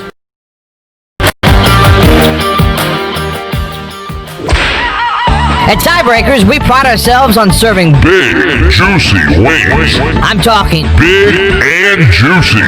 Our chickens are the same ones that kick sand in the other chickens' faces. If our chickens played football, they'd be linebackers. The competition's chickens, they'd be skinny little kickers. Trade those kickers in for linebackers. Tiebreakers is open every day at 11 a.m. Follow Tiebreakers on Facebook and Instagram for daily updates.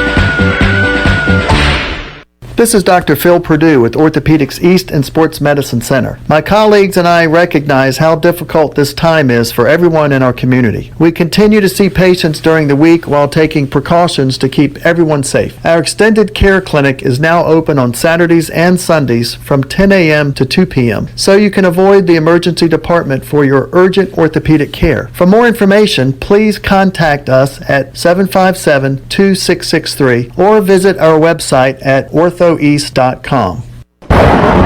Summertime is here with hot temperatures, thunderstorms, and hurricanes. It's easy to recognize pests invading your home, but a lot of people forget about moisture destroying your home's crawl space. Pest Tech is celebrating its 20th year protecting your homes using dehumidifiers, professional-grade liners, and most importantly, our licensed and highly trained technicians. Visit pesttechofgreenville.com for a free estimate on moisture control and the other silent destroyer, termites. Trust your home to the best. Pest Tech of Greenville, your East Coast exterminating professionals.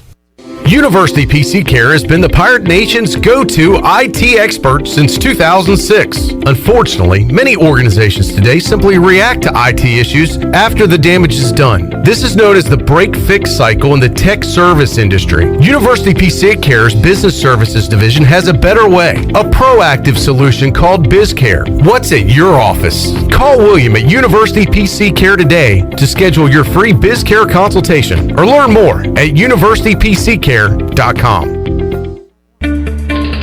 I'm Michael Vaughn with East Coast Grading and Utilities. Many of you know my dad, David Vaughn, and his work in putting in subdivisions all over Pirate Nation. But East Coast Grading and Utilities is not just for those type of big jobs. We're here for the homeowners. Whether it's concrete, driveways, hauling rock, or sand, whatever you need, East Coast Grading and Utilities can get the job done. Call us at 252-531-7494 or check us out on Facebook at East Coast Grading and Utilities. Get your sports weekend started at Familia. Every Thursday, Familia has $2 drafts all day. Stop by with your friends and family for some New York-style pizza and have an ice-cold $2 draft. Sunday brunch is the best for food and family. Come and enjoy favorites like shrimp and grits, made-to-order omelets, French toast, and drink specials like $3 mimosas, beer mimosas, or $5 Bloody Marys. Familia, Fire Tower Road near Pitt Community College, and FamiliaNC.com. Pirate Radio 1250 and 930. And you write that down, because when you're at East Carolina, you go for it every time. Or you don't coach at East Carolina, you don't come to East Carolina, you don't play at East Carolina with a weak heart. Write it! The voice of the Pirate Nation.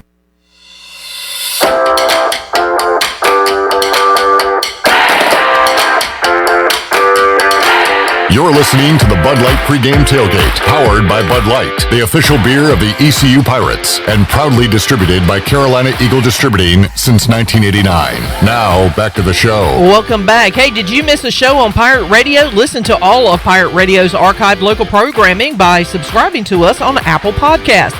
Subscribe today by going to the podcast app on your iPhone or Apple device and search for Pirate Radio Audio Archives. Now let's head back into the Bud Light Pregame Tailgate. Here's your host, Clip Rock.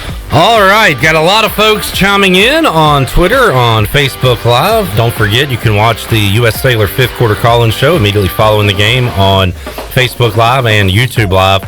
Sumner says he's in Louisiana, and the ABC channel just got back on today, hoping for a good showing. So I guess due to storms and all the weather down there, Shirley, the ABC was out.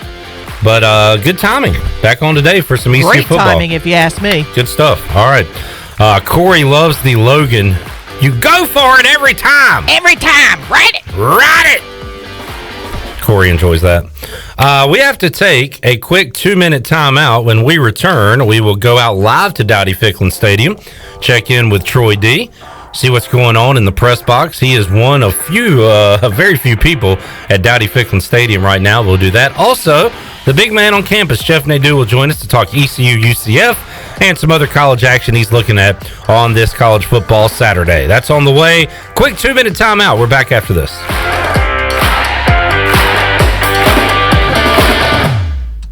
It's bow time. Years from now, you'll tell your grandkids. Back in my day, we could get 2 Bojangle sausage biscuits for just $2.50. And those biscuits, shoot, they were always made from scratch. And that zesty sausage, sizzling like the summer of 2033. Then your grandkids will say, wow, 2020 sounds amazing. And you'll say, not really. But those biscuits were. Get 2 sausage biscuits for just $2.50. It's bow time. If you are push mowing your yard using an inefficient lawn tractor, or your current zero-turn spends more time in the shop than mowing your grass, it's time you look at a Hustler zero-turn lawnmower. Residential mowers from Hustler are built like tanks and drive like sports cars. All Hustler mowers have fabricated, welded steel decks. Don't settle on cheap units with flimsy stamped decks from big box stores. Come see Ron Ayers Motorsports. It will guide you to the right mower for your property and your budget. Find us at Ron Ayers Motorsports, Highway 11 north of the airport in Greenville. Every team knows that the 2-point play can be a winning move. That's why I'm here. State Farm agent Timothy Sawyer and my team are here to help you go for 2 by combining your home and auto insurance. It's a great call that saves you time and money. So go for the win and score some savings by combining your home and auto. It's just another way we're here to help life go right. Call me, Timothy Sawyer, at 493-0002 today. When you don't have time to go to lunch, let Jimmy John's deliver lunch to you. With Jimmy John's, we can get a freaky fresh sandwich to you freaky fast. Click to order at jimmyjohns.com. Dinner's great. It's one of your top 3 favorite meals. You just don't want to have to make it. Well, with Jimmy John's, you don't have to. Whether you live in a sandwich delivery zone or head into the store, you can always get a freaky fresh sandwich. Click to order at jimmyjohns.com. This is Pirate Radio, WGHB Farmville, 1250 and 92.7 FM Greenville, WDLX Washington, 930 and 104.1 FM Washington.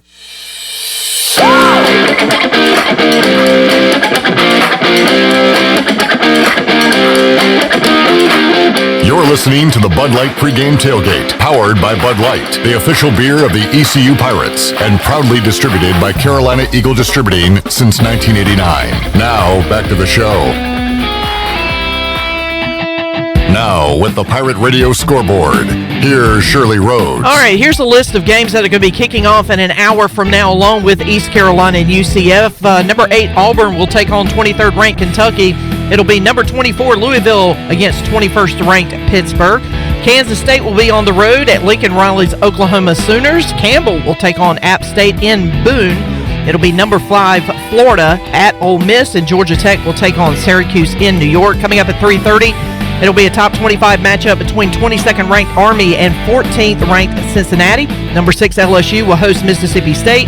Number 8, Texas will take on Texas Tech at Texas Tech, and number 15, Oklahoma State will host West Virginia. That's a look at your scoreboard. We'll give you all the updates on those scores and much more on the U.S. Cellular 5th quarter post-game call-in show. Now let's head back in to the Bud Light pregame tailgate. Here's your host, Clip Brock. All right, thank you, Shirley Rhodes. Hour 4 of the Bud Light pregame tailgate. We'll go out to Dowdy-Ficklin Stadium 3 times in this hour. Check in with Troy D., Billy Weaver, and Brian North, as we get you set for the noon kickoff. We'll talk to Troy in about 8 to 10 minutes. Before we do that, we'll go out to the Fixed NC Live line. Welcome on the big man on campus, Jeff Nadeau from Barstool Sports. He joins us to talk about ECU UCF and some other action that he likes on this college football Saturday. Big man, how you doing? How are you guys? Hey, doing great. Happy game day to you, Jeff. Let's one more time talk ECU at UCF. You got in early in the week. You like the over in this game, and you got it, I think, around 72. It's at 77.5 now. In 5 days, Jeff, that number has gone up 5.5 points. So you definitely got the best number possible for that. Are you feeling confident about a lot of points being scored today? Yeah, I am. You know, I think for me, I know UCF's going to score points. I mean, we know the tempo they run at. We know the talent they have on offense. I don't need to bore anyone on that, but I've been pretty bullish all season on East Carolina. I like Holton Ahlers. The guy was a 3,000-yard passer last year. You look at their receivers, and I think you make the case they're one of the better groups in the American. C.J. Johnson, those guys over there. I think they can move the football, and I like their offensive line. I think it's better than it's been in years past. You got to be able to protect your prized possession, and I think they can do that. As I said to you earlier in the week, I think there's going to be some garbage time in this game. I think the entire fourth quarter is just going to be running offense for ECU. I think this is like a 54-24 type of game, something like that, 54-27. I'm willing to think ECU can contribute on the scoreboard. They're going to have to. I know, look, we saw UCF put up points against a pretty good ACC team last week, so I mean, I hate to be the negative guy here, but I think we all know what's going to happen here. I mean, UCF's going to score, and ECU's going to have to find a way to just kind of hang in the game and put something on the scoreboard. I think they can. Jeff, I went 54-30 earlier this week, so we're kind of on the same wavelength here when it comes to how many points are going to be put up today. Just need to see something from the Pirate defense before I think they can hold down this UCF offense. Jeff, let's run over another game or two that you like. What else are you keying in on this Saturday? Well, there's so many ways you can go this week. I mean, there's so much SEC. I just want to kind of key in on one or two quickly in the SEC and then one other one. You look at this early game, Auburn, Kentucky. The whole world is on Kentucky, okay? And when I've been doing this a long time, and one thing I've learned is public dogs, big public dogs, usually lose. You're getting Auburn at, I think, a pretty premium price right now. It's 6.5. Look, I know Kentucky's trenches are better, and that's a lot of the time how you win in football. They have a great offensive line, a good defensive line, and Auburn's replacing players. But one thing we know about Auburn, they always get good recruits. They're going to obviously come in and probably have a pretty good group to come in and do some things for Bo Nix up front. I have a hard time getting involved with a dog that's been so destroyed the way Kentucky is. The whole world loves them. That's usually a sheer reason to go the other way. Quick one no one's really talking about, Arkansas, Georgia. Don't be surprised if Arkansas hangs around in the first half in this game. I think if they are going to challenge, it's in the first half. We all know we haven't had a ton of time to prepare. Stuff's kind of been thrown together. Could be kind of a sleepy start for a Georgia offense. At times last year, I thought was a little inconsistent. They've got a new quarterback. They've got some new players, obviously, on offense with all the guys leaving. And Arkansas is exciting. And they have an exciting quarterback. Rakeem Boyd, I think a guy that can play at the next level and will be really good at the next level. I think 15.5 is a little generous here. They have that Kendall Browse offense now. I'm willing to think they can do some things and maybe have a big play or two and keep it close in the first half. I think over 2 touchdowns is a little too many. A game I will be playing, kind of off the radar, but a game I'm interested in. Southern Miss plus 3.5 against Tulane. Home game for Southern Miss here. Tulane, 24-point lead last week at halftime. They blow it to the Naval Academy. Now you got to go on the road, play Southern Miss, a team that has had some tough luck of their own. But I'm reading some good things coming out of Hattiesburg. Their quarterback, Jack Abrams, a senior, he's as good as it gets. 70% completion over the last 2 seasons. And one thing that I also have an interest in here is fading Tulane's quarterback. Tulane's quarterback's a guy called Keon Howard. He was at Southern Miss for a year in 2017, so I'm willing to think that group knows him a little bit. I think they bother him. I think Southern Miss gets a win here today. I'll grab the 3.5 here, though, as a dog at home. Talking college football with the big man on campus, Jeff Nadeau from Barstool Sports. Jeff, we watched it last week live inside the Gambling House, the Barstool Gambling House in Philly. Any plans to be on the stream this weekend? What you got going on for your NFL Sunday tomorrow? Yeah, I'll be at the house tomorrow. I'll be there all day. We'll be watching all the games. We got Celtics Heat, which is a good one. Obviously, a lot of Boston fans at the office. So, yeah, I'll be up there on Sunday, and it's probably going to be a Sunday thing. NFL is kind of my jive, as many know as well. But, yeah, it'll be fun. It's always a fun day there, and, we'll have plenty of bets to go around, and I'm sure some wild things as well. So, yeah, make sure you check it out. It's on my Twitter account. Barstool tweets it out, all sorts of stuff.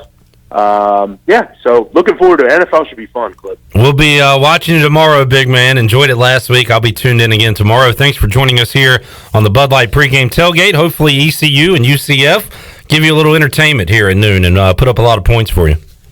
Yeah, I'm hoping your score line's correct. I just don't want 51-10 or 51-14. The Pirates will Give score. Me something ECU there. They'll score. They'll put some points on the board. Thanks, Jeff. Clip, by the way, I've always been good at calling ECU games. Yeah, so, you have. That is, you've been. There might not be anyone better. I mean, I know Igo and all those guys are ECU guys, but I mean, I might be best at calling their game. Well, let's see what you got today. I think I like your over play, Jeff. So let's we'll get that done. Hey, Jeff, we'll talk to you Monday, man. Sounds good. Appreciate it. The BMOC will join us Monday. You can watch them tomorrow at the Philly House, the gambling house there in Philly with Barstool Sports. So check that out coming up on Sunday. We are reaching out to Troy D, and I think we got him lined up. No, we don't have him lined up at Dowdy Ficklen Stadium. So we'll get to him in just a moment. We could get our first break in, Shirley, of this hour and come back and have Troy D lined up. You want to do that? Well, the line's ringing right now, so hang on. We'll see if we can get him right now. We got Troy, we got Weave, we got Brian North coming up here in this final hour as we take you up to the noon kickoff between the Pirates and the Knights, and we'll go out to Dowdy Ficklen Stadium and talk to all those guys, and we'll go ahead and talk to Troy D right now, live at Dowdy Ficklen Stadium. Troy, for years and years, we've gone out to you for tailgate check-ins. Today, I guess we got a press box check-in with you, right? Yeah, this is a very unique situation. I was thinking about it earlier, Clip, and it's hard to believe. I can't believe I'm even saying this, and I'm getting this old, but this is my 32nd season opener for ECU football. I'm lucky and fortunate that the streak continues here in person. We didn't think at one time we weren't sure whether there was going to be a game, then we weren't sure whether media were even going to be allowed, but we have made it inside. We've met all the protocols, so while Pirate Radio is represented, we got one media credential, so I'll be out here on site for us. There was no tailgating. As I drove up, kind of an eerie scene. Not only were the lots empty, but no one was even parked at the neighborhood next door. It was just really, really a weird scene coming up for ECU football versus what it would normally be. Joining me inside the press box at the beautiful Town Bank Tower is Tom McClellan, who heads up media operations for ECU. Tom, this has been a unique set of challenges for everybody, from the football coaches to the players, and of course the staff and administrative personnel. You look at it from a different perspective, handling things with the media. Talk about how things have been different for you this season versus what you normally have to deal with. Well, you kind of hit on it. It's been a little surreal from my standpoint as well. A lot of communication, a lot of forethought, a lot of meetings on what we're able to do from a health department standpoint, what we're able to do from an American Conference standpoint. A lot of tough decisions were made to limit the numbers, as you're well aware, upstairs and on the field. Well, really more so on the field with essentially 6 people that can shoot down there, and that's it. The American Conference has certain protocols in place for field access, same up here. So, long story short, we've had to communicate that early and often to all the media that cover us on a regular basis. Down to only 6 photographers on the field. They're limited, guys, to where you can stand. They'll be pretty much in either end zone. And only 20 people have been credentialed for the press box for media. If this was last year, it was a normal year, the big game, what normally would the press box will you be dealing with as far as media? We're probably anywhere in the neighborhood of 45 to 50 up here, and it's typically everyone is in a chair by a seat next to each other, where today we're spread out. A person sits, empty chair, person sits, empty chair, all the way down the row. And what really has lessened the numbers even more so is that the visiting team their media doesn't travel, probably a lot like our media won't travel on the road. I won't make that decision for them. But so we have a lot less numbers from them. We have a lot less national people. Today is good in a way because of UCF's national ranking. We do have AP here. They cover everybody, as you know. So it's good to have them here. But the on-field is where it becomes difficult. We now also assume the job of providing images and video for people who are not able to be here as a credentialed media. Tom McClellan joining us on the Bud Light pregame tailgate here from the press box in Town Bank Tower, as we're less than an hour from kickoff, and the teams are warming up on the field as the music is still playing, but the stadium virtually empty from the inside. East Carolina did give 100 tickets to UCF, kept 250 for themselves for some player appearance. Tom, one of the other big changes has been everything's gone remote, Zoom press conferences, Zoom postgame. How much of that, it'll stay like that for the whole season, but how much of this do you think will stick whenever things go back to normal? That's a great question. I don't know. I know it's very convenient for people, and I think you and I discussed off here earlier. You always prefer to have the human element in terms of face-to-face interaction. You get to know people better. You're able to cultivate relationships. It's harder to do, obviously, behind a computer screen. So we're hopeful to get back to that next year. But it is more convenient to do it this way, where, again, a lot of pre-planning on our part to send out the applicable links, set up the time. That's good with Coach Houston. That's good with his assistant coaches. So if we've done our part from the planning perspective, it has gone off, knock on wood, without a hitch. We'll see. This is obviously our first post-game session today. We'll see how that goes, but I think we're as prepared as we possibly can be. And Tom, being the liaison to the media, not just locally and regionally, but also nationally. A week ago, this was going to be just kind of a laid-back ESPN Plus game that wasn't going to be necessarily, available for fans, but not what it is now on a primetime ABC nationwide telecast on network TV. I imagine that kind of ramped things up and what you have to do to work with those folks behind the scenes. It did. When we got notice, I was trying to look down at my phone. I was driving home, and I try to be a good citizen and not text and drive and all that stuff. And I got to my home, and all of a sudden I looked down, I had 17 text messages, 20-something emails from all the ABC folks, from operations to production to the talent. And to get that change from as you mentioned, a low-key Plus or ESPN3 game to this is a big production. But it's a welcome problem to have. I'd love to deal with these guys more and more. They're absolute pros. Our meetings with them via Zoom during the week have went very, very smoothly. Obviously not their first rodeo. They've been there before, and there's a level of professionalism and decor that they bring to the table, which is very, very welcome. Tom, on the personal side, just you hear about the team and the players getting tested, I think, in season now, like 3 times a week, from what I understand. Right. What about you as a staff member? You're around the team some. Do you have to get tested also? I have not. Now, I make it very clear, or what's the better word? I am very cautious. I do not go into the bubble at all. I don't go to practice. I don't try not to go down to the football office unless I'm completely full masked, like I am walking around the halls. So I try not to. I try to limit my exposure, so to speak, as much as possible, not to stand in the way of any progress that the football program's making. But I have not had any symptoms, but we all know that doesn't really matter. Tom, great job by you and your staff to pull this off behind the scenes. It takes a team behind the team. Of course, we'll be talking about the game once it kicks off and the post-game, of course. But a lot of things that fans sometimes don't realize to be able to pull that game off, Tom, and you guys and your staff are a big piece of that. I appreciate that, Troy. One neat note, the last time Dave Pass, who was our play-by-play guy today for ABC, did an ECU game, was in Blacksburg in 2014. That turned out well. And my colleague at UCF told me that the last 2 times that the sideline reporter, who is the only one here today, Paul Calcaterra, did their games was against Tulsa and Cincinnati last year, and they lost both.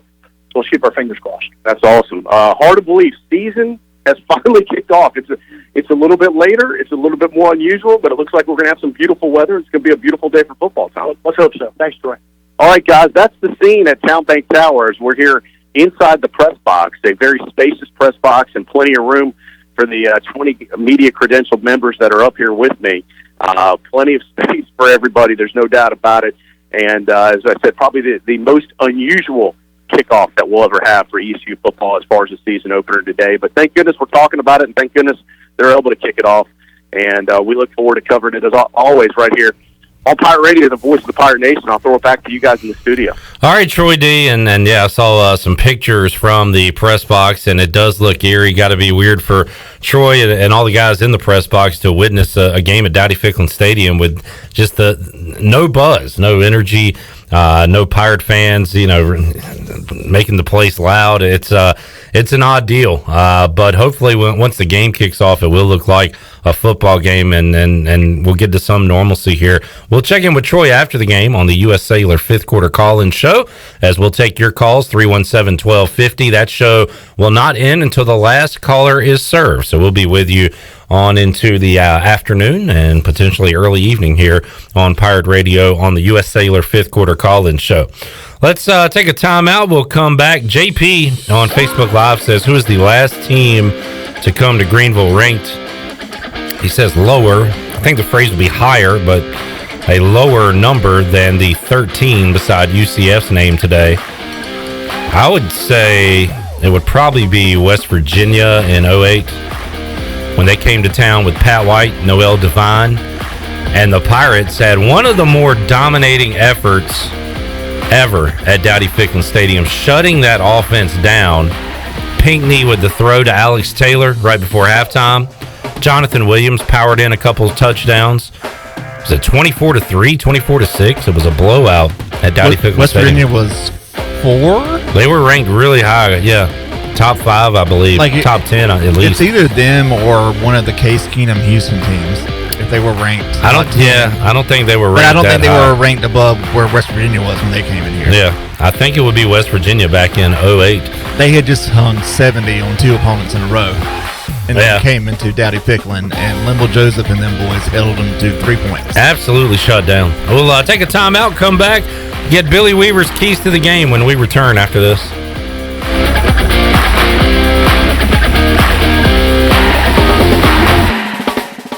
Get your ice cold Bud Light Seltzer here. Even though you can't go to the game, doesn't mean the game can't be brought to you now here. Just go to budlight.com/delivery. That's budlight.com/delivery. Give me 2 mangoes. Coming at you. It's a little short. Ow. Sorry. You know what? I'm just going to walk them over to you. Whenever there's a game to watch, there's a Bud Light there. Enjoy responsibly. Anheuser-Busch, Bud Light Beer, and Bud Light Seltzer, IRC Beer, beer in Texas, St. Louis, Missouri. My whole business just went up in flames, but my agent was there before the fire was out. We started a plan. I've got 25 employees who could be out of a job if we didn't get this place running again. My independent agent and auto owners insurance, they made sure we didn't skip a beat. I mean, we didn't miss a single payroll. That's incredible. For whatever lies ahead, we're always there. This is Norm Bryant with Town Insurance in Greenville. Call me today at 756-8300. Go Pirates. Hey Pirate Nation, this is Tom Brown from Brown & Wood Cadillac. We've been serving the Pirate Nation in Eastern North Carolina for 83 years. We have 4 brands, 3 generations, 2 showrooms, and 1 goal to make sure you leave a happy customer. This month at Brown & Wood, get an all-new 2020 Cadillac Escalade and save over $13,000 off. As always, Brown & Wood is the home of the lifetime warranty. We're located on Greenville Boulevard next to the Convention Center, or shop us online at brownandwoodauto.com. Hidden phone trade-ins, hidden plan requirements, hidden catches. You won't find them at US Cellular because we speak fair. Plus, when you switch right now, you can get $500 off the latest phones. Upgrade to fair. Upgrade to US Cellular. Requires new postpaid service plan, new line port in, credit approval, qualified smartphone purchase, and comes via monthly bill credit on a 30-month RIC. Taxes, fees, and additional terms apply. This is Brandon Tate, owner and operator of Atlantic Wireless, an authorized agent for US Cellular since 1997. Visit AtlanticWireless.com to find the store near you. We go beyond the call. This is assistant football coach Drew Dudzik, and you're listening to Pirate Radio, the voice of the Pirate Nation.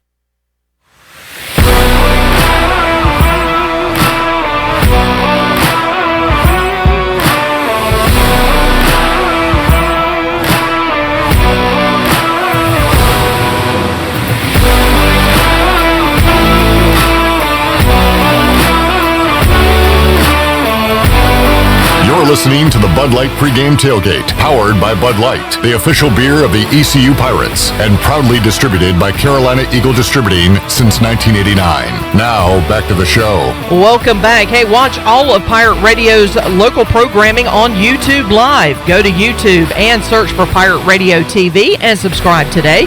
Watch Pirate Radio Live Monday through Friday from 3 to 6, and the Bud Light Pregame Tailgate going on right now. And, of course, later on today, it'll be the U.S. Cellular 5th quarter on game days. You can just go to YouTube and search Pirate Radio TV and subscribe. And as we head back in to the Bud Light pregame tailgate clip, I was looking on Twitter, and Stephen Igo said a lot of the ECU football skill players were out on the field warming up. No sight of Demetrius Mooney, though. So we'll keep an eye on that. He's not on the depth chart. We've heard he's missed some time. Yeah. So, again, last year's leading rusher for the Pirates, and will be, I think, a factor at some point this season. But again, there's a lot of guys in front of him right now.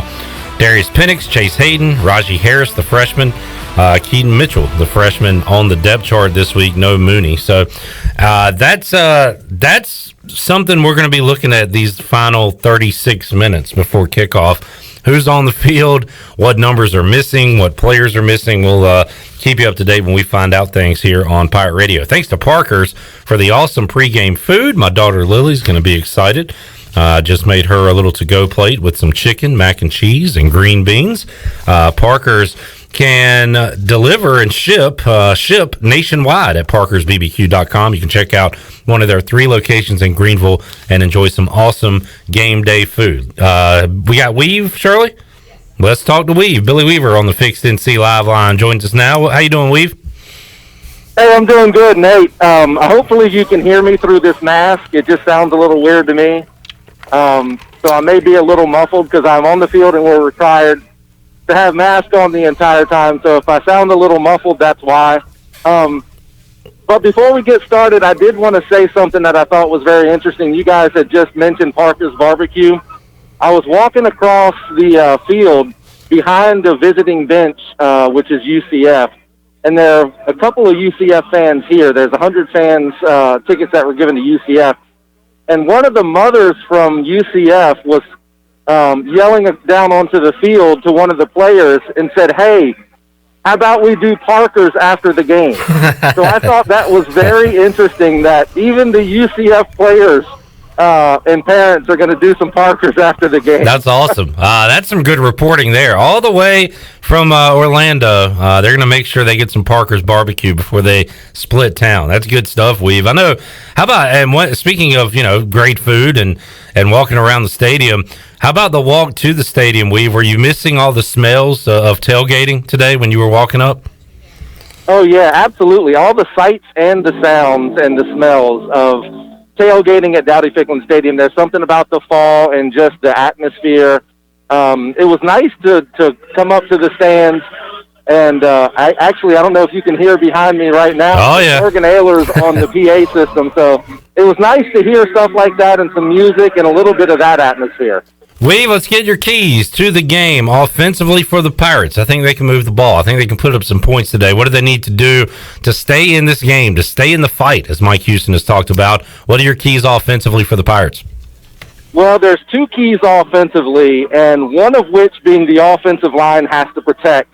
Last week, UCF failed to get a single sack against Georgia Tech. Now, obviously, Georgia Tech runs a completely different offense, and it's a little harder to get sacks on a team like Georgia Tech. But that's going to be the key for this offensive line today for East Carolina, is to keep the pressure off of Holton Ahlers to allow him to get the ball to his playmakers, because East Carolina has some playmakers. They've got good depth at the receiver position. Obviously, Holton Ahlers is a proven quarterback back there and can get the job done. The other key to the game offensively for ECU is they can't turn the ball over. Georgia Tech turned the ball over 5 times against UCF last week, and I don't care who you are. It doesn't matter who you are in college football. If you turn the ball over 5 times in one football game, you could lose to a high school team. I mean, that's just the way it is. East Carolina has to win the turnover battle, and they can't turn the ball over at all. Billy, man, I don't know if you could come up with the key on what ECU's defense can do today.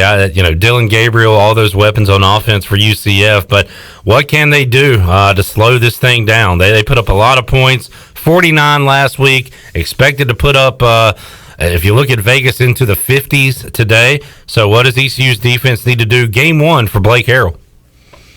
Well, like you said, it's hard to pick a key to the game defensively.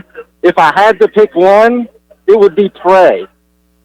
To just sit down on your knees and pray, because I think that's the only way you stop this UCF offense. But, seriously, though, East Carolina's defensive front has to put some pressure on Dylan Gabriel and force him into making some bad decisions. You got to remember, he's only a sophomore quarterback, although he does look like a fifth-year senior out there. He looks like he's just poised and ready all the time.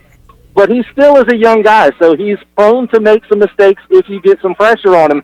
And, of course, if you get pressure up front, that's just only going to help out the defensive secondary, where, of course, Dylan Gabriel and the UCF offense is going to want to exploit. So it's kind of a twofold thing. If you get pressure on him up front, that's going to help the defensive secondary. And the secondary has to keep guys in front of them and can't allow the big play.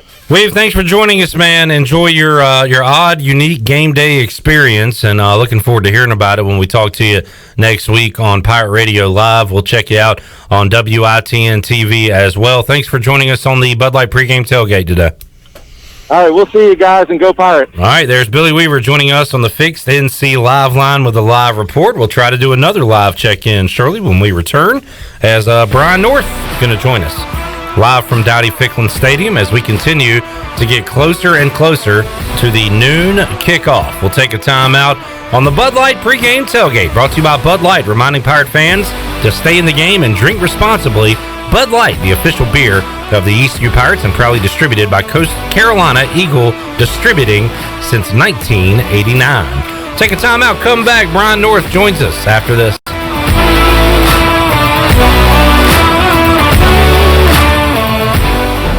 At Tiebreakers, we admit we have a bit of a problem. People love our wings so much that they're starting to sell their home TVs just so they can watch all the sporting events here at Tiebreakers. Seriously, we're glad you love our hand-breaded and hand-cut boneless wings that much, but we really need you to go home at the end of the night. It's okay, we'll be here tomorrow. And when you come back, bring a friend with you. For great food, great friends, and cold beer, we'll see you at Tiebreakers. Tiebreakers, break the chain, eat local. The Man Cave Salon for Men was built on the concept to serve only men. The Man Cave is the place for men to get together and take care of themselves. I'm Amanda from the Man Cave, and we offer professional manicures, pedicures, and a salon for all your hair care needs in a true masculine environment. Go to our website at mancaveandnails.com and book your appointment today. The Man Cave, now open on the corner of Evans and Fire Tower. Stop into the Man Cave and get your best life. The Frowls family lives on a lush piece of land called Greener Pasture, and they work on it behind the wheel of a John Deere 1 Series tractor. With its durable construction and features that hook up to dozens of attachments with ease, no job is too tough. The Frowls family runs with us, because this is more than just land, it's home. Nothing runs like a Deere. Search John Deere 1 Series for more. Get quality at every turn with Quality Equipment, your local John Deere dealer, with 27 locations in North Carolina and southeastern Virginia. Find out more at QualityEquip.com. UBE and PirateWear.com are proud to offer the Pirate Nation its largest inventory ever. Brand new Adidas is arriving daily, along with Under Armour, Columbia, and Russell Athletic. UBE is loaded with cargo, and new items are being added daily to PirateWear.com. Be sure to check out our children's store, The Crow's Nest, for all of your young pirates. UBE and PirateWear.com, an ECU tradition for 50 years. Go Pirates! With rates being historically low, now is the best time to buy or refinance your home. This is Talbot Green with Angel Oak Home Loans. Now is the time to take advantage of the opportunity to buy more home or refinance your current mortgage. The combination of our local team's experience and Angel Oak's wide offerings of products from standard conventional, government, and portfolio loans has something for most financial situations. For more information, call Talbot Green, Joanne Weir, or Wanda Hager at 751-2060. NMLS 1719250 and 685-842. Equal housing lender. Introducing new Domino's Carside Delivery. Now when you carry out, you don't even need to leave your car. So you don't have to interrupt your favorite song. It's time to drive down to the rock show. Or interrupt your kid's favorite song. We'll be friends just for one day. You can interrupt this, actually. Try Domino's Carside Delivery when you carry out 3 topping pizzas for $7.99 each, and we'll carry out your order to your car contact-free. Carry out only. You must ask for this limited time offer. Prices, participation, and charges may vary. Excludes XL and specialty pizzas. Crust availability varies by size. Message and data rates may apply when using Domino's Carside Delivery. This is Coach Blake Harrell, defense coordinator for East Carolina football, and you're listening to Pirate Radio, the voice of the Pirate Nation.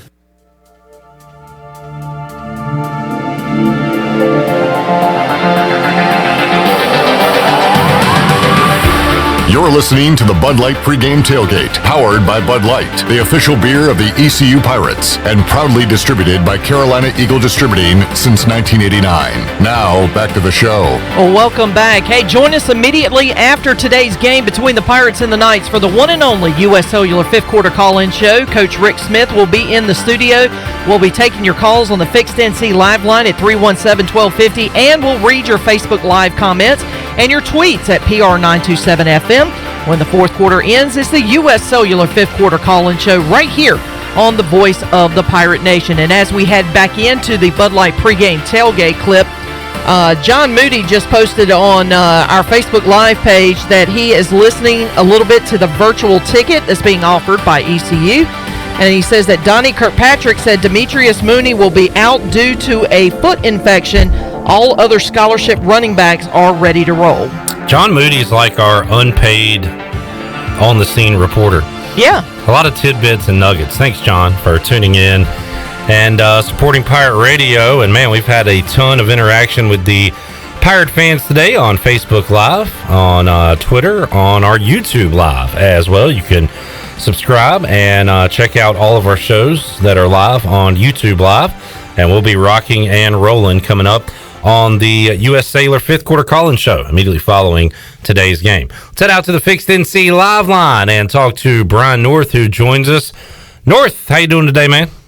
I'm doing great, Clippy. It's year number 30 for me for being on the sideline of a college football game, and glad we're getting the opportunity selfishly to be here and check out the Pirates in their season opener. It's been a really weird year. It's a weird environment right now. Actually just counted all the fans at the stands. UCF has 32 fans on their side. ECU has 62 so far. All right, so we're doubling them up. That's good news. We're going to have the crowd advantage at Dowdy-Ficklen Stadium. Brian, we always do a press box food report with you, and you're on the field today. No food. I tell you what, man, we're not that far from Dowdy-Ficklen Stadium. Next time when you roll in, stop by here first. We got some Parker's Barbecue, and you can get you a little to-go plate, and that can be your pregame food. So I did the cardinal sin that I have not done in 30 years. I actually stopped and got food along the way. And Wait. Never happened before. Media members do not pay for food. That's the only reason we got into this business. That's the only reason. So, wow. And we survive in this business. I used to be able to schedule my grocery shopping around games of the week, knowing when I'd be able to eat for free and when I'd have to get food. Exactly. North, we've talked about it up and down. A tough task for the Pirates today. I mean, they're 27.5-point underdogs. Stay in the fight has been the theme. I've been asking everybody, how do the Pirates stay in the fight today? What are some keys to doing that? Right, it's tough. I mean, because you don't have the emotion of the crowd. It's the emotion of the first game that you get so hyped up with those things. Sometimes you make mental mistakes. And with a young team, especially on defense, they may be flying around. It'll be interesting to see if Central Florida tries to take advantage of that first game enthusiasm and get some misdirection going and put some points on the board early to try and get them down a little bit. So, I always think of my buddy Chris Moore. He was a great linebacker at ECU. Yeah. He'd get 20 tackles a game, but it was because of his youthful exuberance of just chasing the ball, and then they'd play fake him or play action fake, and he'd be so out of position, a 60-yard touchdown would happen. And so you wonder with a young defense, with a new defensive coordinator still learning a lot of those concepts, if they're going to be able to handle those situations. But on the flip side, with that enthusiasm, Central Florida has played a game. They might have a few bumps and bruises, maybe going on the road, maybe against a team they're favored by 4 touchdowns. Maybe they don't come out with the enthusiasm. But I think ECU's they've got to generate some turnovers and not turn the ball over. I think that's number one key for them today to even be in the game. Brian North just gave a crowd update. What was it, 65-32, something like that. Dan on Twitter says that'll probably be the score of this game as well. So, well said, Dan. Could be a lot of points put up at Dowdy-Ficklen Stadium. I saw you, Brian, retweet or like a tweet earlier about the amount of players from the 252 area code lining up for ECU today. And we all know, but that was pretty cool to see. That number, I think, is in the high teens. I'm trying to find the exact tweet that was out there earlier. But a lot of guys you saw in high school will be taking the field for the purple and gold. Yeah, a lot of them on the 2-deep depth chart, which I did tweet out the other day. You've got, even in Pitt County, we all know about Holton Ahlers and C.J. Johnson, who I call C.J. 5K. And then you've got Jeremy Lewis over at South Central. But then you've got a couple guys down in the Jacksonville area who we're going to see. Jariah Wilson, who played some at safety last year, they have him listed as the starting linebacker. And he's a guy who made some plays. I noticed because he's a guy that I covered in high school. But look for number 35 if he's still wearing that this year. I think he's a guy that could make some plays. And then D'Angelo McKinney, the Southwest Onslow guy, who was a tight end, defensive line tight end. He's gone back and forth, but now getting a chance to start as a defensive tackle. So I'm interested to see how he does. And my man, the fast man, Macy O'Donnell from East Carteret, was a walk-on here, listed number 3 at the inside receiver position, where apparently you can't be taller than 5'9" to get in there. Wow, I just got taken out by a player. Cool. So, Mr. Bird just hit me. If I get the coronavirus, it was Bird that hit me. Oh, no. So, Brian, stay away from the players down there, man. I'm in the end zone in my corner where I'm supposed to be, and I think it was Josh Heupel who overthrew the ball. Oh, okay. All right. Yeah, probably so. He used to have it at Oklahoma, not anymore. He doesn't have that touch anymore. I guess Troy D is tuned in. He just sent you a picture on Twitter, Brian, of his nice Jersey Mike's lunch that he's enjoying in the press box. Man. Morgan Ayler said he could throw you a box down there. Is he a sponsor of you guys? Yes, Jersey Mike's, yeah. Okay, well, good. Well, I went to Sheets then, so we're all good. Well, Morgan said he'd throw you a box down there, so be ready. Could be some incoming subs flying your way. North, enjoyed it, man. So you're on the field the entire game. You're going to be able to shoot some highlights and have those highlights on WCTI 12? Yeah, correct. You know, the game is on WCTI, and they'll have all the great camera angles, but sometimes for us local guys, we can shoot things and show you things that you don't see on TV, and that's what we're hoping to do today. And the fine folks at ECU have graciously allowed the local TV stations to get one person on the field, obviously social distance, but hopefully we can show you some things later on tonight on News Channel 12 at 10 and 11 that maybe you did not see during the game, and, of course, the big post-game recap of everything that happened today. So very happy to be a part of it. We'll just try to do our part and complete the story for all the ECU fans who can't get enough of this team other places. Brian, if there's a game next week, we say if because Georgia State is the next opponent. They're not playing today, postponed against Charlotte. If there is a game, we'll talk to you on the Bud Light pregame tailgate next week. Who knows? I think part of the discussion, we'll see what Georgia State does, but you know, if they're not getting a game in, will ECU schedule another game? That'll be I think the topic here in the next couple days. This is the craziest year of pickup football I've ever seen. You know? You're just trying to pick up guys on people on the schedule whenever you can. So it's stay tuned. When they said it was going to be fluid this season, they really meant it was going to be a fluid situation this season. You're right about that. Thank you, Brian. Appreciate it, man. All right, see you, Clippy. Brian North joining us on the Fixed NC Live line, live on the field, getting run over by players during the pregame warm-ups. That's good stuff. All right, let's take a timeout. We'll come back. We got more for you on the Bud Light pregame tailgate. We'll bring back fantasy picks. Is everybody on the table today for week one? Everyone is on the table for week one. All right. You know we always start that way. Maybe since it's just us three, we should pick two players. Make this really interesting. Can we do that? Can we do one offense, one defense? Or does it have to be just any two? We can do that if you want. What do you want to do, Glenn? You want to do offense and defense, or do you just do any? One offense, one defense. Okay. All right. And we'll do a snake draft. So that way, first, second, third, and then the third, second, first. Okay.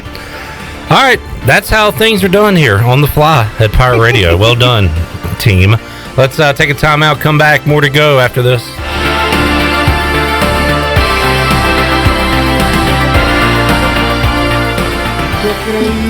Hey, this is Jay from Villa Verde. Did you know that Villa Verde opened up its second location? Yes, it's Villa Verde Dos on Arlington Boulevard across the hospital. This new location is a fast, casual environment where you can make your own bowls for only $9.95. Choose from our fresh ingredients from our toppings bars or enjoy an amazing rotisserie chicken. We promise you can be in and out in less than 15 minutes. For a quick, healthy meal at an affordable price, visit us at Villa Verde Dos on Arlington Boulevard. Villa Verde, a platform for good.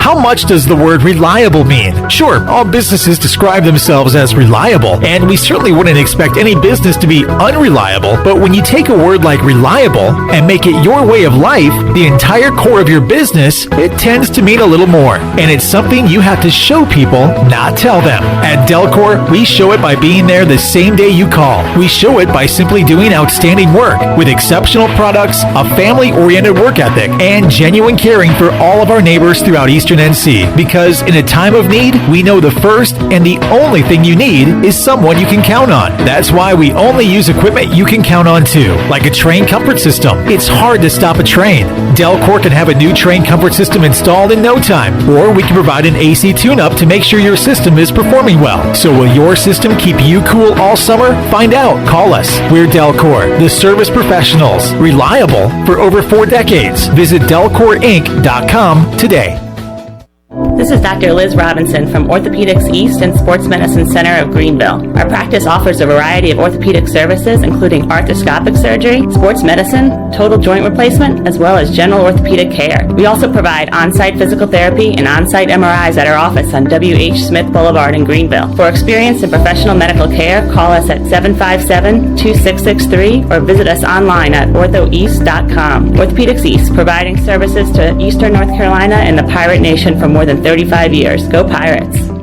Ahoy, mateys! To keep those cars clean, you need the Pirates Cove Fast Pass. The new Pirates Cove Car Wash and Haviland Express Lube on Glen Burnie Road in New Bern is now open. Pirates Cove is now offering Fast Passes for $9.99 for new Fast Pass customers. These Fast Passes are good in New Bern and at all 3 Greenville locations. Visit us in Greenville on Fire Tower Road, Memorial Drive, and on East 10th Street. And now in New Bern on Glen Burnie Road.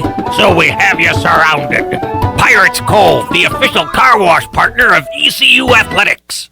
If you're like many, you may have put on the Corona 5, 10, or even 15 over the last 2 months. Well, the weather is warm and it's time to get that body back on track. At Clean Eats, we have you covered. Our weekly meal plan will quickly help you get back to where you want to be. Order online at cleaneats.com. Our cafe is back open, sanitized, and waiting to serve you healthy lunch and dinner options for dine-in, takeout, curbside, or even delivered through our delivery partners. Clean Eats, it's a lifestyle. 805 Red Banks Road, Arlington Village. This is former ECU football player Bryce Williams, and you're listening to Pirate Radio, the voice of the Pirate Nation.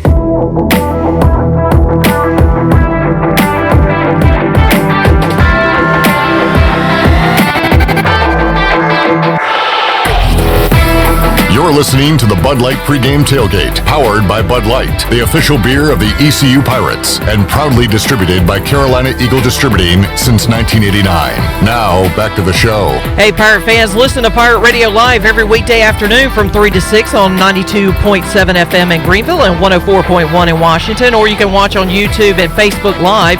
PRL is hosted by Clip Brock and yours truly, and features the latest breaking news, top-notch guests, and all of your favorite Pirate Radio personalities like Troy D. and Ellerby, The Voice, Jeff Charles, Brian Bailey, Stephen Igo, Billy Weaver, Brian North, Tony Collins, Bryce Williams, Coach Rick Smith, Ronnie Woodward, Morgan Ehlers, Mike Mullis, and more.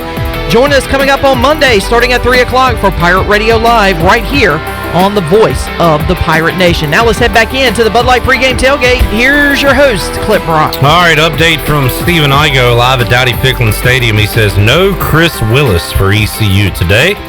Chris Willis was listed as a starter at the defensive end position, the transfer from App State. His backup, a couple of redshirt freshmen, Emmanuel Hickman and Jason Romero. So already some shifting going on at the defensive line. That is a position to watch today. I think that and running back, the position groups I'm most interested in watching today, just to see who's out there, to see who gets the snaps for when it comes to the running back, to see who gets the carries, how the distribution goes there. So some news there on the defensive line from Stephen Igo. No Chris Willis for today. He'll have to make his Pirate debut another game. All right, a couple of things. Want to once again thank Parker's Barbecue for the pregame food. You can tailgate at home with friends and family this season with Parker's. Enjoy the chicken, seafood, barbecue, sides, all that they have to offer. You can customize your packages for any size group, big or small. Call Parker's or stop by one of their 3 Greenville locations. And also, they ship nationwide at parkersbbq.com. Also want to remind people to join us on the U.S. Sailor 5th Quarter Call-In Show immediately following today's game. We've had, some awesome feedback from the fans today on our social media accounts, so you can watch us on YouTube Live, Facebook Live, chime in on Twitter, and of course give us a call, 317-1250. The show won't end until the last caller is served. Coach Rick Smith will be here with us inside the Pirate Radio studios. Congrats to our winners today. We had Ronald, and who was the other, Shirley? Who was our other winner? Paul, our game day tailgate giveaway winner. Congratulations to those guys picking up some Pirate Radio swag, a $50 Parker's Barbecue gift card, and also a case of Bud Light. The Bud Light pregame tailgate brought to you by Bud Light, proudly distributed by Carolina Eagle Distributing since 1989. All right, I think I got all the housekeeping items taken care of there. Okay. We've had a fantastic show. We got one more thing to do, though. We got to make our fantasy picks. So we're going to go point per reception. You get 10 points. You get a point for every 10 rushing yards or receiving yards. Mm-hmm. You get a point for every 30 passing yards. You get 6 points a touchdown. I think to make it, we're going to go like fantasy football rules, 4 points for a passing touchdown. 6 if you actually score the touchdown. Okay. We are going to do I'm going to rely on you to do all the scoring because All right. I can't keep up. I just want to get it out there before we draft. Okay. So there's no questions. And we will pick one offensive player and one defensive player. And ladies first, we'll let Shirley pick first. All right, for offense, I am going to go with the slimy one, Tyler Snead. Wow, I thought that I was going to pick third, and I was going to end up with Tyler Snead today. But I'm expecting. All right, you picked him, Shirley. How many catches are you expecting today? At least 8. All right, let's go 8. I said the total. What did I say earlier? 6.5. Yeah. So you're going to go over that total by 1.5 and go with 8 catches for Tyler Snead. All right, Glenn. Give me CJ. All right, I like that y'all haven't gone with the obvious Holt Nailers. That's good. He could not have a great day. I mean, he could have a great day. Throw into the guy you picked. I just think we should take Holton off the board. I do too. And since you guys didn't take him 1 and 2, I won't take him either. I'll be fair. I just feel like that's the obvious choice, and that's kind of cheesy. It ain't easy being cheesy. I kind of want to go. Blake Prohl, an obvious choice, or I could go in the backfield and take a. You know what? While I wait my offensive player, I do have the next pick, so I can go ahead and take my defensive guy, and I'll take Xavier Smith because you get a point per tackle, 2 per sack, 2 per interception. Xavier Smith, team's leading tackler last year. He's going to have some tackles today, so I will take him. And at the running back position, let's get crazy. Let's go Chase Hayden. Let's see what he's got in his first game, the Arkansas transfer. And maybe some catches out of the backfield. Give me a touchdown, and I'll be happy. So I'm going Chase Hayden. All right, Glenn, who's your defensive player? Bivens. Bruce Bivens is Glenn's defensive player, goes with the linebacker. And finally, Shirley. Jaquan McMillan. All right, if anybody's going to have an interception today, I would put my money on Jaquan because they're going to put it in the air a lot, so he's going to be a busy dude this afternoon. Yeah, and UCF, Rick Smith had it yesterday, and they averaged like 76 plays. I mean, they run a ton of plays. They run a little bit more than they throw. They did last year. They did last week. So our linebackers are going to get some tackles, but Gabriel is going to put the ball in the air quite a bit, and Jaquan McMillan will have a chance to make some plays defensively for the Pirates today. So there it is. Tyler Snead and Jaquan McMillan on Team Shirley. C.J. Johnson, Bruce Bivens on Team Glenn. Xavier Smith, Chase Hayden for Team Clip for our fantasy picks today. All right, Shirley, we made it through the first edition of the Bud Light Pregame Tailgate. I got to tell you, it's like riding a bike. It's just I was actually, somebody had actually sent me a message on Twitter and said, good to hear you on the voice, back on the show. And I said, you know what? It's good to be back because it's the first sense of normalcy I've had all year. So I'm pretty happy to be back. We love being with you on Saturdays, and thank you so much for joining us on today's edition of the Bud Light Pregame Tailgate. You folks make it a whole lot of fun chiming in. We try to make it entertaining as well as informative, and give you a 4-hour ride in the morning to your kickoff at noon. We'll do it again next week. Got another 8 a.m. start time scheduled, ECU and Georgia State. So hopefully there's a game, because I want to do this again. I'd love to be able to do it. I don't want to. I'm kind of like the football team. I don't want to start and stop. I want to keep no pause. Give me a routine that I can get with. So let's find. If we can't play Georgia State next week, let's find somebody to play. Yeah, mystery opponent. Pick up basketball. Pick up football. Let's do it. Let's do it. And we will be with you after the game, immediately following the final whistle on the U.S. Sailor 5th quarter call-in show. We'll be on Pirate Radio 92.7 FM in Greenville, 104.1 in Washington, 1250, 930, online, pr927fm.com, Facebook Live, YouTube Live. You can watch us there. Chime in. We want your thoughts, your calls after the game, ECU and UCF. I said it earlier this week. Unfortunately, I think the Knights win today, 54-30. Shirley, you want to throw out a score? I'm going to go, let's see, I'm going to go 40-27. Glenn, you got any numbers? 68-42. Man. We're going to put up some points in Daddy Ficklin today. 110 points? Take the over, baby. Let's go. That's where I'm at. All right, he's riding that over 77 easily. All right, thanks for tuning in. 78. What's that? It's up to 78. 78. It's going up towards game time. I did notice too that 27 had bumped up to 27 and a half last time I looked. So yeah, people are on UCF and they're on the over. I say over and Pirates plus the 27 and a half. I like it today at Dowdy Ficklin Stadium. All right, we'll see you after the game on the U.S. Sailor 5th quarter call-in show. Thanks for tuning in, and we'll see you after the game. Go Pirates! You've been listening to the Bud Light Pregame Tailgate, powered by Bud Light, the official beer of the East. Stay tuned and join us after the game for a complete recap and your phone calls on the U.S. Cellular 5th quarter call-in show, right here on Pirate Radio, the voice of the Pirate Nation.